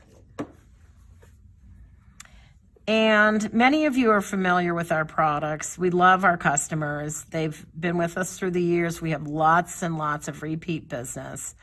And you know how easy this is. It's really hard to mess it up. And you get the same results each time. Kids can make it. It is non-toxic. It's water-based product. Cleans up with water. You don't want to get it on your clothes. If it dries, it won't come out. It's like an acrylic product, or it is an acrylic product. Okay, so now we have our piece of glass here, and I'm just going to trim. And do you see how I'm nipping off the corners a little bit? I'm just undercutting ever so slightly. So I'm trimming. But I'll tell you, if you wait until it dries, that's a good thing. And you want it to dry all the way. There we go. Or cut it completely wet or completely dry. You don't want to cut it halfway because it might pull the paper off. So there's your Think Happy in a nice bright yellow color. And it coordinates nicely. It picks up some of the yellow in the with the bee, and it also, I like it with the bronze color, the antique brass that we sell. And it's interesting. I really love silver. I tend to really go towards the silver, but I love, on some projects, I just love the antique brass as well. And we have a new line called the Noir line, and that's a black. And we're going to be actually doing, in February with Scrapbook Expo, we're going to be doing a wonderful make and take with Valentine's, and we're doing it all in black. Okay, so now what we're going to do is we just get enough on there so it's going to ooze out the sides. And I'm going to push down on it. And it's moving around a little bit. It's got a lot of the glaze and glue underneath there, because if people have problems with this, sometimes we get a call and it's like, somebody's like, it's not working. And it's always, they haven't used enough glaze and glue. But it's a fine line. You want to use enough so it oozes, but you also don't want so much that it just becomes a glompy mess. And like anything, there's a learning curve, and the first couple of ones that you make might be a little harder than the others. And then you're just going to go ahead and trim all the way around, undercutting ever so slightly.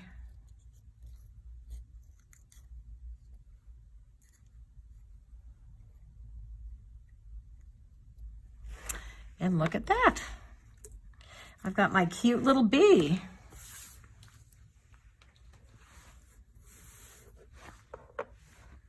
And then my Think Happy. And think how cute this would be as an embellishment on a card or on a page. We're going to be getting more into the card kits because the stuff really does work great for card embellishments and page embellishments. Okay, so the next thing we're going to do is we're going to glue our glass pieces or cabochons into our little trays here. And the trays are all ready for you with the little roughness to hold the super sticky dot. And I'm just going to put my jeweler's dot in here, remembering to burnish that down a little bit with my fingernail. And then I'm going to put one in the small square tray. And the size of the jeweler's dots were intentional. Originally, this was the smallest size that we had. This is the mini size. We now have a tiny size, which is turning out to be really popular. And so you can cut them up, and you just put a little quarter of one of these into the tray, and that's what holds it in. Okay, so now I'm going to glue my pieces into my trays. And again, try it out to make sure how it fits in there. Look at how beautiful that is. It's so nice the way it works in there. And then I'm going to, in the Think Happy. And again, the hardest part here, folks, is peeling the little liner, the little orange liner off of here. There we go. And now I'm just going to take my little piece of glass, and I'm just going to push it in here, just like that. There we go. Look at how cute that is. There we go. And then, if you have a pair of jeweler's pliers, oddly, that works really well to pull these liners off. And I want to really center this little bee right under the bail here, so it sort of lines up perfectly. But look at how it accentuates everything. You can really see, it's interesting with these images, when we design these images, you see them and they don't seem to have a lot of pop to them. But as soon as you put the glass on, it's amazing. It just comes alive. And now what you're going to do is you're just going to very simply put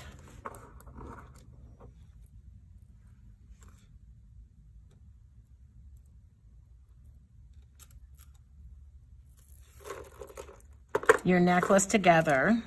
Something that's nice about these ball chains is that, let's say this is a little long for me and I wanted a shorter chain, and shorter chains are really hot right now.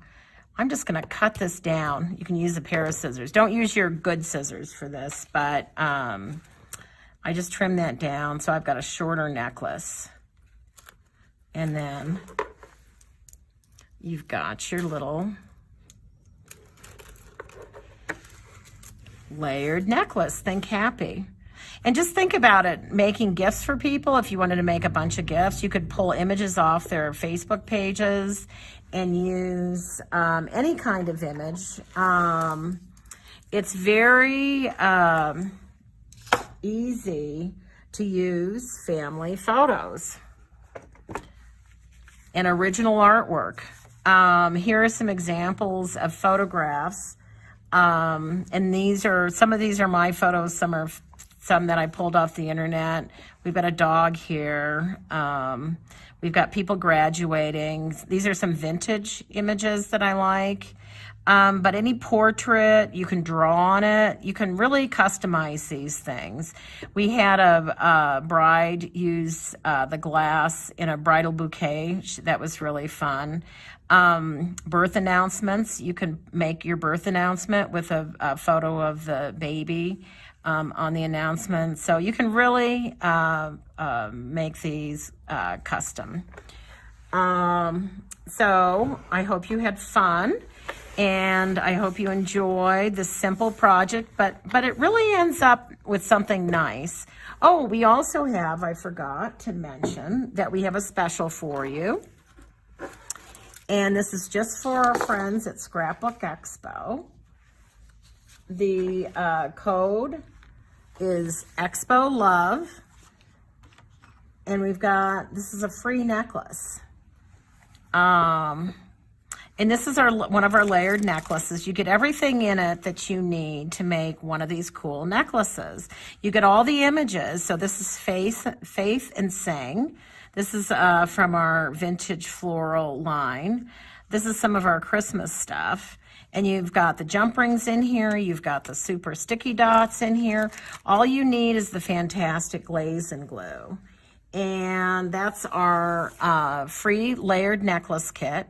And it's with a $25 purchase, and quantities are very, very limited. That's our special, because we are in the midst of our Black Friday super sale, and everything on the site's 25% off. We never do this. And so we had to come up with another special than a discount. So we're doing this fun little layered necklace.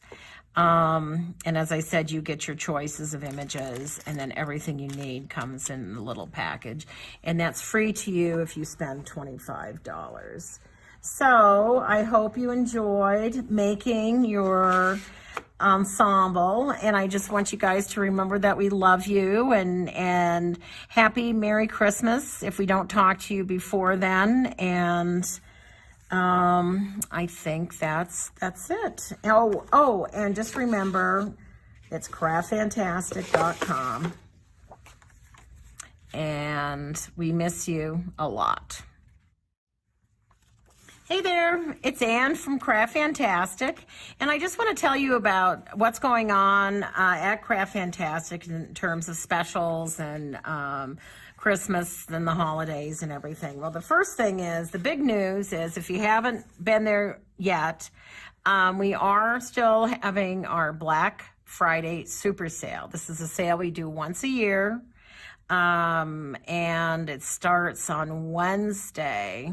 I think Wednesday at noon, the day before Thanksgiving, and goes through Monday at midnight. So you do still have a couple of days, well, a day and a half, to partake in our Black Friday super sale.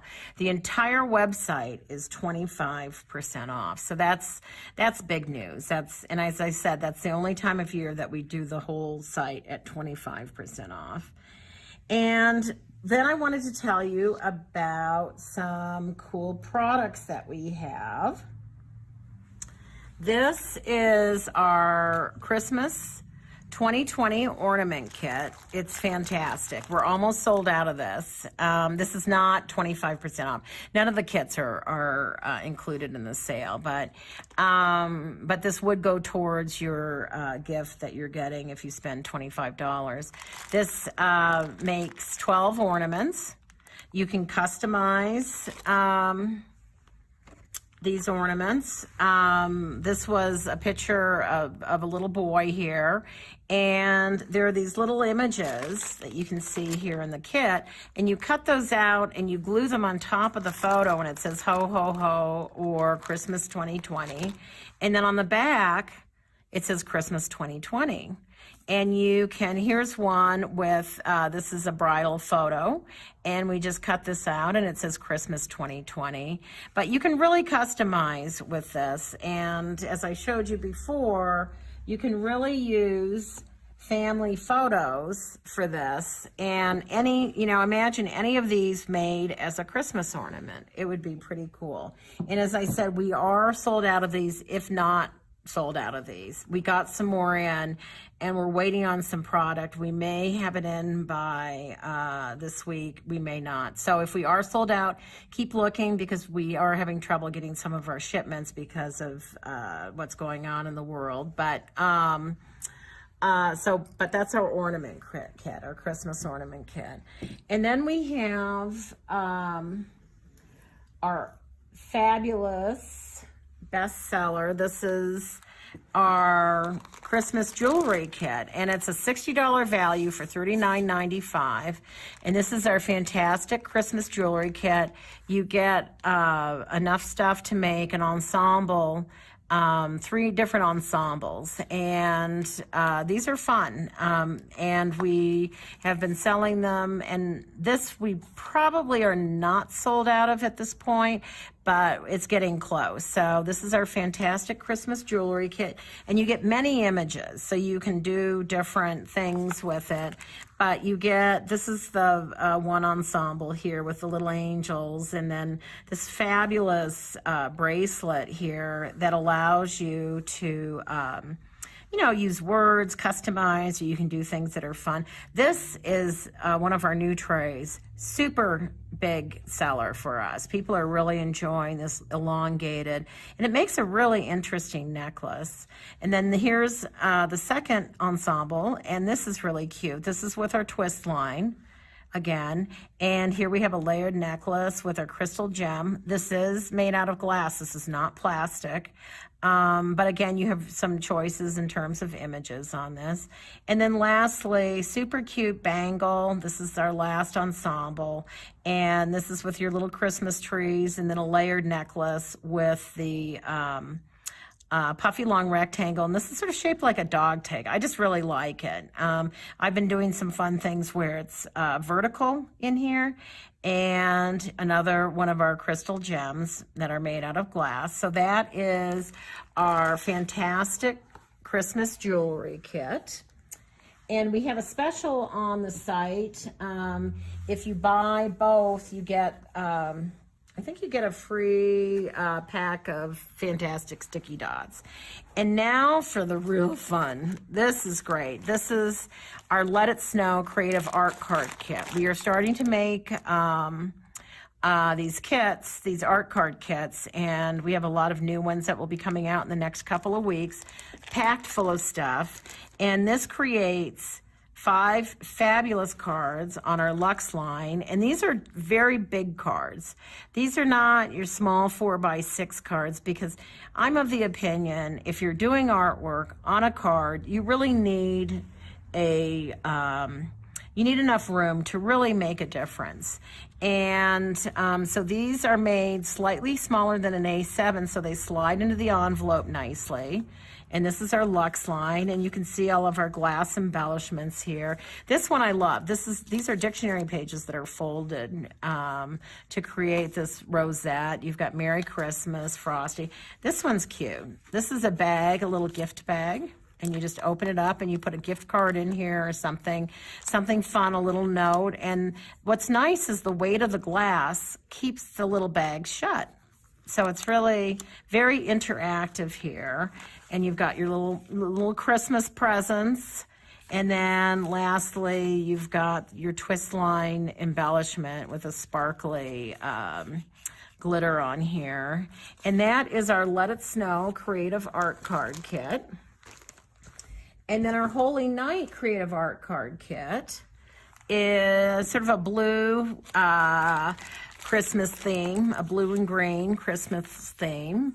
And again, lots of good stuff in here. Everything you need to make 5 beautiful deluxe multi-dimensional cards. And in here you can see we've got our angels. And something else in these kits that are really fun is are the signature gems. So you've got the materials in these kits to make your little signatures gems, and they say either handmade, because then you're letting people know that you made this, you know, and or a heart, and you can see the dimension on them. Here's Merry Christmas, this sort of retro. I love these images. These are children, Victorian Christmas. And you've got the Silent Night, Holy Night, and they're looking at their Christmas tree. Here's a lovely candle. And then again, your little signature gem. And here's Santa on the tree. And you do have options in these kits in terms of how you want to embellish them. There are different images. We've got, I think on this one, we've got 3 or 4 different choices. But that is our Silent Night card kit. And we've got a special online. If you buy both of these, you get a free bottle of fantastic glaze and glue. And that's really what's going on our website. But the big news is we've got the Black Friday sale, and that goes through Monday at midnight. And the other thing is that this is a special thing just for our friends at Scrapbook Expo. So it is our limited edition free layered necklace kit, but you have to use the code EXPOLOVE, and these are limited in terms of quantity, and it's first come, first serve. So it's whoever orders first, and you'll get the free makings for one of these fabulous necklaces. And that, I think, is it. And again, Anne from craftfantastic.com. I want to remind you to follow us on Facebook and Instagram, because we do have sales. And Cheryl, who does our social media, she's always telling me that you've got to remind everybody, Instagram and Facebook, if you're not signed up already. We also have a great newsletter, and that comes out once a month, and it's fun. It's got a lot of information in it. But most of all, I miss you guys. We miss interacting with our customers, and we will see you again soon. And I hope you have a really fabulous Christmas or holiday season, whatever that is, and a great new year, and that all of you are safe and just have a fantastically creative day. Take care.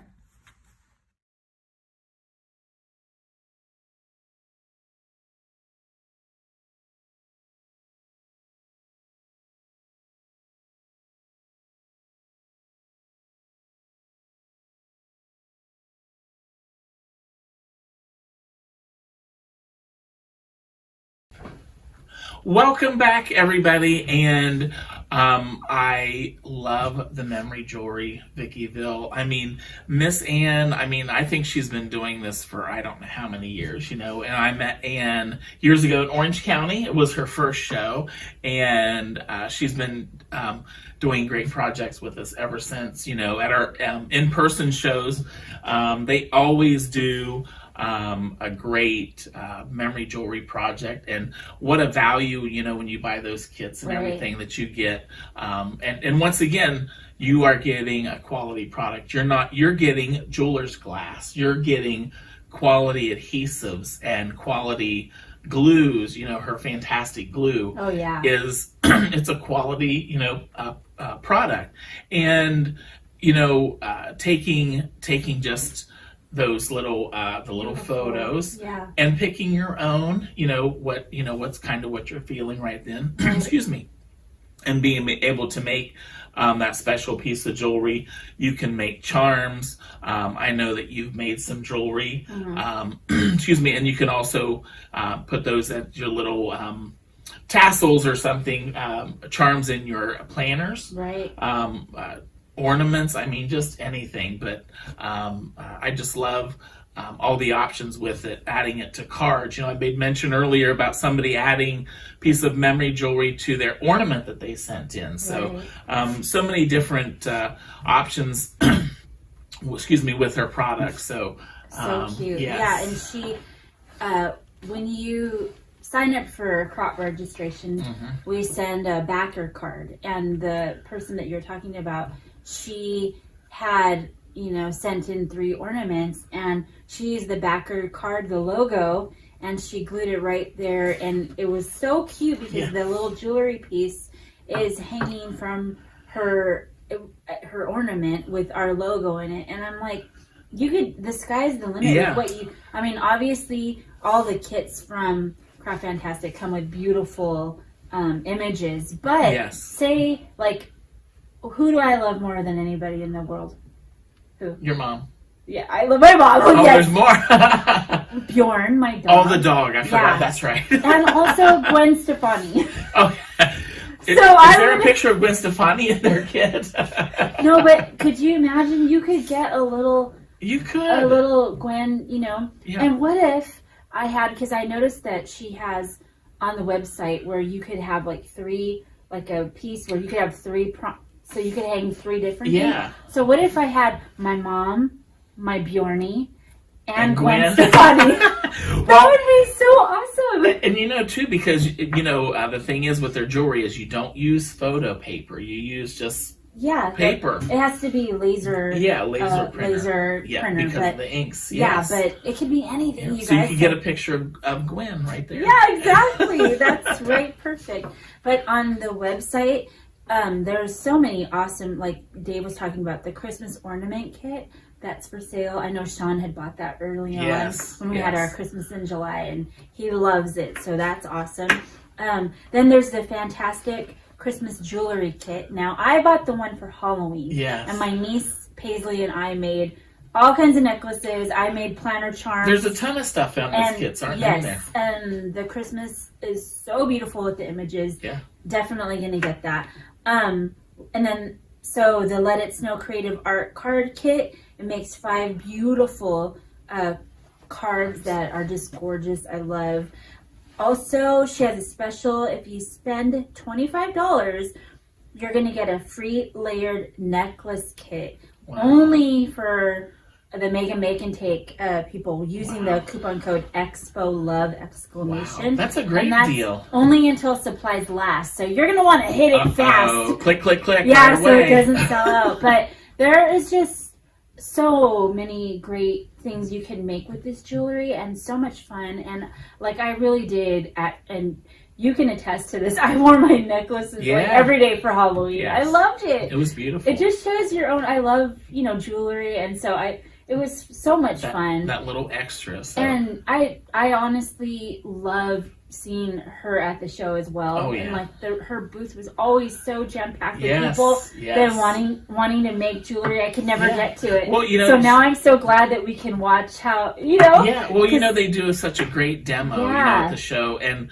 once again, I mean, people walked away, and you could make I can't remember how many pieces with a kit that was so great such price. a great price. Okay, so let me give you the coupon code is 20% off site-wide using code HO exclamation. That's cool. And the sale ends on December 6th, 2020 with some exclusions, but she still has that Black Friday super sale. Oh, that's still going on now for a few more days. I think she says until Monday at midnight. So you want to get that, so awesome. Yes. Well, thank you, Miss Ann. Always great to see and hear your voice, and once again, a great demonstration to show you how you can turn all those great jewelry items into great jewelry wearables, and usables. Right.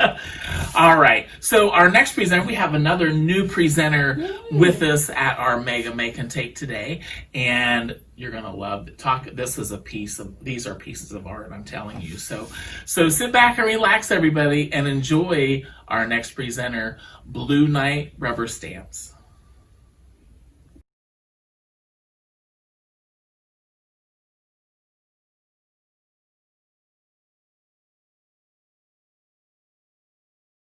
Hi, I'm Lynn Anderson, and I'm super excited to be part of this Stamp Scrap Expo Mega Make and Take event.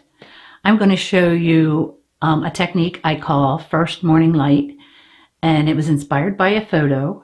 And I'm going to show you 3 different ways, so no matter what your craft stash, you'll be able to follow along.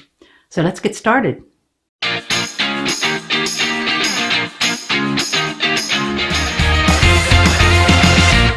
Our show special will be 20% off of all of our stamp sets.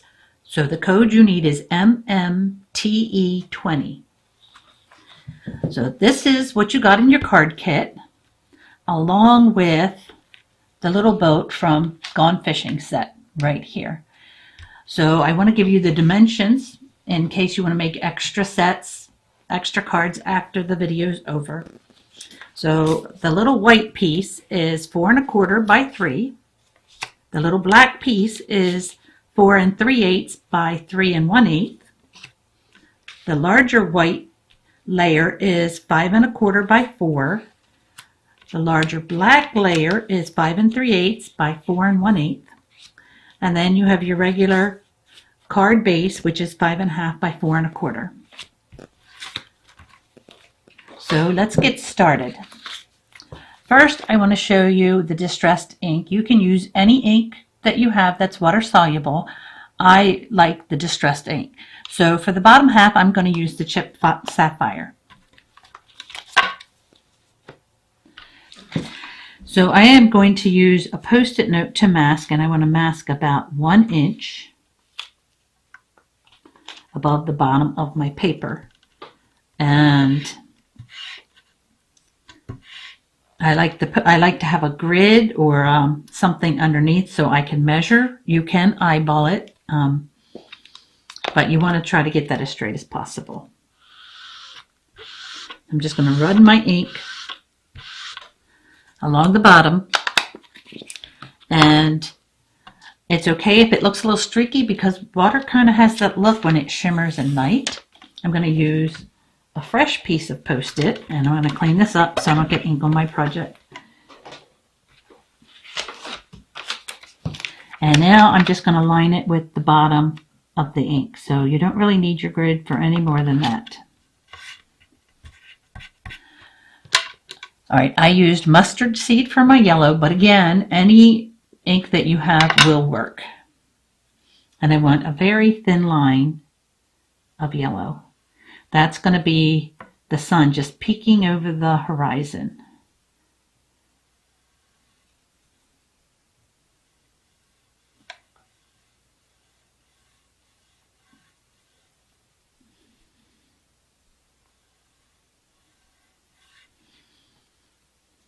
And I want that to be fairly even. So, all right, I think that looks good. Now we're going to take carved pumpkin, and we're just going to go even thinner than the yellow, the mustard seed. And I'm just going to, just at the very, very edge, because I want that yellow to peek above the orange.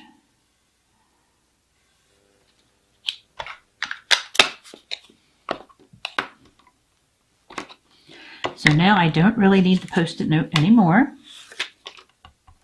Again, we're going to clean that up. Try to avoid smudges. All right. So now for the top, for this one, I use faded jeans. And I'm just going to blend.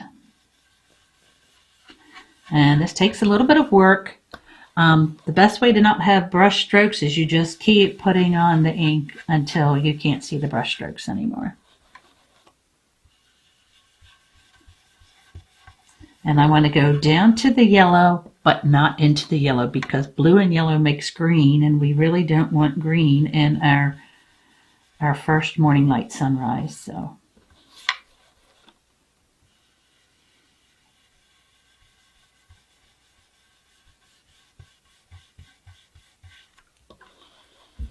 this just takes a little bit of patience. This card actually takes a little bit longer than the other two.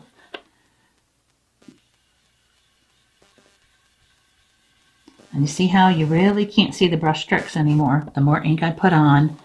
And then you get that nice dark line around the edges, kind of is aesthetically pleasing. Start in a different place every time.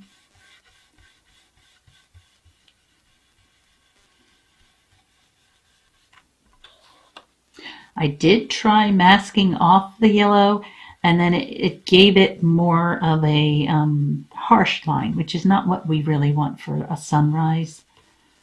So it does work better to not mask the yellow off into the sky, but you can leave a little bit of white because sunrises and sunsets, if you look, you actually sometimes will see it'll look either like mist rising or just the regular atmosphere.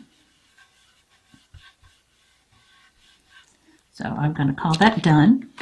And again, I'll wipe up my space. And we're going to stamp. Now, I do already have this positioned, but I do want to let you know that the more I stamp, the more I love to use a little piece of acrylic or laminate to find out exactly where my stamp is going to go. So you put your paper right in the corner and put your laminate right on top. I am using VersaFine Clair. That's what I like to use for the silhouettes because it does give a nice dark image. You do need to be careful it doesn't dry on smooth surfaces. But you can see, you get to see exactly where it's going to be, and that looks good. So now I can go ahead and stamp and not worry about not having it in the right spot.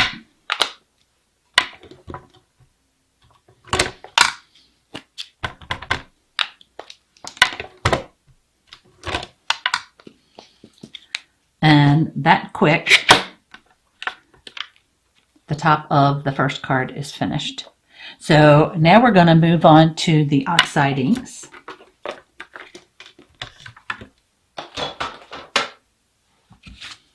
And you'll see this will be a little bit faster. And again, I'm just going to get my Post-it note and mask an inch off.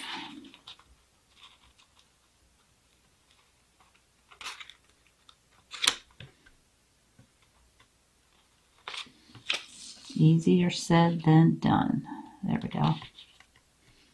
So we want it to be straight. So the process is going to be the same, only with this card, I actually used the lighter one for the bottom. And so I used the Oxide Faded Jeans. The same thing, you're just going to run it along the bottom till you get the darkness that you want. I like that. I think that looks good. I could have kept going so there were no streaks, but like I said, sometimes the streaks actually add to it. Again, we want to clean up our area. And you can see how juicy the oxide inks are, and that's why it makes such a quicker blend. All right, I'm going to just put this up to the edge.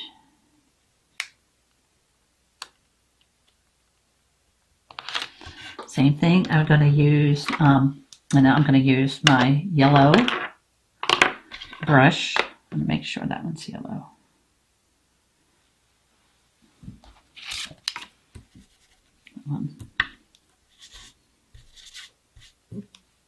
Actually, it looks like either one will work. So again, I'm going to just put yellow along the edge.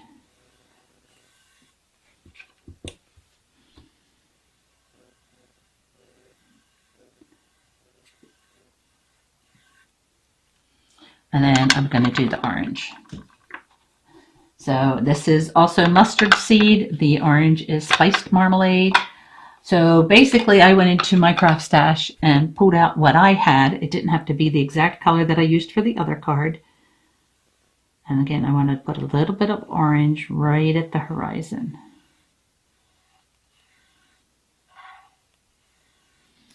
And I think I want a little bit more yellow. I want that yellow to peak above the orange better.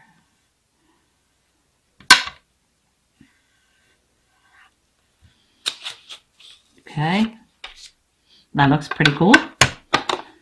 All right, so then for the top, I used Blueprint Sketch. And I'm going to clean up my workspace once again.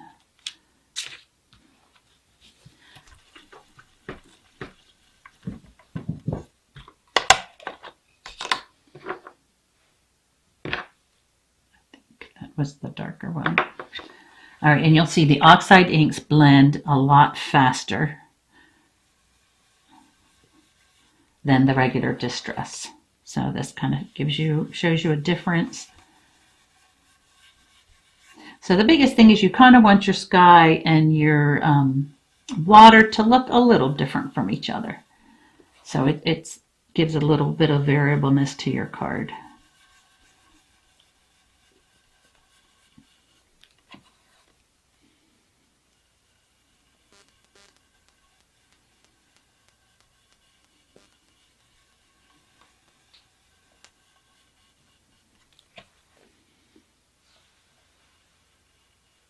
I'm going to get close to the yellow, but not really in the yellow. So that's why I'm still blending it out.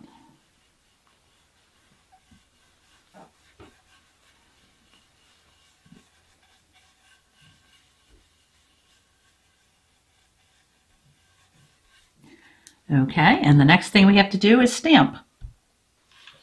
Okay, so we do know that our stamp is already lined up, and we can actually double check. So yes, everything's in right position.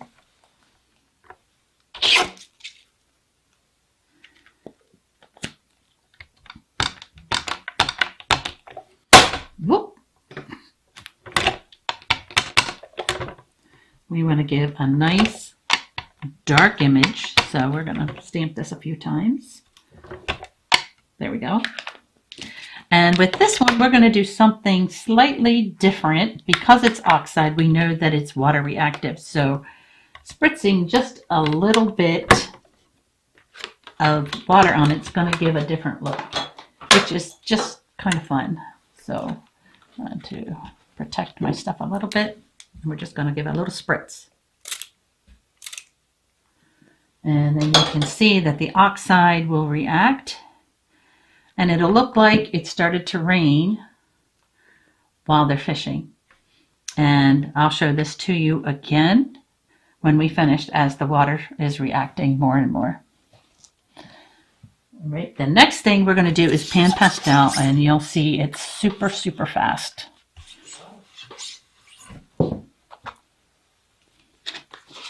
That'll be this card. All right, so it's the same thing. Once again, we're going to mask off an inch.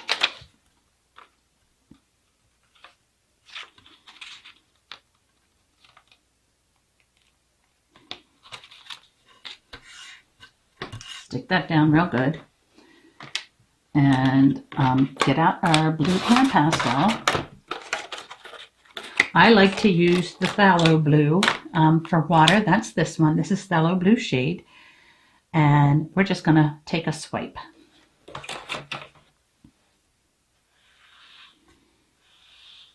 And that's really all we need. And that's, I just love the pan pastels because that's how fast it is. And you got a nice dark coverage.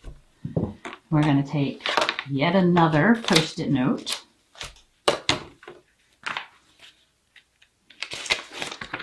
And then mask off the water again.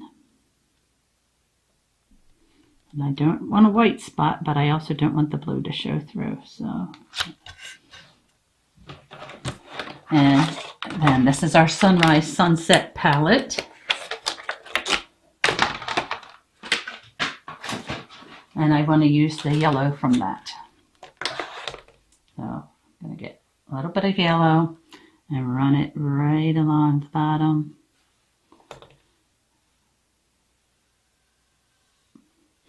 Flip it over and get some orange. And again, same thing, barely go over the horizon.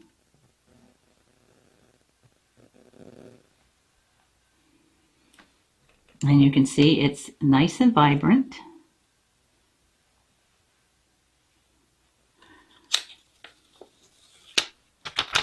I'm going to tap it off. And we're ready to go back to the blue already. So this time with the blue, I want it to be not quite as light as the turquoise. So I'm going to just switch this over. I'm going to do turquoise first.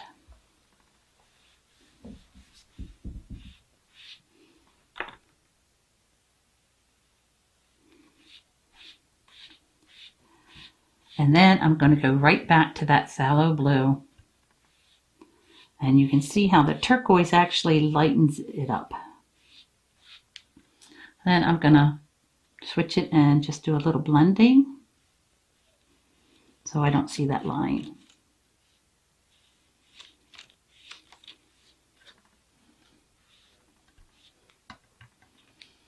All right, and that's ready for stamping.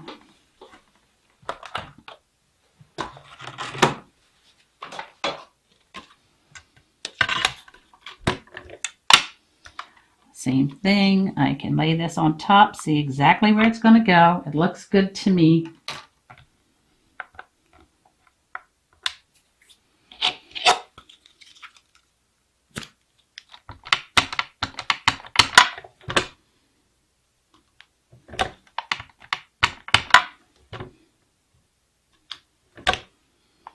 Okay, now with the pan pastels, you do want to set them with something. I use hairspray so I don't have to go outside. You can use Krylon for pastels, and that will work, but you don't really want to spray that in your house. So it's actually time for us to put our card together now.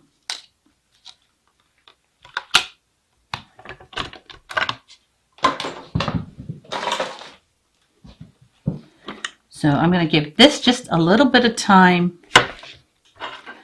for the ink to dry. So I'm going to start with our card base. Get this junk off of here.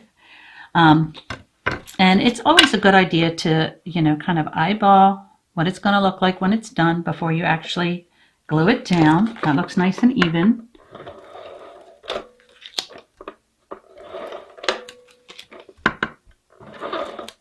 A lot of times I don't put sentiments on my cards because then I can use them for just about anything when the need arises. So again, you just want to eyeball and get as even as possible.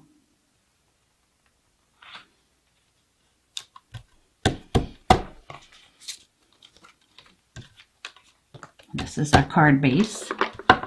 Like I said, what order you do this in is totally up to you. I actually generally like to take down the thing I colored first, but like I said, I want to give that ink just a little bit of time to dry. So actually like to do it from the top because I can trim off the bottom if I have extra. That looks pretty good. Okay, so this is dry enough.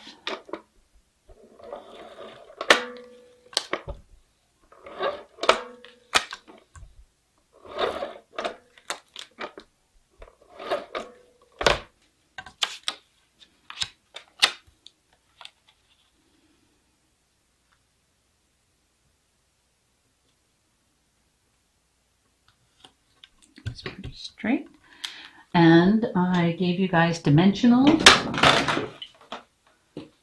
which I believe I forgot to bring up with me.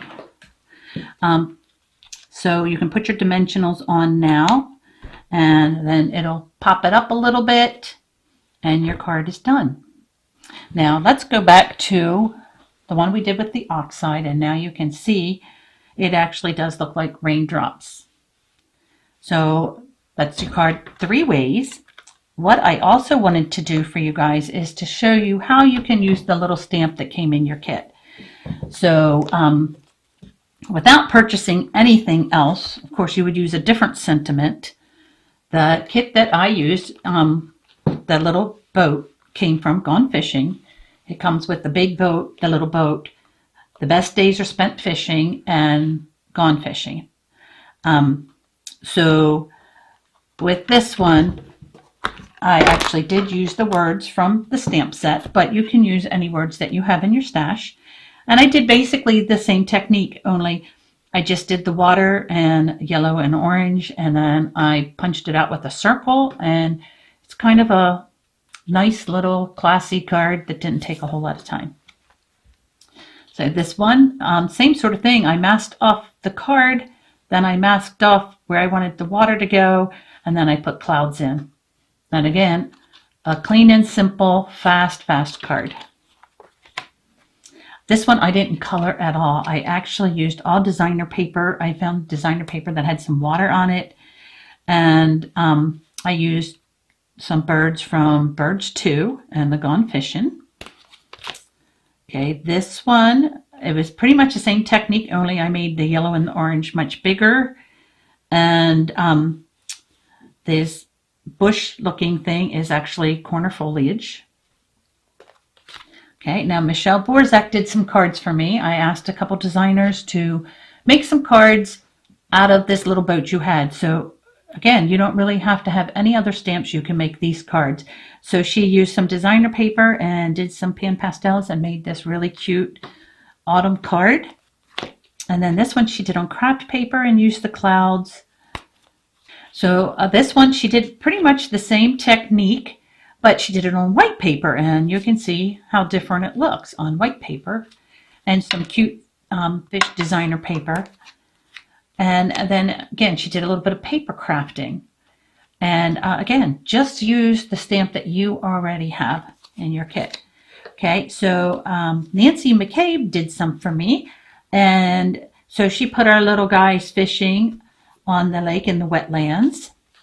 And then she paired it with the silhouette cattails with some pan pastels. This is Quiet Waters. So you can see the little stamp you have goes with so many of our scenic stamps. And Shirley Corey did this one, and this is Beautiful Bridge. And here's your little guy right there in the back fishing. And it just looks so peaceful and sweet. I love this card. She's relaxing on the beach. And again, she just put him up by the edge of the water towards the horizon. This is Palm Tree Beach. As you see, this little guy can match with almost all of our scenic stamps that have water in them. So this one, she created the water with pretty much the same technique we used, and she used the reeds from Reeds and Ducks and put him with the sun right behind him. Beautiful card. That's Shirley as well. And this is Michelle Borzak. So she actually used several sets. She used Lighthouse on the Beach, Silhouette Cattails, and then the little fishing guy that you have already. Dina Tubb made this one. And so she put a beautiful moon in, and she used the reeds again from Reeds and Ducks and the tops of the trees from Silhouette Forest. Okay, again, this is Dina Tubb, and she split up the saying Gone Fishing, which is cool. And you can see she masked out the circles. Again, you don't need much more than what you already have. So, and then she did just slightly different. This is Silhouette Cattails. This is the tops of the trees of that same set, and she used a bird from Birds 2. And again, now she used the cloud stencil with the Silhouette Cattails, just the bottom part of it, and the little stamp that you have in your stash. And you can see how each card looks so different with using different colors, different parts of your stamp. She used the same stamp set, and it looks very different. So this one's slightly unique in that, okay, again, it's the same technique I just showed you, corner foliage, but I made the men women because the ladies are like, we want women fishing. So I put a little bit of hair on, say she's got a ponytail and she's got long hair. So now it's a mother-daughter fishing. Okay, Dina Tubb made this one, and again, very different looking, but it's a Silhouette Cattails, and it's with the bigger boat that if you buy the set. And Shirley made this one, and I just love the soft colors. But you can just see as we go, you get very different looks with different colors, adding different stamps. So Michelle Borzak did this one, and Shirley did this one. Again, I love the soft colors. This is Patty Gilliam, and she used very soft, this is ink, not pan pastels, very soft colors, very peaceful scene. Dina Tubb, she did more. This is with the wild grass, and it looks like it was paired with the a little bit of cattails and maybe even reeds and ducks. Same thing. This is the wild grass, the cattails, and the top of the cattail stamp. So you can see how each one looks so different just by changing up your colors a little bit. So, oh, and I really quickly wanted to show you. So I stamped him on a piece of laminate so you could see. We've already shown you on the Quiet Waters. You can see how that looks. And then he can be stamped on the lake view. This is Scenic Overlook. Again, you can put him just about anywhere in the water. My Quiet Place. He kind of fits. I don't know if that got a little ink on it, but he fits right in there. The wetlands we showed you already. And then the Palm Beach, of course. So like I said, the little guy you have matches and goes with so many of our scenes. If you already have scenic stamps with water on them, he will probably fit right in there too. So I hope you enjoyed this tutorial. Happy stamping!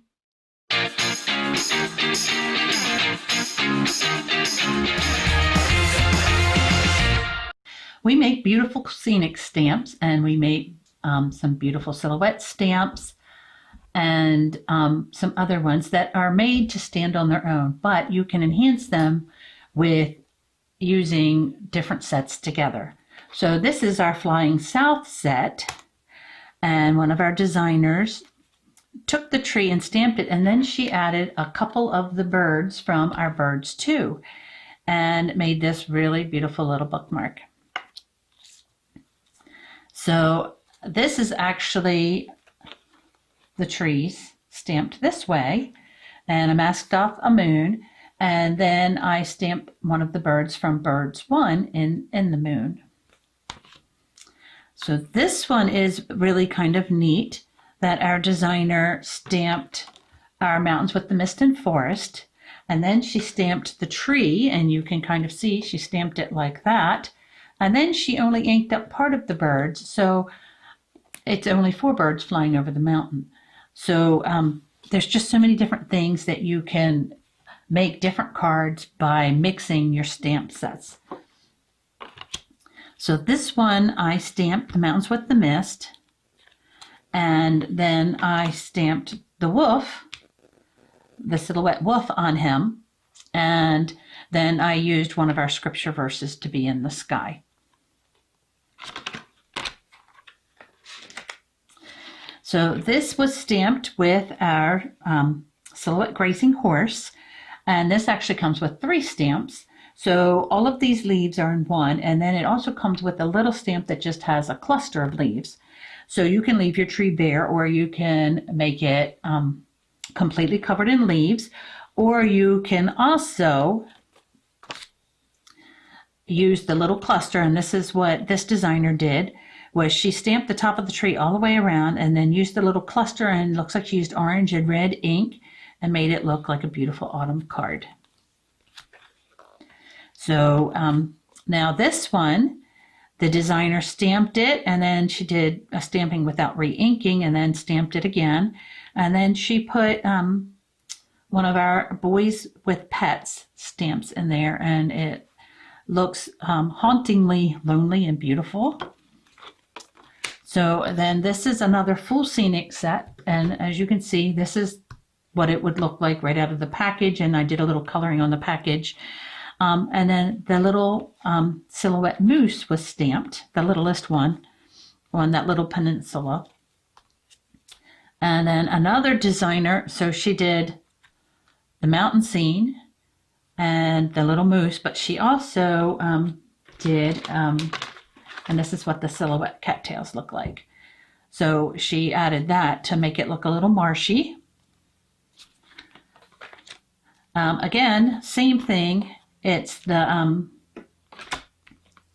mountain scene. This time I colored it in green, and I used the little cluster of leaves from the grazing horse to make it look fallish.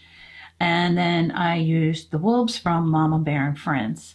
So I just want to pull these back up so you can see how different all of these scenes look. And you're just using the same stamp over and over again, which makes it very fun.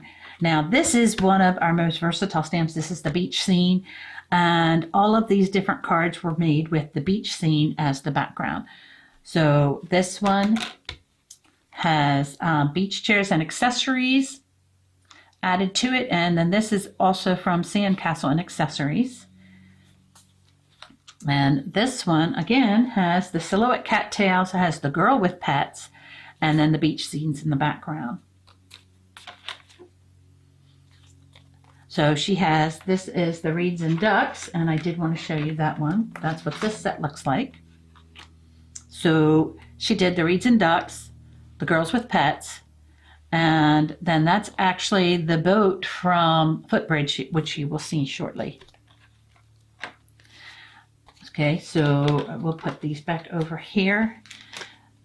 We have a few sets with children in wheelchairs. So with this one, Shirley took the little girl in the wheelchair and the little boy in the wheelchair and stamped them on the beach.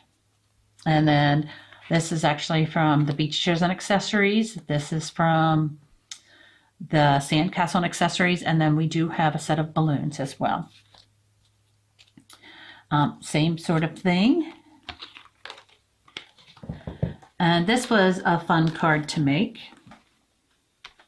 So I actually stamped and colored land and sea, and then put it just on top of the beach scene, and that just made a fun little card. Okay, so again, we have the beach scene and the boats from the footbridge, the little ducks from the footbridge, and the Reeds and Ducks.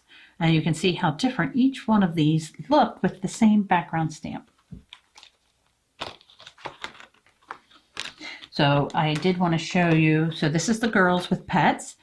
They, each girl comes in 2 different sizes, and the boys with pets, the same thing. They each come in 2 different sizes. So if you wanted to make a card, she can stand alone, or he can stand alone. Or if you want to use it with the scene, you have the little ones that just pop right into the scenes. So this is Lighthouse on the Beach as the background, little girl with pets, and then the silhouette cattails. And then it's kind of the same thing, but we have the boys with pets. And so this is very interesting. So this designer actually took, and I'm going to get back to my cattails because that's proven to be very versatile. This bush here is actually made from the trees. And then this looks like the top of the trees from Grace and Peace. And then again, the top of the trees of the silhouette cattails. So this is the Reeds and Ducks, just kind of stamped straight up onto a funny background that I did. And this is the footbridge. And the footbridge, you can see, comes with teeny tiny ducks, medium-sized ducks, and then 2 different size sailboats. And then I paired it with the reeds from the Reeds and the Ducks. And it's a beautiful complete image, but as you can see, it looks beautiful all by itself as well. Okay, so, and this one, same thing. I took the flamingos from Flamingos and Wildgrass, and I used the reeds, and then this is the tops of the trees of the Silhouette Forest. And again, here's the ducks with the Reeds and Ducks. This is silhouette foliage, and then the grasses. And here's the silhouette foliage. So again, the silhouette foliage was used, and so this was made with Walk by Faith. And then it looks like Dina did the reflection technique, and then she put the silhouette foliage all around it. And then this is our silhouette stag. Here again, you see that silhouette foliage. And you also see that's the top of the, I think I put it over already. Yes, that's the top of the silhouette forest in the corner. So she actually kind of took it and stamped it upside down, which is kind of a neat thing that you can do. So now we have, this is Grace and Peace, and all I did was a little bit of masking, but that's the top of the trees that were used in that other one. This is what Walk by Faith looks like if you just do the coloring and stamp on top of it. So again, this tree was used to create a kind of thinned forest look with our silhouette wolf. So this was really neat. This is called the Avenue, and Shirley used some of our Cowboy Mini. This little guy also comes in Cowboy Up, and then she popped up a little truck in front of it. So that was pretty cool. So again, now Michelle did this beautiful seagulls and driftwood, and again, that silhouette cattails looks great stamped right in front of that. This is the little dog from the Girls with Pets on the Palm Tree Beach. And this is our scenic woodland, and this actually comes with a little different cluster of leaves that you can use to make it different seasons. And then it has the Take Shelter Little People on it. Okay, so this is again the seasonal woodland, and instead of the little children with the umbrella, I stamped the galloping horses, and I did the medium-sized one. And this makes a really kind of cool Christmas card. Okay, and so now we have the wetlands, and I think I showed you that, you know, we could put the little fishing boat in there, but you can also stamp the little bears for Mama Bear and Friends. Or what Tracy did, and I believe Nancy did this one, and Tracy stamped the little tiny ducks with a little bit of watercoloring that they're just floating around and dunking their heads for food. So as you can see, with several different stamp sets, you can make tons of different cards. So in addition to stamps, we also sell some products that will enhance our stamps or make stamping a little bit easier for you. So we actually sell, and this is exclusive to Blue Knight Rubber Stamps, ink pad handles. And this is how it works. It comes with a little metal plate that has a sticky back on it. And you put that sticky back on your ink pad.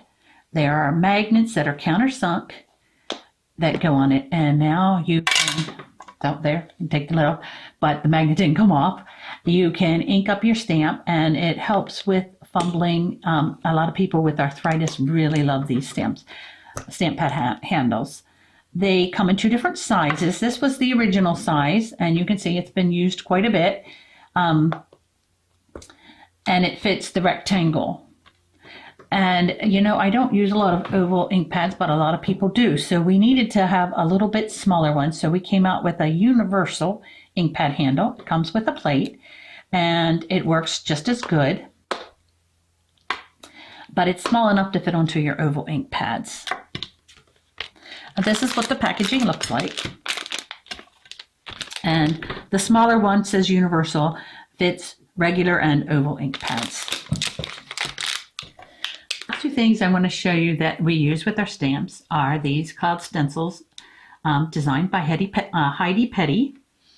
And so this was the first cloud stencil, and you can see the clouds here, a little bit brighter here.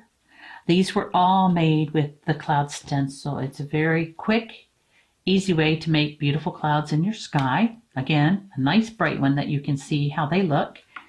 And then we have a reverse cloud stencil where if you're using designer paper, you can actually put white. I've used Tim Holtz white picket fence, and then it comes up where you can use the white pan pastels to make white puffy clouds. And then it's interesting, on this card I noticed Dina actually used the rough edge of the cloud stencil to just have some variableness. So in some of these you can tell she used the big cloud stencil, and then she switched it up and used the bottom of the reverse cloud stencil, and it just looks very realistic.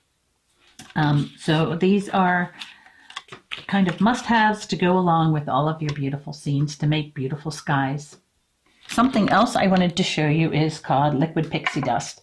This stuff is quite phenomenal in that it put a little bit of shimmer on your water. I use it often. So I wanted to show you, and we can show you on, you know, the stuff that we just did. You just put about half a dropper in a little tiny bit of water of your liquid pixie dust, and you paint it over top of whatever you want to shimmer.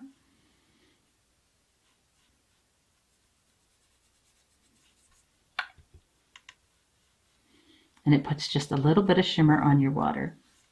And see how that shimmers? It works on top of the pan pastels as well.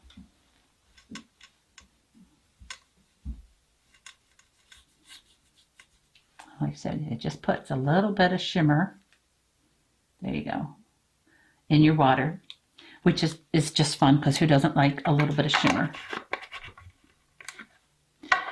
We also sell some double-sided tape. And what this is used for is to do glitter. This is what the package looks like. I did the math this morning. It comes with 16.4 yards. And it is 3.93 inches thick. So it's not quite 4 inches thick, but it will make over 100 cards. So that's a lot of tape. So that is what I did with this. And I'm trying to get the shimmer to show. There you go. You can see the shimmer. So you stamp, you color your card, you open up your tape, and you lay it face side down. You trim it off, and you pull the sticker backing off. Make sure your hands are clean, because it'll take your fingerprints. And then you pour extra fine glitter all over it. I bought the stuff from Michael's. It works fine. You do want the kind that you can see through. And then you burnish it. But you can see the glitter is stuck. It didn't get on my hands. And then it makes a very wow Christmas card. So that is, again, a little bit of glitter never hurt anybody. And then I saved the pan pastels for last. So we carry 2 pallets of pan pastels that they made up just for Blue Night Rubber stamps. And we call them Day and Night and Sunrise and Sunset. So this is what the packaging looks like. That's the sunrise and sunset, and this is the day and night.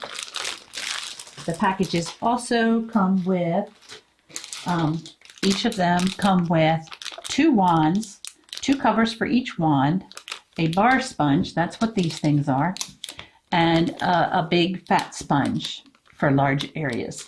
So each set comes with these. So the day and night set comes with these 8 colors. So this is chromium oxide green, black, violet, aquamarine blue, phthalo blue, and turquoise, and white. The sunrise sunset comes with magenta, permanent red, orange, diary light yellow, red iron oxide, burnt sienna shade, I believe that's a shade, yes, and white. Now I included white in both sets because you can use white to make multiple shades of your pan pastels, and that is very helpful. So I was trying to get a really soft blue for some water, and this was just too dark. So I colored all of the water with white and then put the turquoise on top, and it came out just the way I wanted. I was very excited. So in addition to the sets, we slowly said, oh, but we want a few more. So we only did 7 in the sets because I wanted to keep them under $50. So the first things we added were burnt sienna tint, red iron oxide tint. This pink in the sky with a little bit of magenta streak through looks phenomenal. I like the burnt sienna tint because it goes well with the burnt sienna shade for your roads and your sand. And then to make your sand shimmer, we also have bronze or gold. And these are very transparent so that you can run it over top of your burnt sienna tint and it makes it look like shimmering sand, which is pretty cool. And then we have the bright yellow green, which I think it's important to have a couple different shades of greens so that your grass can either look like it's springtime or it can look like it's later on in the fall when the grass darkens out, but you can use the two together to give some variableness. And then one of my designers said, oh, you know, I'd like some darker colors. So we went and got the chromium oxide shade, which is exactly this, but with some more black. So we know it's going to match that color shade of green because it's just a darker shade of it. And then this is phthalo blue shade. So again, with your water now, you can get a little bit of depth when you add it to the phthalo blue. This is Dairy Lied shade. Same thing, so you get some shading. It's the same color yellow, but it has some black to it. And then this is one of the most wonderful things. It is called Colorless Blender. So when you're going to blend, if you just are getting too many streaks and you just can't get a good blend, you take a little bit of this Colorless Blender and you just rub it with your sponge all over your card and it blends beautifully. So along with the pan pastels, we do carry the bar sponges. I probably use these more than the great big sponges, and I pick these up a lot. And the other thing I use a lot of are the mini applicators. This is just an applicator that comes on like a pencil thing if you like to have more of a handle, and then the replacement heads. And then these all replace the rounded edge wand. They're just extra covers. So the sponges work great with the pan pastels. They do wear out occasionally, so you do have to replace the covers or replace your applicator. I tried going the cheap route and just buying eyeshadow applicators. They work okay, but you get more dust. I will always try the cheap way first, and I tell you, using their soft applicators that they developed for the product actually does work better. So this is pretty much, I think we have a few other things on the website that we sell. We try to sell things that will enhance our stamps, work with our stamps, making your stamping a little bit easier, and it just all works together. So I hope you enjoyed your day crafting and have a wonderful time stamping.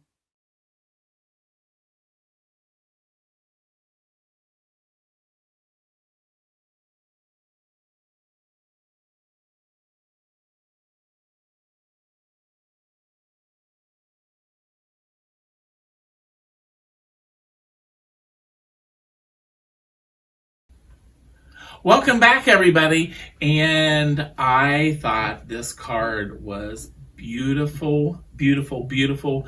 They showed 3 different techniques for doing like the inking. The first one was using the distress inks, and showed how to, started with the layering on the bottom. And once again, I saw Post-it notes used as a mask. So, she added the blue at the bottom, and then the next color was, just a real light, I'm going to use the word streak across, but she did it in layers. And then with the sky, did the distressing inks and did the blending with that. And then the next one she did in the stamp, I love the little silhouette of the boat. We were talking about what's the notebook and maybe on Golden Pond. Yes, so that's what it reminds me. But it's just, this really looks like, I could see this hanging up literally in a frame in the house just because of the look of the card. Right. The next, technique was using the oxide inks. And then, just doing the inks and then doing the water, and it literally looked like there was rain on the card as it would dry. So I love that. And then also, and I want to make sure I get this right, the next technique she used to create, and it was the same look as far as the card, were pan pastels. So, and how elegant, and those were really easy to use with the blending, and, just lightly doing it. And, of course, with the blending, the more layers you add, the darker you want it, or, lighter that you want it. So, I just thought getting the same card, kind of the same look, but 3 different techniques. So thank you, Blue Night Rubber Stamps, for that great artistic card. Exactly.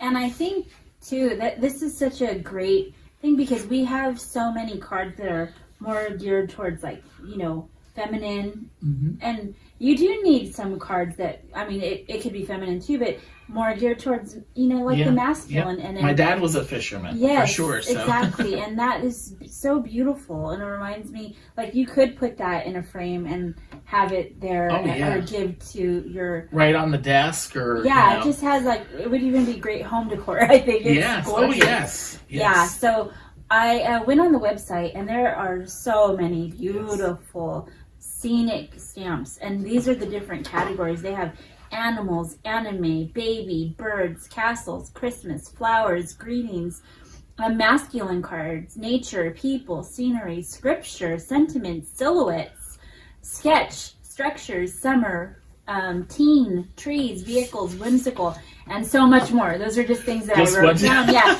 that those jumped are just out a at few, huh? And there are just so many, to make that beautiful scene that you were describing. I think that's just so neat. I love all kinds of different card making techniques. Yeah, the mediums that you can use. And it's so pretty. And you were talking about the pan pastels. They have so many different colors on the website, and they even have bundles. I noticed they had a day and night palette and the sunrise and sunset palette. Oh, so nice. Yeah, really, really, and affordable too.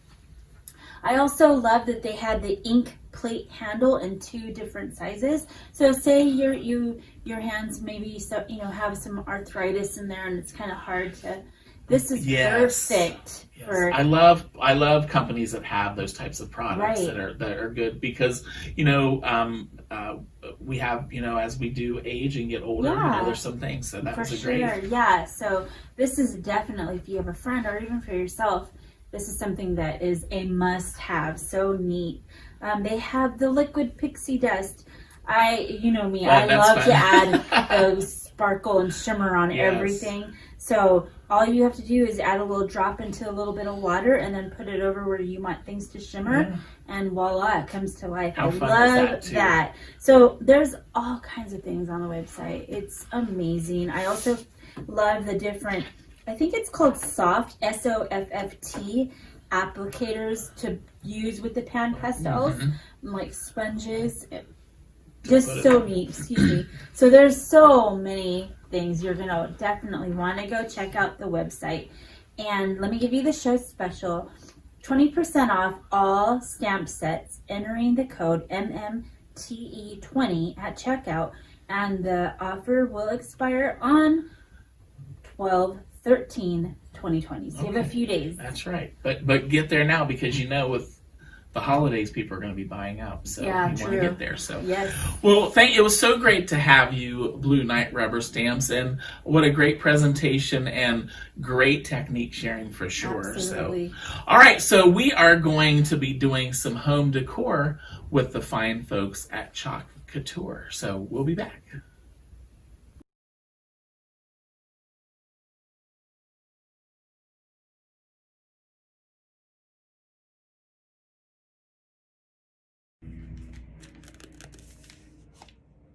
Hi guys, it's the Chalkin' Chick with Chalk Couture.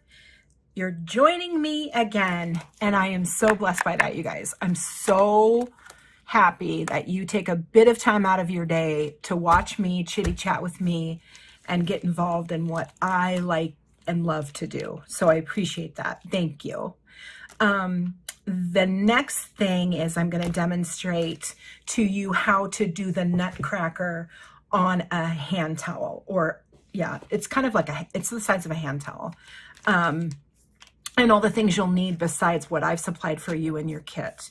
The first thing I want to show you is this is really what I look like, since you can't see me and you're just seeing my hands. And I'm a glasses person. I really love glasses. And so these are the glasses that I'm wearing today. Love them. And I have, I don't know, maybe 20 pair. The other day, my girlfriend and her husband stopped by and they were saying that I have the world's largest glasses bowl, because they all sit, the glasses sit in a bowl. So I thought that was funny. So I am the Chalkin' Chick. There's me. And then I wanted to chitty chat with you. There's my phone number. Please text me anytime you need anything. And this is my email, thekarenconway@gmail.com. Also my website, thechalkinchick.chalkatour.com. And we have a starter kit for $99, and there's a little special with that. So if you want to talk to me about it, you can email me, text me, Facebook me, Instagram me. Next thing, since we talked about Facebook and Instagram, is I have a Facebook page called The Chalkin' Chick. It's a VIP group. If you'd love to join that, please go and join that, and I will accept you. VIP groups, we can sell retired transfers, we can sell retired paste, we can sell new stuff, and we can offer our special and how we want to do it. So that's a great way to be. And you guys, there's a plethora of ideas in there, so that will be fun. Instagram is The Chalkin' Chick. Go join that. That's kind of fun too, because I do put samples and videos up daily. Okay, so at the bottom, it does say, use this voucher to receive one Chalk Couture item at 40% off, and you have to do it with me. So you have to text me that one item at 40% off, or I just reimburse you through whatever payment you'd like, PayPal, Cash App, Facebook Pay, whatever, after you've placed your order. So we'll talk about that together. We'll keep in contact. Oops, sorry. And then the next thing I want you to do, if you did not receive this, is go ahead and take a picture of it. And I trust that you will send it to me with what you'd like to order. Even if you didn't get this card, you're more than willing to take that picture. And then what I would do too is I would share it. Go share it with people, please. That blesses me. That helps out a lot. Okay, the next thing is our autumn and winter catalog. You will receive one with your purchase. And boy, this is loved on. This is my sample. This is my book. I love it. And then guess what? The spring and summer catalog, the big one, will be coming out in February. We get a sneak peek at leadership, so we're kind of excited about that, if leadership happens. If it doesn't, then what we'll do is we'll just have a virtual leadership. We had a virtual ChalkCon last year. It was fun. Okay, first thing I'm going to introduce you to is the Nutcracker. The Nutcracker has two different Nutcrackers with it. So this you may have gotten, the face, the soldier's shirt, his, right there are his cheeks, his top of his hat, and then this is his body, okay? You may have gotten that one. You just cut it accordingly. You can see that this one says A1, or excuse me, A1, A2, A3. That's how we would like you to lay it down and to put it on your cloth. But I'll explain all that to you. Okay. And then you can see the lineup, the little lineup things, and it'll help you line up the transfer too. Remember that these are silkscreen. So you're going to fill in all this and not the green part. Don't fill in this, because then you'll have a miss. And since we're doing it on cloth with ink, it becomes permanent. So just try to match that up as best you can. Okay, the next thing is I cut the one that I'm doing in 3 pieces. And mine says B3, B2, B1. Okay, so they want me to use however accordingly. And I think that I can use this together. I don't have to cut this apart because it does say B2, B3, B1. I may not do it in that order just because you don't have to. Okay, and this is the bag it comes in. And it'll tell you the classic Nutcracker. I want you to save this bag because when you do, you can put your reusable silkscreen transfers right back in there. okay? And then you don't have to store them away in any special place other than the bag. All right. Okay, we're gonna start. Now, we're gonna use ink, and maybe some of you haven't used ink before. Where did I put my ink? Oh, there they are. We are gonna use these colors, eucalyptus. We're gonna use just our basic black, and then we're gonna use bumblebee, okay? And these are ink. I haven't even opened them up yet, to be quite honest with you. I'll open them up as I go along. And you guys will not be getting these big honkin' pastes or inks, sorry. I'm gonna send you 3 of these with the color in it, and it should be plenty, okay? And it is a lid. I wanna tell you that it will dry out in here if you don't use it right away. I want you to add water. If it's too dry, just add water and keep stirring. And if it's too wet and too non-consistent of sour cream, go ahead and add some cornstarch. It's non-toxic, gluten-free. So if you accidentally licked it, I don't know why you would do that, but if you did, it's non-toxic. Okay, so I'm gonna confess, I have licked chalk before on accident, our chalk paste, not our chalk ink. And it was a total accident. It was on my finger. I probably thought it was some whipped cream. But it wasn't. So it was paste. I always have ink or paste on my hands. So you're gonna get 3 of these of those colors, bumblebee, black, and eucalyptus, okay? And it will be ink, so everything's gonna be permanent once we heat set it on our towel. So you can wash this towel when we're done after you heat set it and let it set for a little bit. What I would do, we have these trays, these color trays. They're a set of 24. They're very reasonably priced. I would probably be willing to purchase a set of trays to be able to dump my paste out of here. And if you don't have access to be able to purchase a set of trays from me, maybe you could find something plastic around the house to stick them in so you can reuse it. If you could stick it in a cello bag with a seal, and then you probably will have to add water because it'll dry out a little bit while it's sitting there. So these are pretty reasonable. And I not only use these for paste and ink, I actually use them for my rings if I'm in the kitchen, because this is sitting on the kitchen counter if I'm washing dishes. And I also use it for dip trays, which I think is kind of fun. Let me go get my color trays for dip trays so everybody has their own personal dip tray so they're not double dipping, okay? All right, so we're gonna start, all right? And then I'm gonna open up ink as it goes along. I do want to get here on my computer a little bit. I know that I'm leaving you just really quick, but I wanted to make sure that I was using the colors appropriately.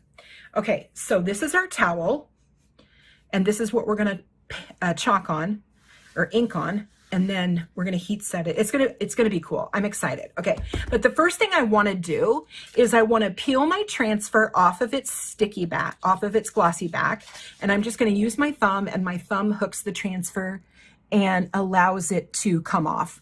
And the next thing I'm gonna do is I'm gonna use our mat, our sticky mat, and I'm just going to touch it here really quickly and take out some of the sticky so it will come off this towel really easily. I'm gonna set that aside and I'm gonna do it to all 3. So this is our mat. If you don't have a mat, you can order it from me. You can get it on your 40% off retail price. That's what designers get. We get 40% off of everything that we purchase, which that's why I became a designer, because I wanted the return. I didn't want to have to pay full price. I like that idea.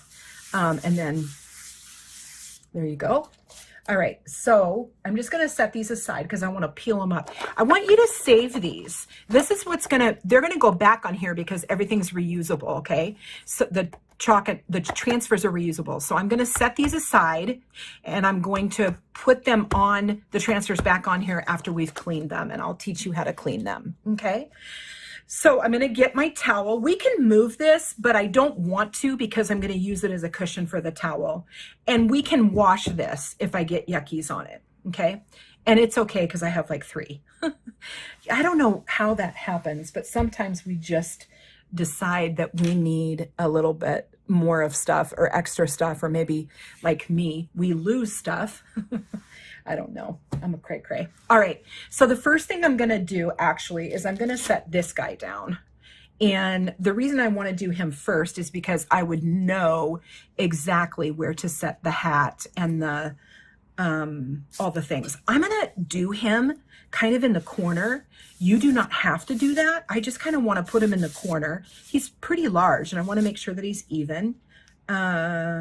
You'll get this, you'll get your towel, and you're going to get all your inks, you're going to get all your transfers, and remember there's 2 different kinds, so you're going to get 2 different kind. One, like Jill might get one and Billy might get the other one, and you might be sitting there going, hey, our transfers don't match. Well, that's because you each got one of the transfers. All right. Squeegee, you're also going to get 1 squeegee. Between each of you is going to get 1 squeegee in the kit. Okay. So the first thing we need to do is we're going to make this eucalyptus. Okay, this is going to be eucalyptus. So we're going to grab our eucalyptus ink. I use paste so much that I forget that, you know, this is really called ink, not paste. So I'm going to peel this off, and you see all that goodie on there? I'm going to try to scrape it off as best I can. And if I can't, I'm just going to set it aside to be able to use later, okay? So this is our ink, this is eucalyptus. It works just like paste, you guys. So if you've ever used paste, it works the same, sour cream consistency. I have a tissue out. I don't want that in my design. There's something on my finger. Talk amongst yourselves while I'm trying to figure my life out. Thank you. Okay, do you see how this is sour cream consistency? And I'm gonna be quite honest with you, paste is smoother to slide or to smear or to schmear, however you want to say it. But paste is a bit smoother. So did you see that come out of there very good? And you're just going to get a scoop out of your little guy, or you have put this on something plastic and you're going to get a scoop out of where you put it. Okay. So you can lay a board down underneath this, or you can lay a, you know, have a mat or whatever you feel is right. You could even do it on your counter if you want to. What I suggest you do, since this is huge and it is a full silk screen, so you only have to put ink here and ink here. We're going to leave the little pink guys off for a second. Okay. Okay. So what you want to do is you just want to, you know, go down as best you can. I know this is going to be a little bit wobbly because it's on a, oh, what do I want to, I'm dipping for more ink. It's on a, well, this isn't solid material. It's not on a piece of wood. So it's going to jiggle around a little bit. So do you see me holding at the top, the transfer, just so it sits still? So it just stays where I want it. Okay. So I've cleared that off, put the rest back. And now what I'm going to do, you guys, is I'm going to peel this up. And the reason I'm going to peel this up is because I do not want this to dry before I get to his shirt. Okay. So I'm just going to peel this up the best I can. Oop, I let up the little bit out. But guess what happens? Since this is a solid piece, I can just add some and I'll get right inside where I need to be. You don't have to put the transfer back down because you can pretty much match up what you're supposed to have here. You see that? Oh, so cool. All right.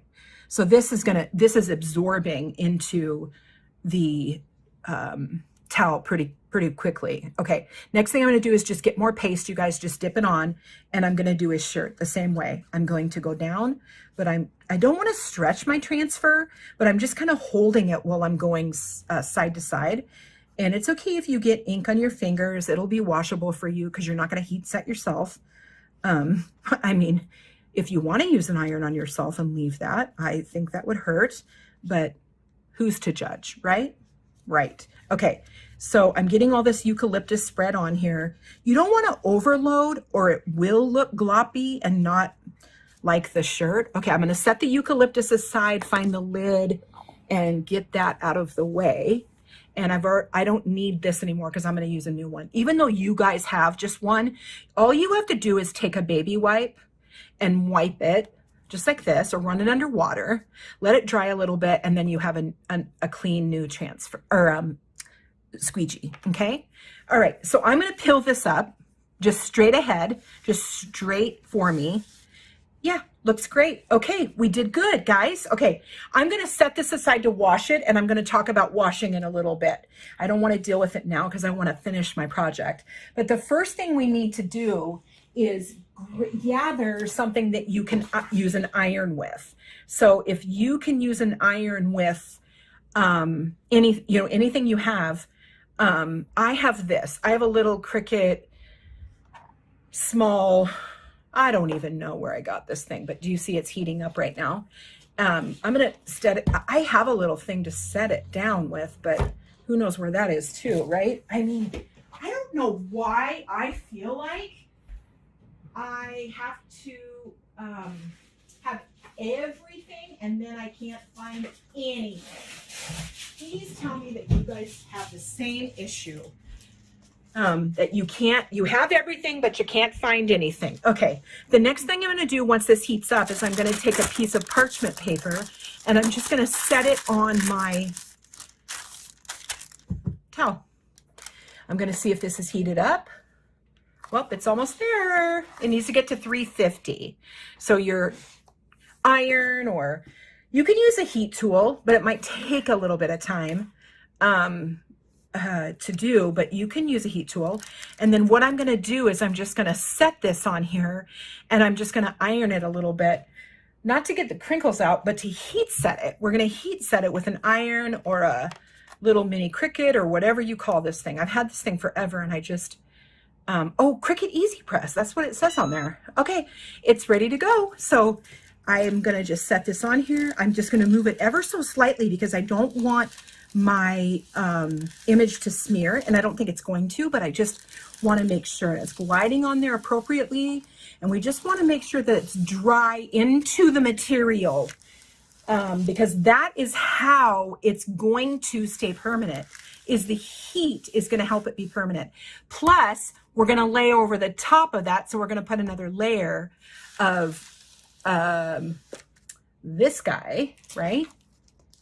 And when we put him on, we don't want the eucalyptus color to peel up because the bottom eucalyptus part isn't dry. So we don't want the black to peel up that we're going to put the face on, right? So we're just going to keep trying here and let's look and see. And it looks, wow, see all that steam? Wow. Okay. I'm feeling as though it's not quite dry yet. It looks a little clay-like, and I can see where some of it's dry and some of it's not. So I'm gonna hold off just a little bit before I put my black part on, okay? I think it's best to just make sure that everything, yeah, this is not quite dry. I think it needs to dry just a little bit more. So I'm gonna go ahead and put the heat on it a little bit more. This project takes us a little bit longer. That's okay. It just takes a little bit longer to do, but once we get done, and remember, you're going to have this Nutcracker forever because our silkscreen transfers are reusable. So you will be able to make more. You can make Christmas gifts. You can make a stocking and put this on it. How cute would a muslin stocking be with the Nutcracker on the bottom of it? Oh, and who has a Nutcracker collection?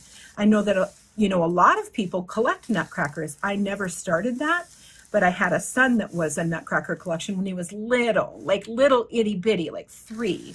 And he's 30, well, he's going to be 32 in December. So that's crazy too, isn't it? Okay, there we go. We'll let that cool off. And then I'm going to go ahead and set this on the floor on the parchment paper. So it does not, I want it to stay on because we're going to work rather quickly. But I don't want it to heat up my floor, right? I have hardwood and that would be bad, I think. Okay. All right. The next step we're going to do is we are going to put the black on. We're going to put the black guy on. Okay. All right. So this is him. And we need to line up where this guy goes. And sorry for my hand, but I wanted to make sure I was doing this correctly. And this guy, he has his teeth, oh my gosh, and a mustache. So cute. Will sit, you know what's good is, you see those little dots? Those little dots have to sit inside the other dots. So I'm going to lay him down and I'm just going to check because these little guys have to be on the little dots. And see how that's not smearing? So that's good that it's dry, okay?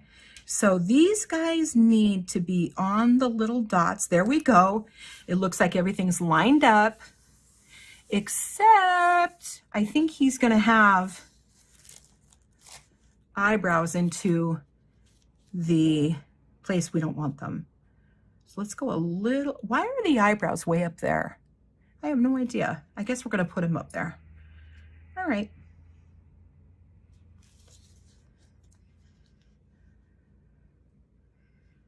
All right, I know I'm being kind of quiet. I normally am not, but I just want to make sure we're doing this as best as we can, okay? We are not doing these. We're going to do those in Bumblebee, but we're going to do this in Bumblebee, and we're going to do this in Bumblebee, but we are not doing this. I'll show you. Okay, I'm going to get my black ink. Remember, your ink's going to come in here times 3 different colors, so you have it available to you. If you can't get your squeegee in that little jar, go ahead and I want to show you how they come, and that's why I didn't open it. Ooh, look at that black. Okay, and remember, we can sink this down in here, and if we don't get it all, we can use it later, okay? And so we're going to do the same thing. We're going to grab some paste, dip, dip, dip, and just enough, right? And we're just going to smear, and we want to just do him. So he has black hair, right? And I'm doing it ever so lightly and ever so gently, only because I don't want to get in any areas I'm not supposed to, right? So he's going to have black eyes. He's going to have black eyebrows. He's going to have black hair again over here, a black mustache, and then black teeth. Ooh-wee, we're going to get challenged here because those teeth are in, like, look at them. Let's see if we can get squeezed in there. And if we can't, I can show you another tool that you can use to get inside of there. So I'm doing his mustache. I've already done his face. I've done his eyes, his hair. And now I don't want to try to get in there. Can you guys see? Yeah. Oh yeah, you can see. Okay. And so I don't want to get in there. So I'm pushing. So I took my paste and I'm pushing up now because then that won't get in the way. I got in the way a little bit. That's okay. And then, because we can cover it up, and then I'm doing his teeth. And I'm going to do it backwards and forwards just to be able to cover it up. Now I'm going to clear some of this out of here and put it back in the jar because you can save it for later. You don't have to fill any green in. You just fill the clear and the white in, the clear in. Okay, you don't have to fill any green in if you feel. There you go, because you're just filling in the silkscreen part. You can wipe this off and reuse it for your yellow. See, easy peasy. You can just wipe it off and use it for your yellow. Okay, and I'm just using a baby wipe. That's all I'm using. All right, so I'm going to peel them up. I'm going to pull them forward. Oh, we did it, guys. We did it. Going to wash him later. I'll tell you how to do it. Oh my gosh, you guys, we did him. We're getting good, aren't we? Okay, so the next thing we need is what? We need our parchment paper, and then we're gonna iron him 350, just like we did the other guy, just like we did his top, right? I'm so proud of us. I'm not kidding. This guy has to be matchy-matchy, and so to be matchy-matchy, it's a little scare, right? So we're gonna iron him, and then we're gonna put that transfer back on and fill it with yellow. We could have filled in yellow before we took it all off, but I don't want to do that because I want to make sure each layer is set in so we don't have anything mixing into anything else. Do you understand what I'm saying? So, and remember, as Bob Ross said, happy little accidents are okay. And I want to tell you a little story. I'm not sure if you're aware of this, but every Amish people do not only think that God is perfect. So they only think God's perfect. So what happens is they decide to sew a mistake in every quilt because they know they're not perfect. And he looks dry. Oh my gosh, you guys, I'm so happy. You don't even know because I'm so proud of us. Okay, so we're gonna take this guy again, Same thing. I didn't even clean them off, and that's okay. We don't need to clean them off, but we've got to fill in his buttons, right? And we've got to fill in his little shoulder pads, I guess as you would call them, right? And then we have to fill in the little top part, okay? So let's move it down just a little bit because I can see some green. And then I want to pull this over a little bit because I think that line is a little bit longer. All right, you guys? So if we go over, we go over. But I don't want to. But if we do, we do. Okay, I'm going to shut that lid. The next thing I'm going to do is we're going to go with this. Remember, we're going to clean it off if we get this, and we're going to clean it off. The thing, though, guys, is ink does not come in the packets. So we can't, like, have one little ink in the packet. I wish they did. That would be the coolest for me because these big jars are cumbersome for me. I love them. I think they're terrific, but I would love the packets instead. Oh, it's talking to me. Like, do you want to stay on? Yeah, I want to stay on. Okay, so I'm going to grab some bumblebee, and I'm just going to pull down, and I'm going to put the bumblebee where we did not put the black. Remember, I'm using the same exact transfer. And remember, whoever got the other transfer is going to do the same thing, and it's going to tell you the layers to do. So don't stress. And remember, I'm only an email, a text away, or if you got to call me, you got to call me. That's fine. And then we're going to do his little pads on his shirt, his little army pads or his little Nutcracker pads, right? And then, this is going to turn out so cute. Okay, and then we're going to do his, that's okay. We're going to do his shoulders, and then we're going to do his buttons, okay? He has 6 buttons. And I think we're going to do those very whimsically, which is fine. Okay, clear off, clear off, clear off, clear off, and see how much paste I get, or ink I get back. I'm so sorry I keep saying paste. I use paste probably 99% of the time because I don't ink a lot. The paste is washable. I love the paste.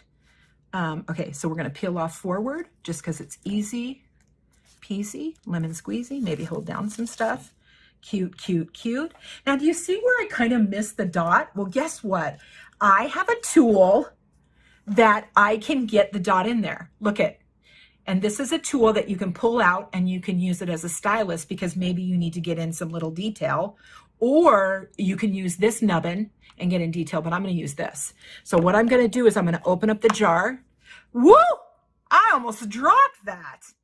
I'm going to get a little bit of paste and then I'm just going to fill this in. Just dot it. I'm going to do them. I think I'm going to do them all just because I'd like that yellow to be just really bright, right? That bumblebee. Look at that. How cute is that? Oh my gosh. Okay. I know that you're wondering what we're going to do with the cheeks, and you have cheeks, but I didn't give you pink. I only gave you 3 colors. So what I'd love for you to do is take, if you have some blush or rouge or whatever you call it, if you have some, I'd like you to just take a Q-tip and fill in his little area with rouge or with blush, okay? Now, I see a smear. And what we can do is we can take the eucalyptus paste and we can take that end of the other one that I used on the dot. This is a new tool in the catalog. It's so cool. All right, and then we can add back our, you see that? And then that becomes fixed. So don't throw anything away. Please fix it before you try to just toss it in the garbage can. Because believe me, you can fix it. You can fill stuff in. If things are over top of things, that's okay. And so I feel like I should go find some blush because this would be really cute if I could finish this for you, wouldn't it? All right, I'm going to pause you for a second because I don't want to have you waiting for me finding blush. Can you see that, guys? Do you love it? So I'm gonna put you on hold just for a second and then I'm come right back, okay? Okay, I told you that I'd come back and show you how to put some rouge on. I'm thinking that lipstick or colored lipstick would work better. I'm gonna try some on a, oh yeah, this is gonna work good. So really his blush goes right here. And so I'm just gonna blush him. Circle, circle, circle. How cute is that? And then circle, circle, circle. And if you, oh my gosh, that looks so cute. See, it just adds to it, right? If you don't have something like this, or you're afraid to put it down, take a Q-tip and then go like this. And then if you have dried blush, go ahead and just take a Q-tip in your blush and then just swirl it on there. Okay, we do need to heat set this, remember? Because if we don't heat set the last layer, then he's not going to be too happy in the washer. All right, so it's waiting to 350, but I'm gonna go ahead and start this just because then it can be ready. Another thing we carry is our Stampin' Mist, and this is for me, it's a good cleanup tool. I can just, you know, water my hands and then dry my hands off with a baby wipe, or get something that would help me dry my hands off. Probably my new towel. And then the thing is that mist also waters your paste or your ink if it's not thick enough. I mean, if it's too thick, oh my gosh. And then cornstarch will give you, if you put too much water in your paste or ink, you could add cornstarch and it will thicken it up for you for sour cream. Man, sometimes I wonder about myself and why I can't find the words. I guess it's because you're watching me and I'm like, oh my gosh, they're watching me, but it's all good, right? Okay, I believe that's good. I'm gonna turn that off. I'm gonna stick it over here with and then our blush is set too. Our blush will stay on there because we pasted it down. All right, there's our towel. And remember, that can wash off. We can just throw it in the washer. And we have another side too. Okay, here's our towel. Oh my gosh, I love him. This would be so cute hanging in your bathroom or your kitchen or wherever you want to put it. Is he so adorable? Adorable. All right, so this is my deal. Remember that you get 40% off one item. Don't forget about that. And then I guess I don't really have much other to say, and I'll answer all your questions as soon as I can get to them. And then, oh my gosh, I'm in love with him. I love how good we did. I really do. I think we did grand. All right. All right. You guys have a blessed day, and I will chitty chat soon for sure. Toodles!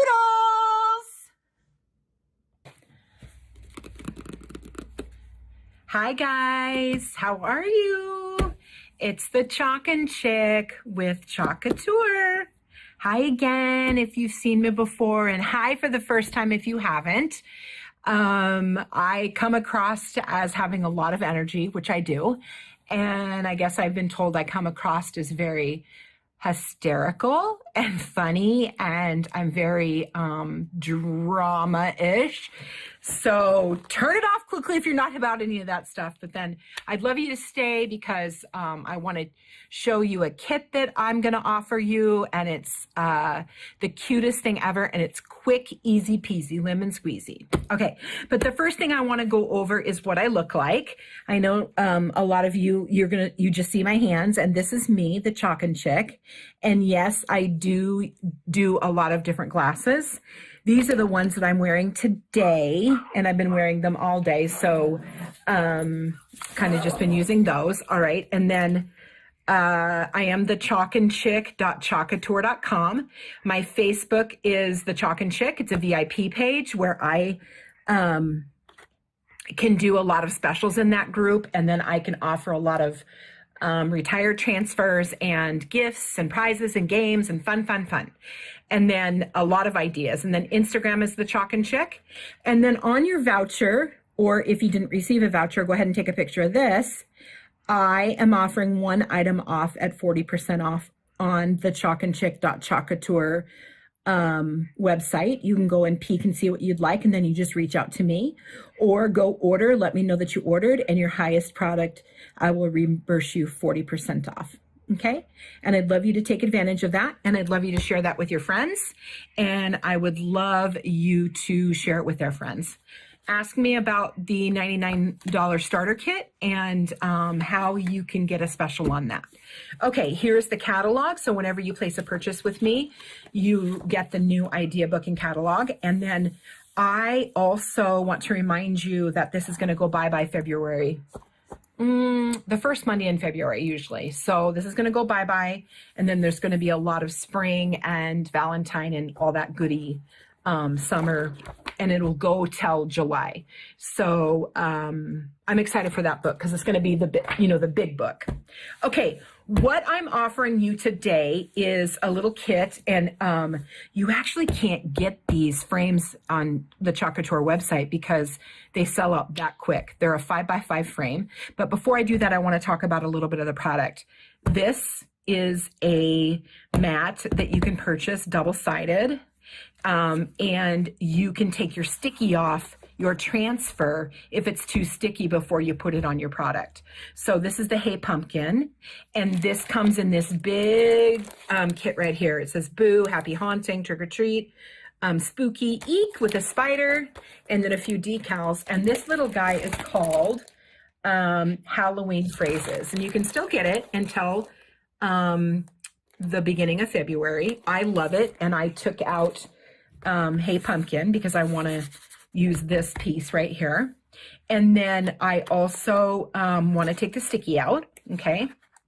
And please don't hesitate to ask any questions or what I'm about or what this is about if you've never seen it, or even if you have seen it and you have never understood it. Okay, I want you to save this sheet right here. It's a glossy sheet that I have cut away with our shears. I've cut the transfer away from the other transfers with these. And I love these, you guys. I have one in every room in the house, even my bedroom, bathroom, kitchen, laundry room. And I even have one in my Chalk Couture room. If you can believe it, I do. All right, so I'm gonna take the sticky out of this, and I'm just laying it on here. I may have already done that, but I wanna do it again because it's really sticky. It's a brand new transfer, and brand new transfers come really sticky. The reason we wanna take the sticky out is just because then it won't adhere. It'll adhere better to the board and base that we use, or the base that we use, or the board, or any boards that you use and that aren't Chalk Couture. So I just wanted to do that only because then some of this green stuff won't be left behind either. Okay, these are transfers. These are silk screen transfers. And whatever you see my finger and hand through is what we're gonna fill in with paste. I do not have to fill in this part at all right here. I always just fill in the transfer part. So you don't even have to put any paste on the green part if you do not want to. Okay, this is what I'm telling you that we cannot get in. And I ordered 40. I ordered 40 of these. I have 39 left because I'm using one. I have 39 left, and so 39 of you can get in on this kit. So this is a 5x5 frame. Chalk Couture. You can do it double-sided. I'm going to go ahead and do it on the white side, and I'm going to put the grooves this way just because I like it better that way. Okay, how cute is that? Can you guys see that? I hope you can see that. Yes, you can see that. All right, the next thing I'm going to do is I'm just going to lay Hey Pumpkin down on the I'm going to line it up as best I can, right? And I'm just going to sink it down so all of the transfer silkscreen part is on the 5x5 frame. So none of this I have to worry about because it's just extra green, but it does hold your image on there a little bit better. And I'm just rubbing my hand across it. Another thing you can do is you can take one of our bigger squeegees that we carry, and you can rub the squeegee across it to make sure that it's sealed down. Okay. Also, what I'm going to do is I'm going to take one of our trays, and these are called our color trays. They're 24 to a pack, and I put our paste in here so I can work with it better. And our paste comes in this kind of size, and it also comes in, this size. Okay. So if you think that this is too much, you can order these, but they come in a set of 12. So instead of ordering the whole set of 12, go ahead and tell me which colors you would like, and I can sell these to you for $2 a pop, okay? And we can get that to you. All right, so this is paste and this is paste. Ink only comes in this style. It does not come in this yet, and I don't know if it ever will. I'm not privy to that information.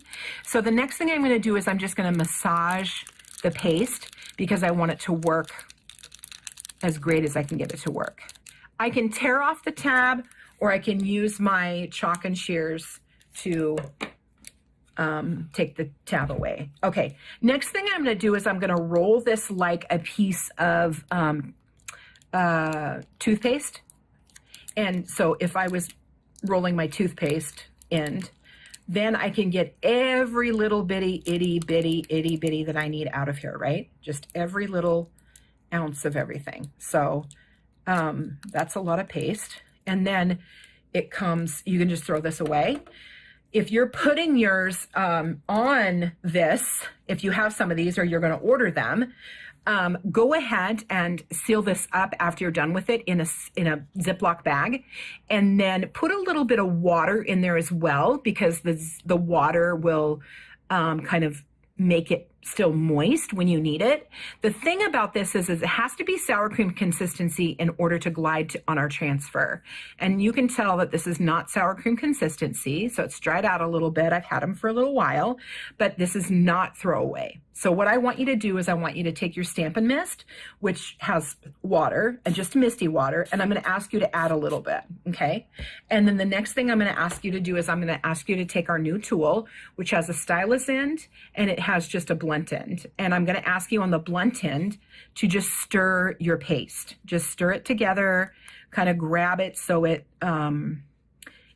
eats up the water from our Stampin' Mist. And then as it does that, it's going to get a little bit wetter, I guess is the word that I want to use. It's going to get sour cream consistency. So let's say I added too much water, okay? I added way too much water, and now it's too thin. It's not sour cream consistency. It's more vinegar, right? So what I want you to do is I want you to get some cornstarch, and I'm sure everyone has a little bit of that in their house. And then I want you to add a little bit of cornstarch to your paste that you've made too vinegary. You always want it to be sour cream consistency to move and slide across the projects better for you, and you won't get frustrated then. You see how I'm pushing down, and you might have to, you know, like kind of manipulate it a little bit. You see how it's turning into sour cream consistency though, all across here, which is easy peasy. So you're going to get the black paste in this kit, and you're also going to get a little bit of orange paste in this kit. So you're going to get a black paste and an orange paste. And so my girlfriend decided to see how much paste was available to how many transfers. So she did 4 8.5 by 11 transfers. I'm just wiping this off with a baby wipe, and it comes clean. So she's did 4 8.5 by 11 transfers with one pack of chalk and paste. That was a lot. So it lasts a while. All right, the next thing I'm going to do is I'm going to grab one of my little squeegees. You'll get a squeegee in your kit, and then I'm going to kind of smear this together, just kind of get a little bit of black on here, and I'm only going to do the Hey Pumpkin part in black. Obviously, I probably will do the, there I go. I'm just stirring it with my squeegee just so I feel like it's okay. Like it's okay to grab. Sour cream consistency just doesn't want to stay on my squeegee. There I go. Okay, this is going to be orange, so we don't need to worry about that. And then here we go. I'm just smearing it, kind of smearing it. That's all I'm doing. I'm just smearing it, and then I'm going to put a little more on here, and then I'm just going to smear that on here. And I can carry down the hay part of paste that's a little bit too much, and I can put it on the pumpkin part, the word pumpkin part. The only thing that's going to happen is your transfer may vary in the kit. Obviously, there is a bunch of them that say a bunch of things, and I cannot be in control of which transfer you get, but they're all cool. They're all cute. I love the spider one. It's so cute. You could keep it out a little bit longer than Halloween. You could keep it out for Thanksgiving, and I think you can keep this one out for Thanksgiving too, because it's just the pumpkin one, right? Okay, I can reuse this if I wiped it with a baby wipe and then I needed to go to my orange, but I don't want to do that. I'm just going to use a different squeegee. No big deal. And you're going to collect these. Every time you get a kit, obviously, you're going to get a squeegee. The next thing I want to do is I want to grab this orange. It's never been opened, but we're going to open it, and this is how it comes.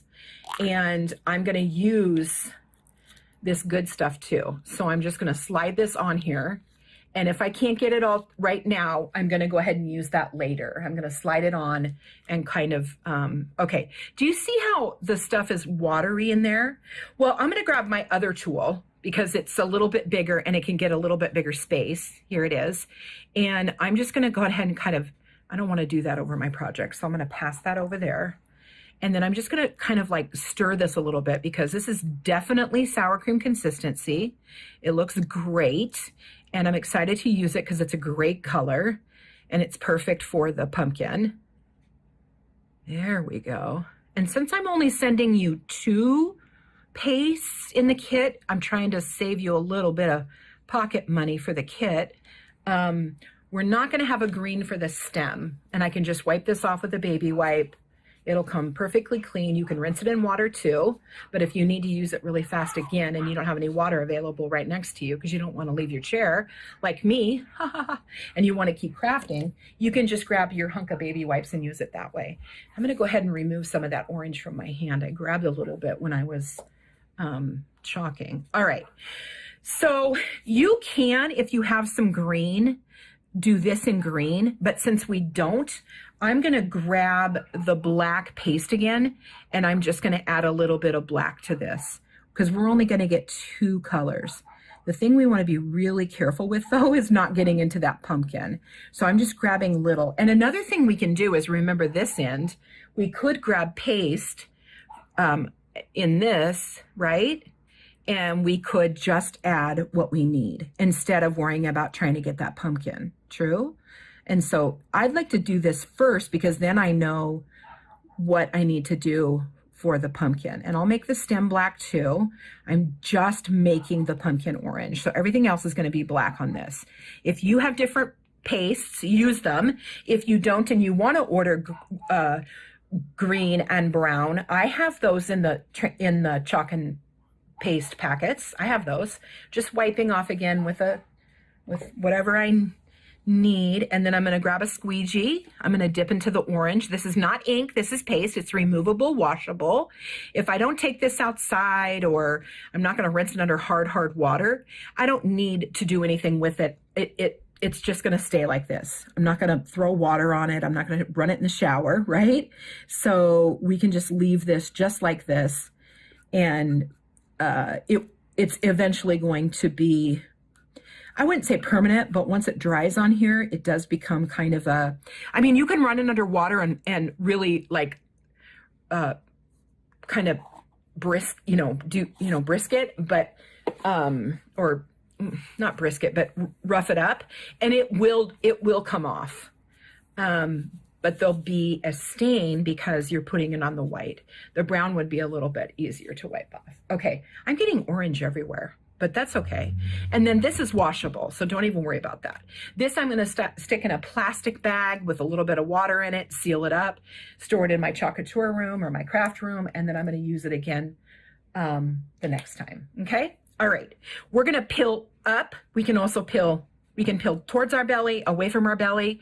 We don't wanna go diagonal on our belly or diagonal on our belly. Diagonals pull, okay? They pull on the transfer, make it stretch. We don't want that. All right, so we're gonna pull up. Oh, cute, you guys.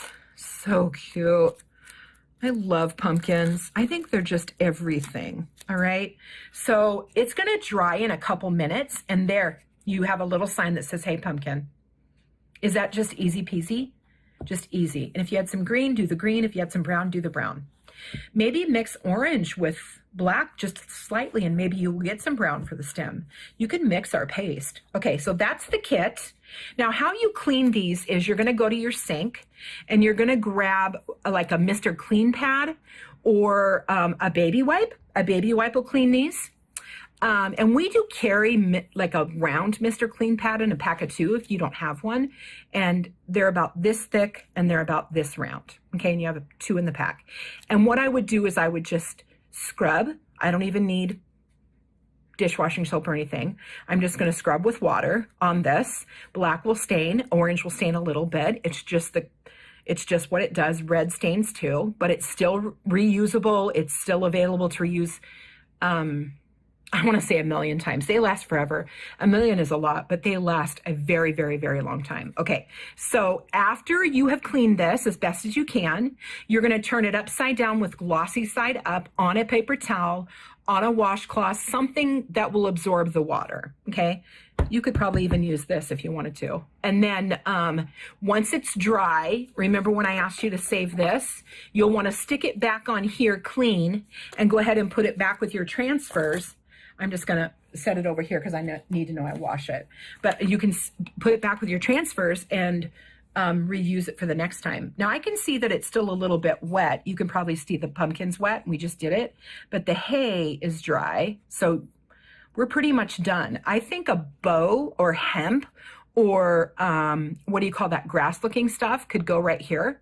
And with a bow maybe in the center right here or at the end. You could put flowers on this. You could put like a cluster of 3. You always want to put your images 3s, 1, 3s, 5, 7s. You always want to do, and you always want to do the biggest image on the bottom and then medium and then small goes on top. But you want to cluster it enough to make it look really cute, okay?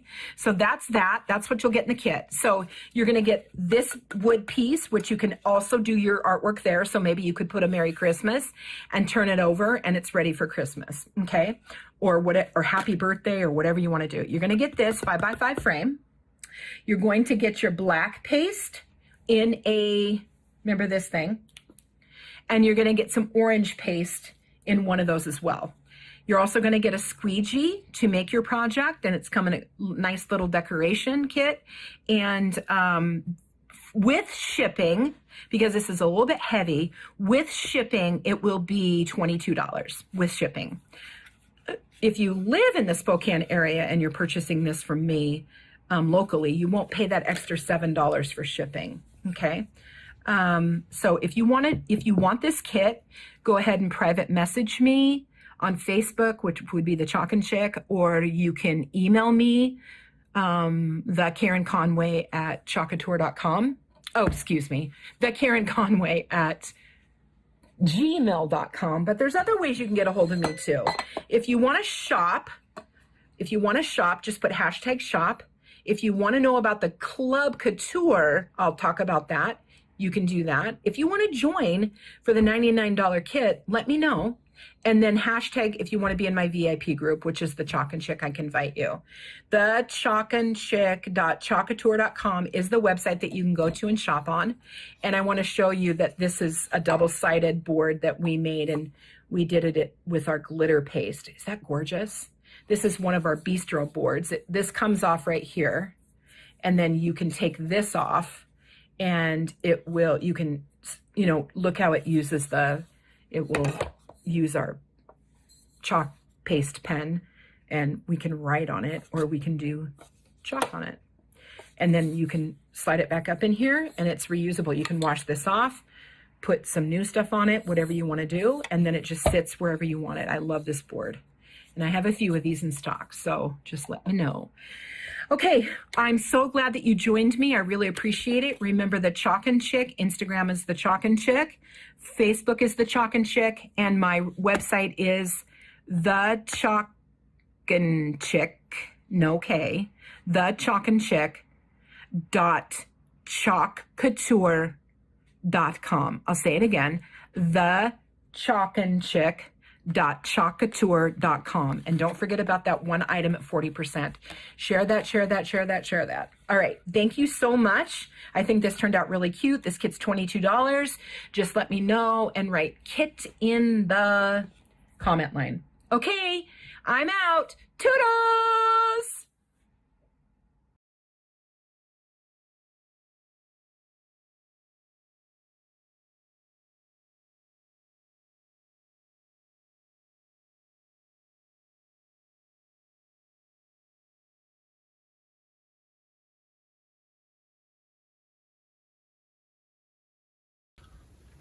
Welcome back, everybody, and what a great way to bring in the holidays than with a cute project from Miss Karen, you know, the little soldier guy, you know. And you know what was nice is because, you know, she used ink on the project. Right. You know, you got the everybody got the little containers of the ink, which, you know, is permanent, which is nice on the towel. But you know, that was just so cute how she so cute how she did this. And you know, the with their product, you know, making sure that it's the right consistency. You know, you add water to make it a little thinner, you add some cornstarch if you need it to have that that sour cream kind of texture with it. And also with this project, she used the heat press to kind of seal it in too. So, and also with the transfer, she did part of the transfer and then she lifted it up because she didn't want that to dry on there as she was finishing up the other part of the project. So that's a really good tip, excuse me, when you're using the transfers, is to, you know, lift that up periodically. And it goes right back down, you know, on the project. You know, you just got to make sure you don't have to lift it all the way off or anything. Just lift it up enough, you know, to kind of release it, I guess you would say. So, right. But I know that you love the home decor, and you know, they just have such a variety of different stencils. They're all reusable. They're easy cleanup. I mean, right. Use after use, year after year, hand it down to somebody. So exactly. And a cute little gift. So cute. And I was thinking, you know, a lot kids aren't in school right now, and like I know my niece, we're looking for art projects for her to do. So this would be a fun art project with one of your children that are in school at home, and you're always looking for something new. Why not use, you know, you could make these, they could give little gifts to, you know, their family members. That would be so cute, right? And you know, these are affordable. You can get these little these little terry, like a terry cloth. Yeah. And you know, too, what's nice is about it is, you know, it's good. And gosh, it's really good, especially with this Mega Make and Take, is you're getting exposed to all different types of products, and especially with kids, you know, you were saying, you know, get them exposed to all different types of crafts, and they love it, and they'll see what you like. You know, I remember when I was growing up, we had Captain Kangaroo, and I couldn't tell you how many times we had that shoe box, and it had tape, scissors, Elmer's glue, and crayons, and we created all kinds of things. See, so how fun is that? So yeah, definitely, I love that. So yes, and I love Karen. She is so cute with her glasses. Glasses, I love the glasses. Yes. I feel like I need her glasses. They're so cute. That's why it's so fun to watch her. You know, yeah, that she just personality. has such a fun, vibrant, like, you know, just I love her videos. So like Dave was talking, there's so many beautiful, if you go on the website, there are so many beautiful transfers for each occasion, and like words and say, you know, things that for home decor are perfect. And what I love about this is that they're reusable, and so if you change your different themes or color stories for every year, you can use the same transfer, but just add the color that would match your decor for that year, or the mantle, or, you know, and I think that is what I love about Shop Couture. It's like so versatile, right? And, you know, and they have different sizes, and you might buy a transfer, and, you know, 1 year or one project, you might use part of it, you might use all of it, but you can always use parts and pieces from all of them for different, I mean, you might use 2 or 3 different stencils on one project, just Yeah, how you want to make it's it. so true. Yeah, so it's Exactly. almost like layering, but just Right. using different stencils. So. Right. I love that she had a project that was with the little 5x5 frame, using the black paste, Yeah. the orange paste, the squeegee, and all of that she's offering for $22. That's Wow. pretty cool, and she doesn't have that many, so I think that's a Yeah, great that's price yes. to get a friend started in this Yeah. fun hobby that you have. Like, that would be a great gift. I have so many people to buy for, Yeah. so I'm thinking this would Well, be a great, and it's affordable, because a lot of times I like to keep my, a budget, Yeah. and so I think this would be an amazing gift. Yeah. So I know she only has a certain amount that she has, that, the little frames Yeah. that she could order, so Yeah. get on that. I think that's And great. you know what's nice about that too, Vicki, as you were saying, is that that would be it's a small, it's an investment, but a small investment to see if if you or somebody that you give it to really wants it before you buy Right. everything. I agree totally. I also love everything, but I love the mister. I love the 24 pack of trays that you can get for the paste. Yes, I think those are that's nice. a must-have. I love the stylus tool. I love that the packets of paste come in packs of 12. But if you just want a certain color and you don't need them all, she will sell them to you. Just private message her for $2 each pack. That's great. So that's awesome. So just go. There's so many good things for home decor, like that. I love the bistro board. I think I really want that. I know. That's that one always. Whenever I hear that's Chalk Couture, that's what I think of, is that Right. bistro board. So I promise you're gonna love it. Go to the website. So for the show special, it's contact the Chalk and Chick at thekarenconway@gmail.com to receive one item for 40% off. So that is Can't a beat great that. deal. Yes. Great. Awesome. Well, thank you, Miss Karen and Chalk Couture. Always great projects, always great products. So, all right. So we are ready for our next presenter, and we're going to be creating a really cute little greeting card with the fine folks at Stamp Anything. So we'll be back.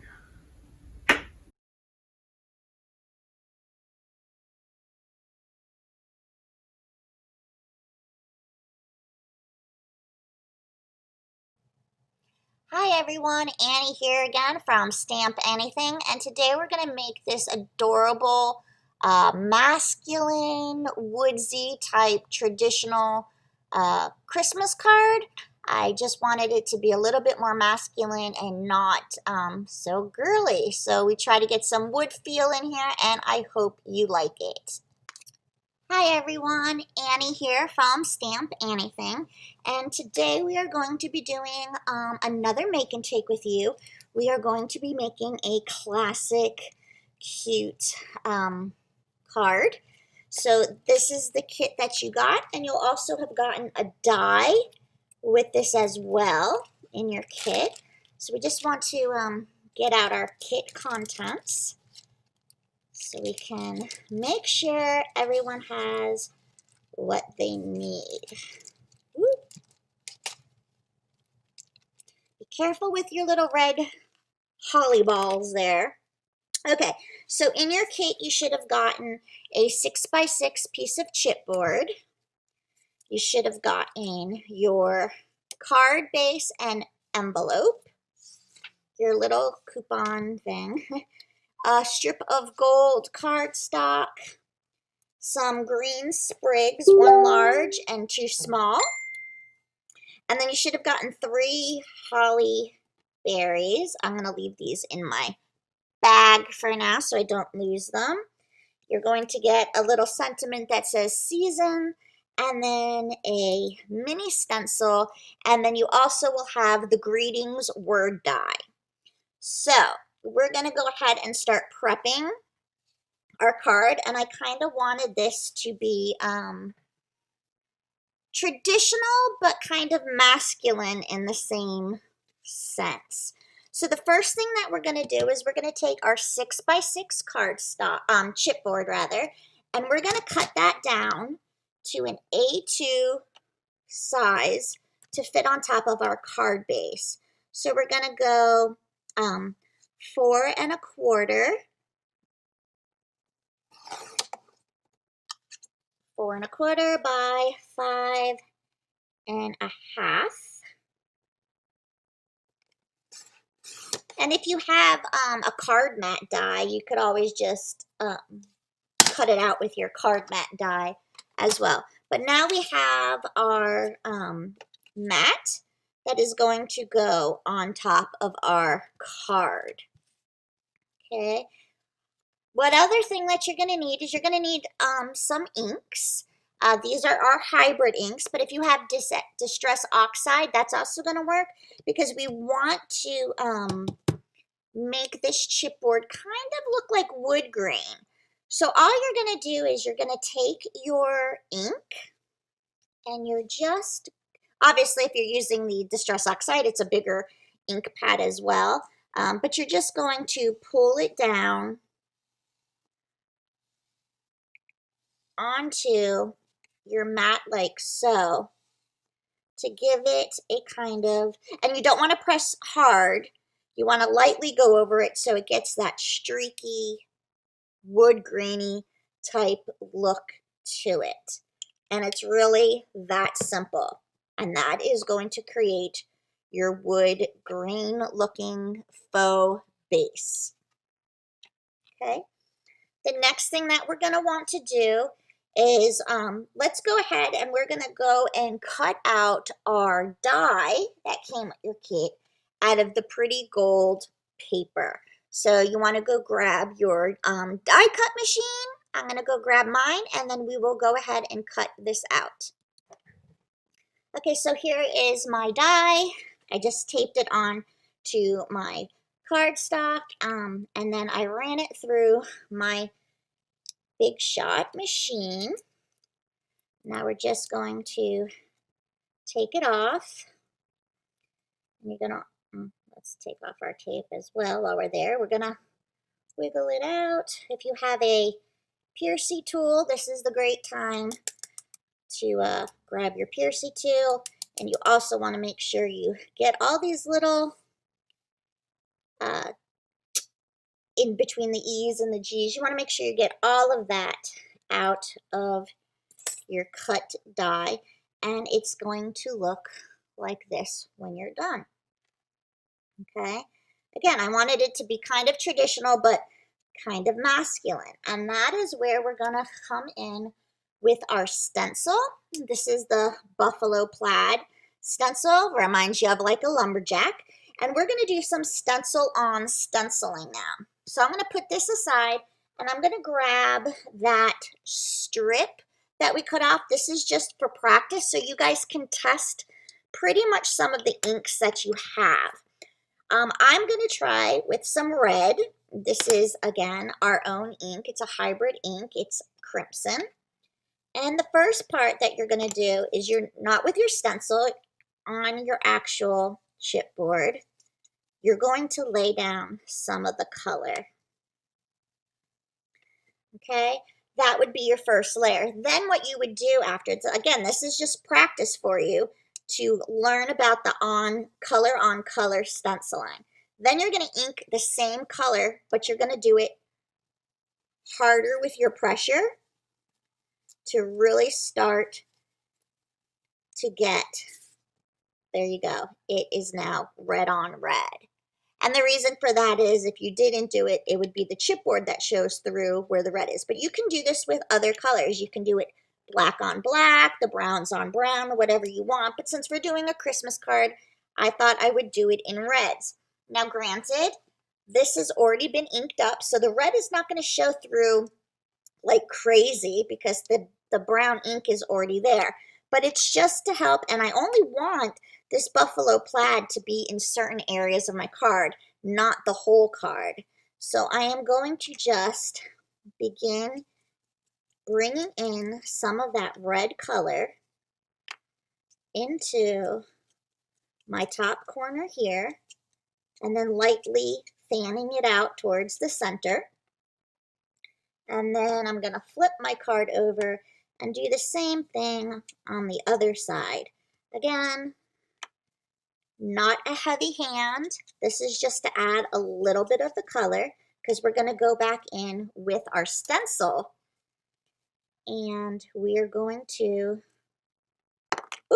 now we're going to add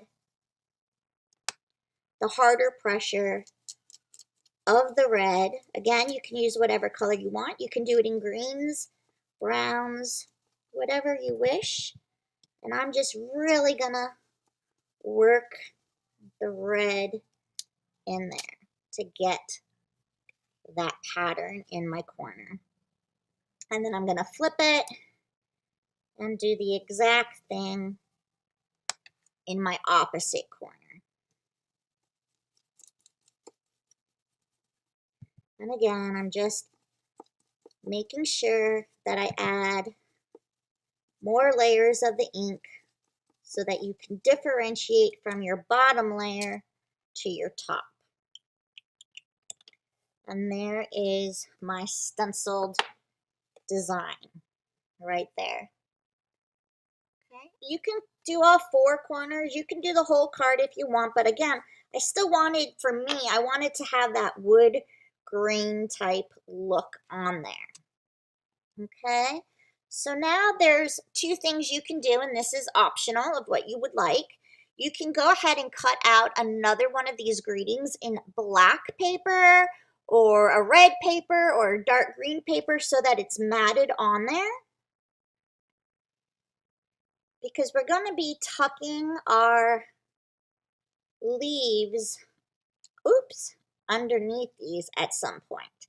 So if you don't want them to show through on all of the letters, you'll be able to have that second layer there that's going to help with that.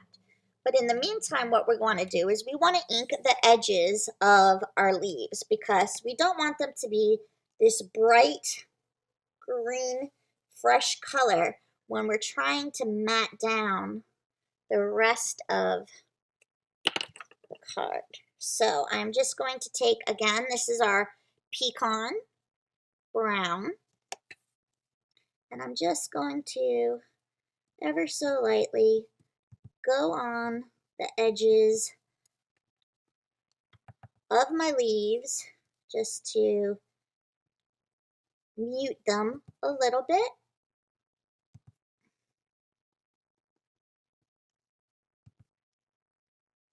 And I'm using a light pressure, and then I'm even going to go a little bit more just to give them some variation with the inking on them. Okay, and you can add as much or as little darkness as you'd like, but always start off going with the light. You can always add on more ink, but you can't take it off. So just remember that, so not to have too heavy of a hand putting the edges on. You just want enough to make them look a little multicolored with that brown on there. Kind of just dampen it up a little.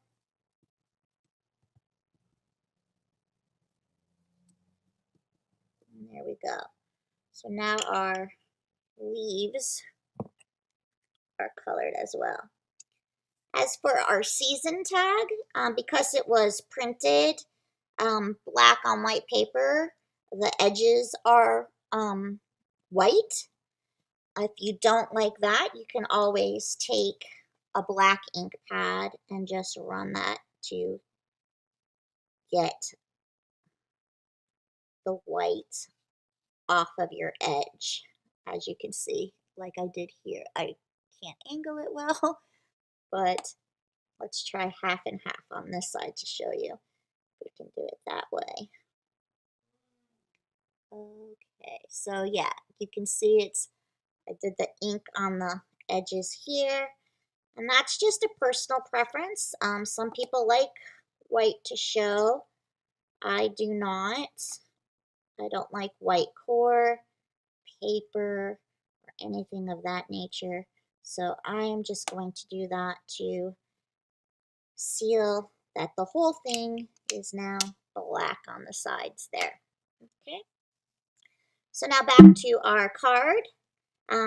You can take a piece of black cardstock and make a strip, or like I said before, you can double cut out and mat this. So that is what I'm going to do. I'm going to go grab a scrap piece of black cardstock out of my normal stash, and you can do the same, or again, do a band. And I'm going to go double cut another word greeting. Okay, so now I have my greetings in gold and my greetings in black. And I just kind of want to use it as a shadowy type piece. So I am going to glue it a little to the right and down, the gold piece on top of the black piece, just to make, let me move this out of the way, maybe you can see it better, just so it kind of gives like an offset of a shadow. So I am just going to get my glue and start adding some glue to where the overlaps are going to be. Don't forget your little eye.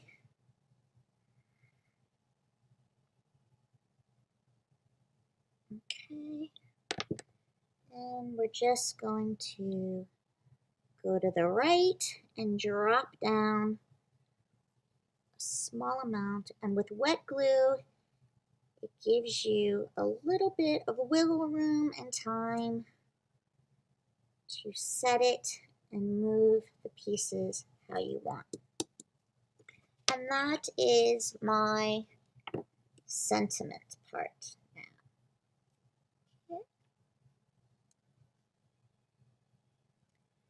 And then what you can do, if you don't feel that this is bold enough for you, you can also go back with a light gray or a black to add even some more texture to that as well. So just don't be limited to how I'm making my card. You can build it up even more. And actually, I think I'm going to try it. I don't know how it's going to look. Maybe I'll do it with gray. Let's see, where is that little scrap that we had before?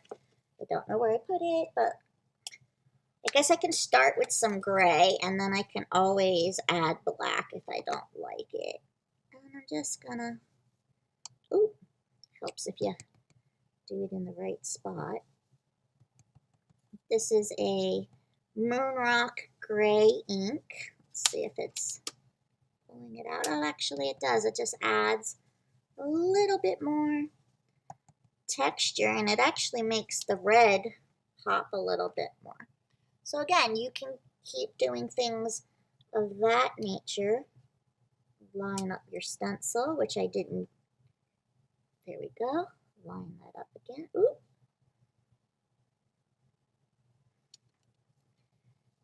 And I'm just going to do it in the really dark crevice of the corner over here on this one. Didn't know if I was going to like it or not, but I kind of do. So now I have a little bit of grayish black going into the red, going into the brown. Okay, so back to our sentiment. You're going to eyeball where you want your pieces to be. So you're going to have your season's greetings, and I'm going to put that first when I end up gluing it, because I'm going to have probably the T cover up a part of the tag there. So I know I'm going to want that to go there. So I'm going to go ahead and put down the seasons part, because that is kind of the no-brainer assembly part on here. Just make sure you have it where it's going straight. And as I say that, mine's not. There we go. And then there's your greetings. And then you're going to get out your little branches here and kind of play around on where you want them to go. And I'm going to want to tuck one. And you can even, to make it 3D-ish, if it's not going to like a child or anything, to have part of it still unglued. to give it more texture, or you can glue the whole thing down. That is up to you depending on you know who you're sending it to. But I'm just going to play with some of these greeneries to kind of get an idea of where I'm going to want them to go. We have 3 of them here. And this one maybe we can hang coming out. And then don't forget you also have your 3 red berries, which will just go on top at the end, but I just don't want you to forget that we actually have these. Ooh, they're hard to get out of the bag. They're so tiny. If for whatever reason you lose one of these or it goes flying across your room from static cling getting out of the bag, you can just cut one out of a regular hole punch, or if you have red sequins and you want to jazz it up, or some red gems, you can do that as well. So I'm just eyeballing, like I said, where I want my greenery to go, and I kind of like it. And this is a tip I learned from one of my DT members, Mindy, which she's awesome. She will place out her card like that, which is what I've always done, but then I end up taking everything off and then putting it back and kind of trying to remember where I put it.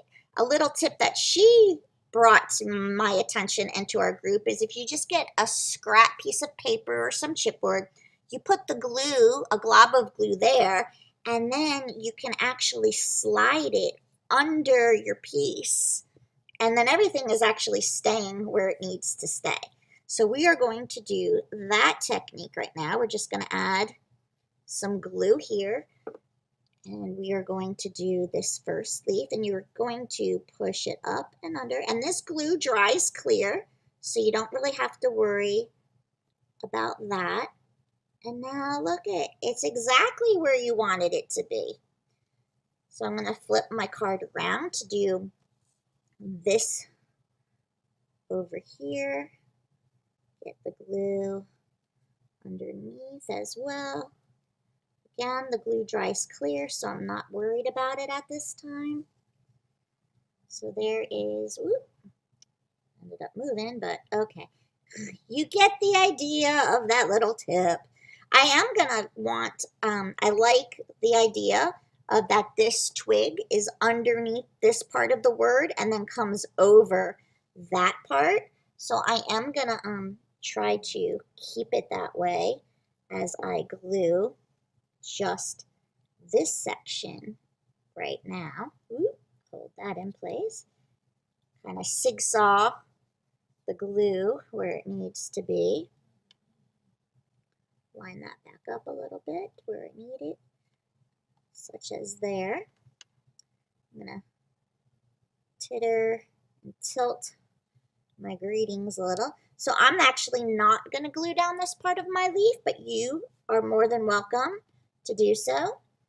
But now since those pieces are in place, I know I can remove my greetings and add my glue to it how I wanted. So let's get that all ready to go.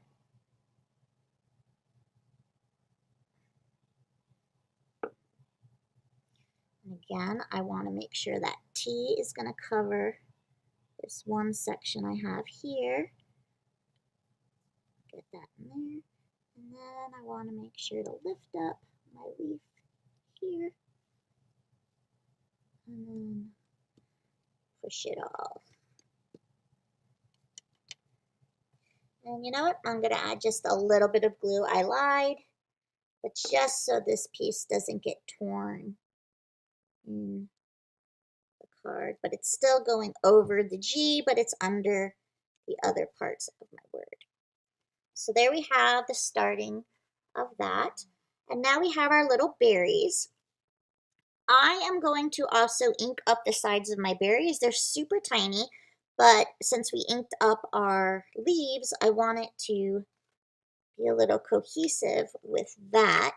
So let me get my brush out. I am going to just use this little tool I have so that I can hold it in place while I dab the ink, on it. because it is tiny. And I don't want it to go flying, and then I end up losing my little berry. There we go, and one more.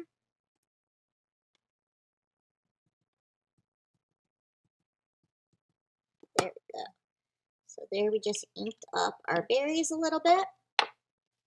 Bring back our card. And once again, you just want to try and figure out where you want your berries to go in your cluster. I like when there's 3 berries together, you know, when they overlap like a traditional type berry, but you can cut more of these if you want. Again, it's just a standard hole punch size. You can move them to whichever branch you want it to be on. I think it just showed up more on the branch down there. So that's where I'm gonna put mine. Just add a little glue here. Start laying them down. And again, with the wet glue, you have a little bit of wiggle time. And one more little bit of glue right there. And move it in a little. And there is our card. So you see what I meant by saying it's kind of more of a masculine type greeting card. Little traditional, woodsy, and that's just the kind of feel I wanted to go with for that. And now we're just going to take it and we're just going to adhere it to the top of our card base. Make sure you open your card so you know which way it's got to go. And I'm just going to get some glue one more time. And put this down.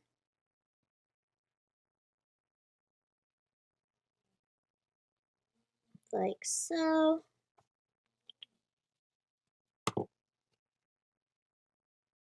Just line it up. Again, that wet glue gives you some extra time to wiggle it where it needs to go.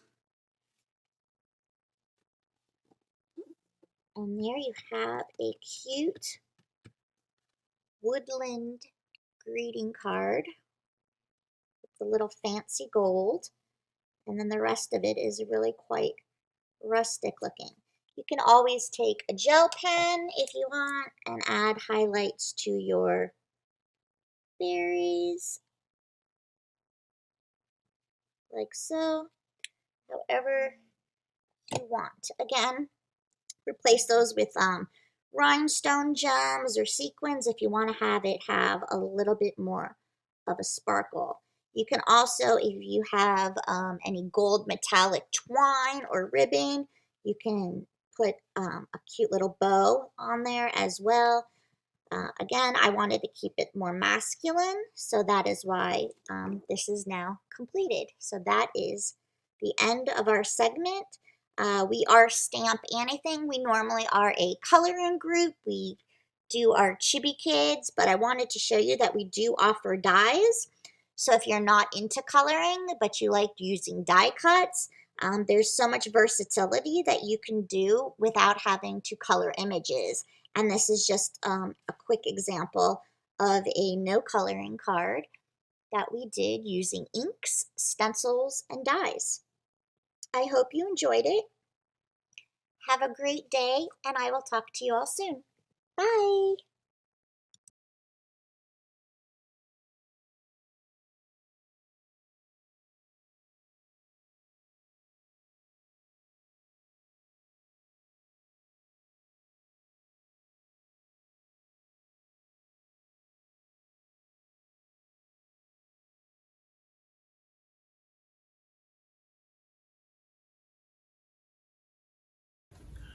Welcome back, everybody, and Vickyville Stamp Anything.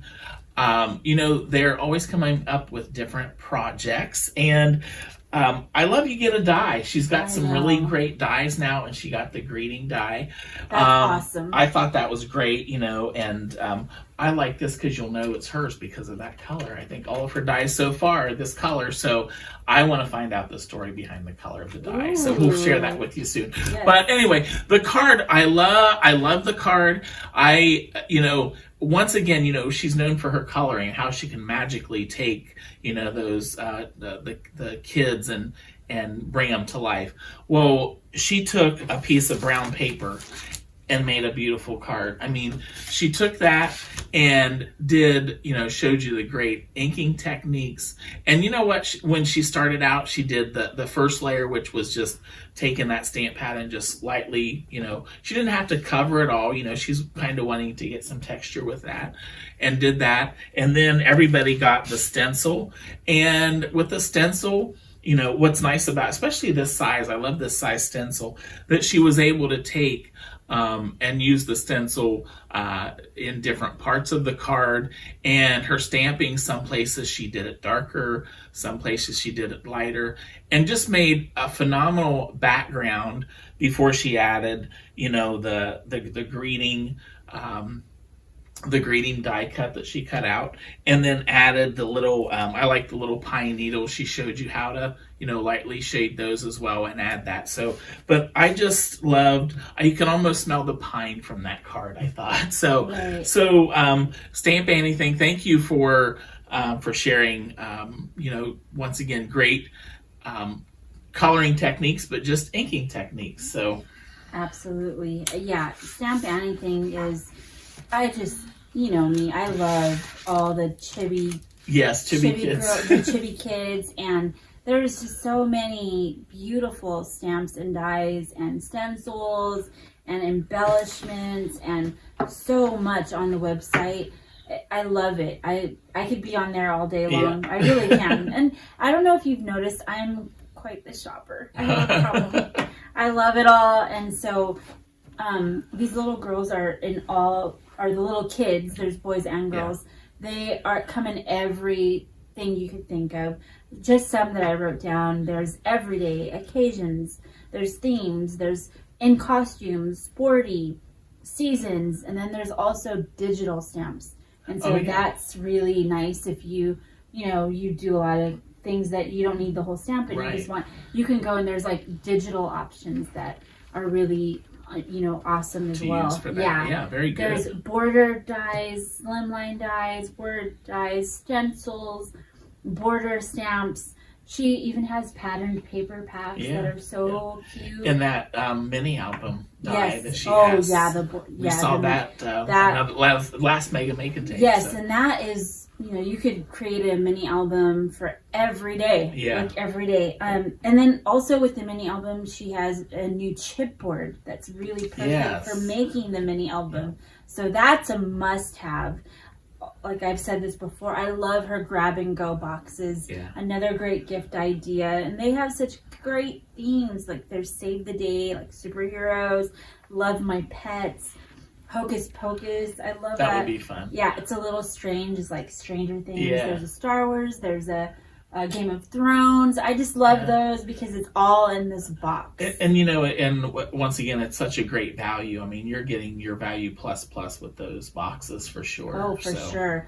And then also, she has a stamp club. So if you want to sign up for the basic or the standard or the deluxe and you get it all, there's different options. And we've talked about it before. I love going home and then seeing my subscription box arrive and and that's so fun. It just, you work hard, or you should have. I always love to come and get, even if it's mail. I love getting mail, so I love getting packages too. It's just, you could spoil yourself a little bit, right? Yes. So that's another option for you, or even to gift someone. I think that would be an amazing gift for your family, your daughter. I hope my mom's watching.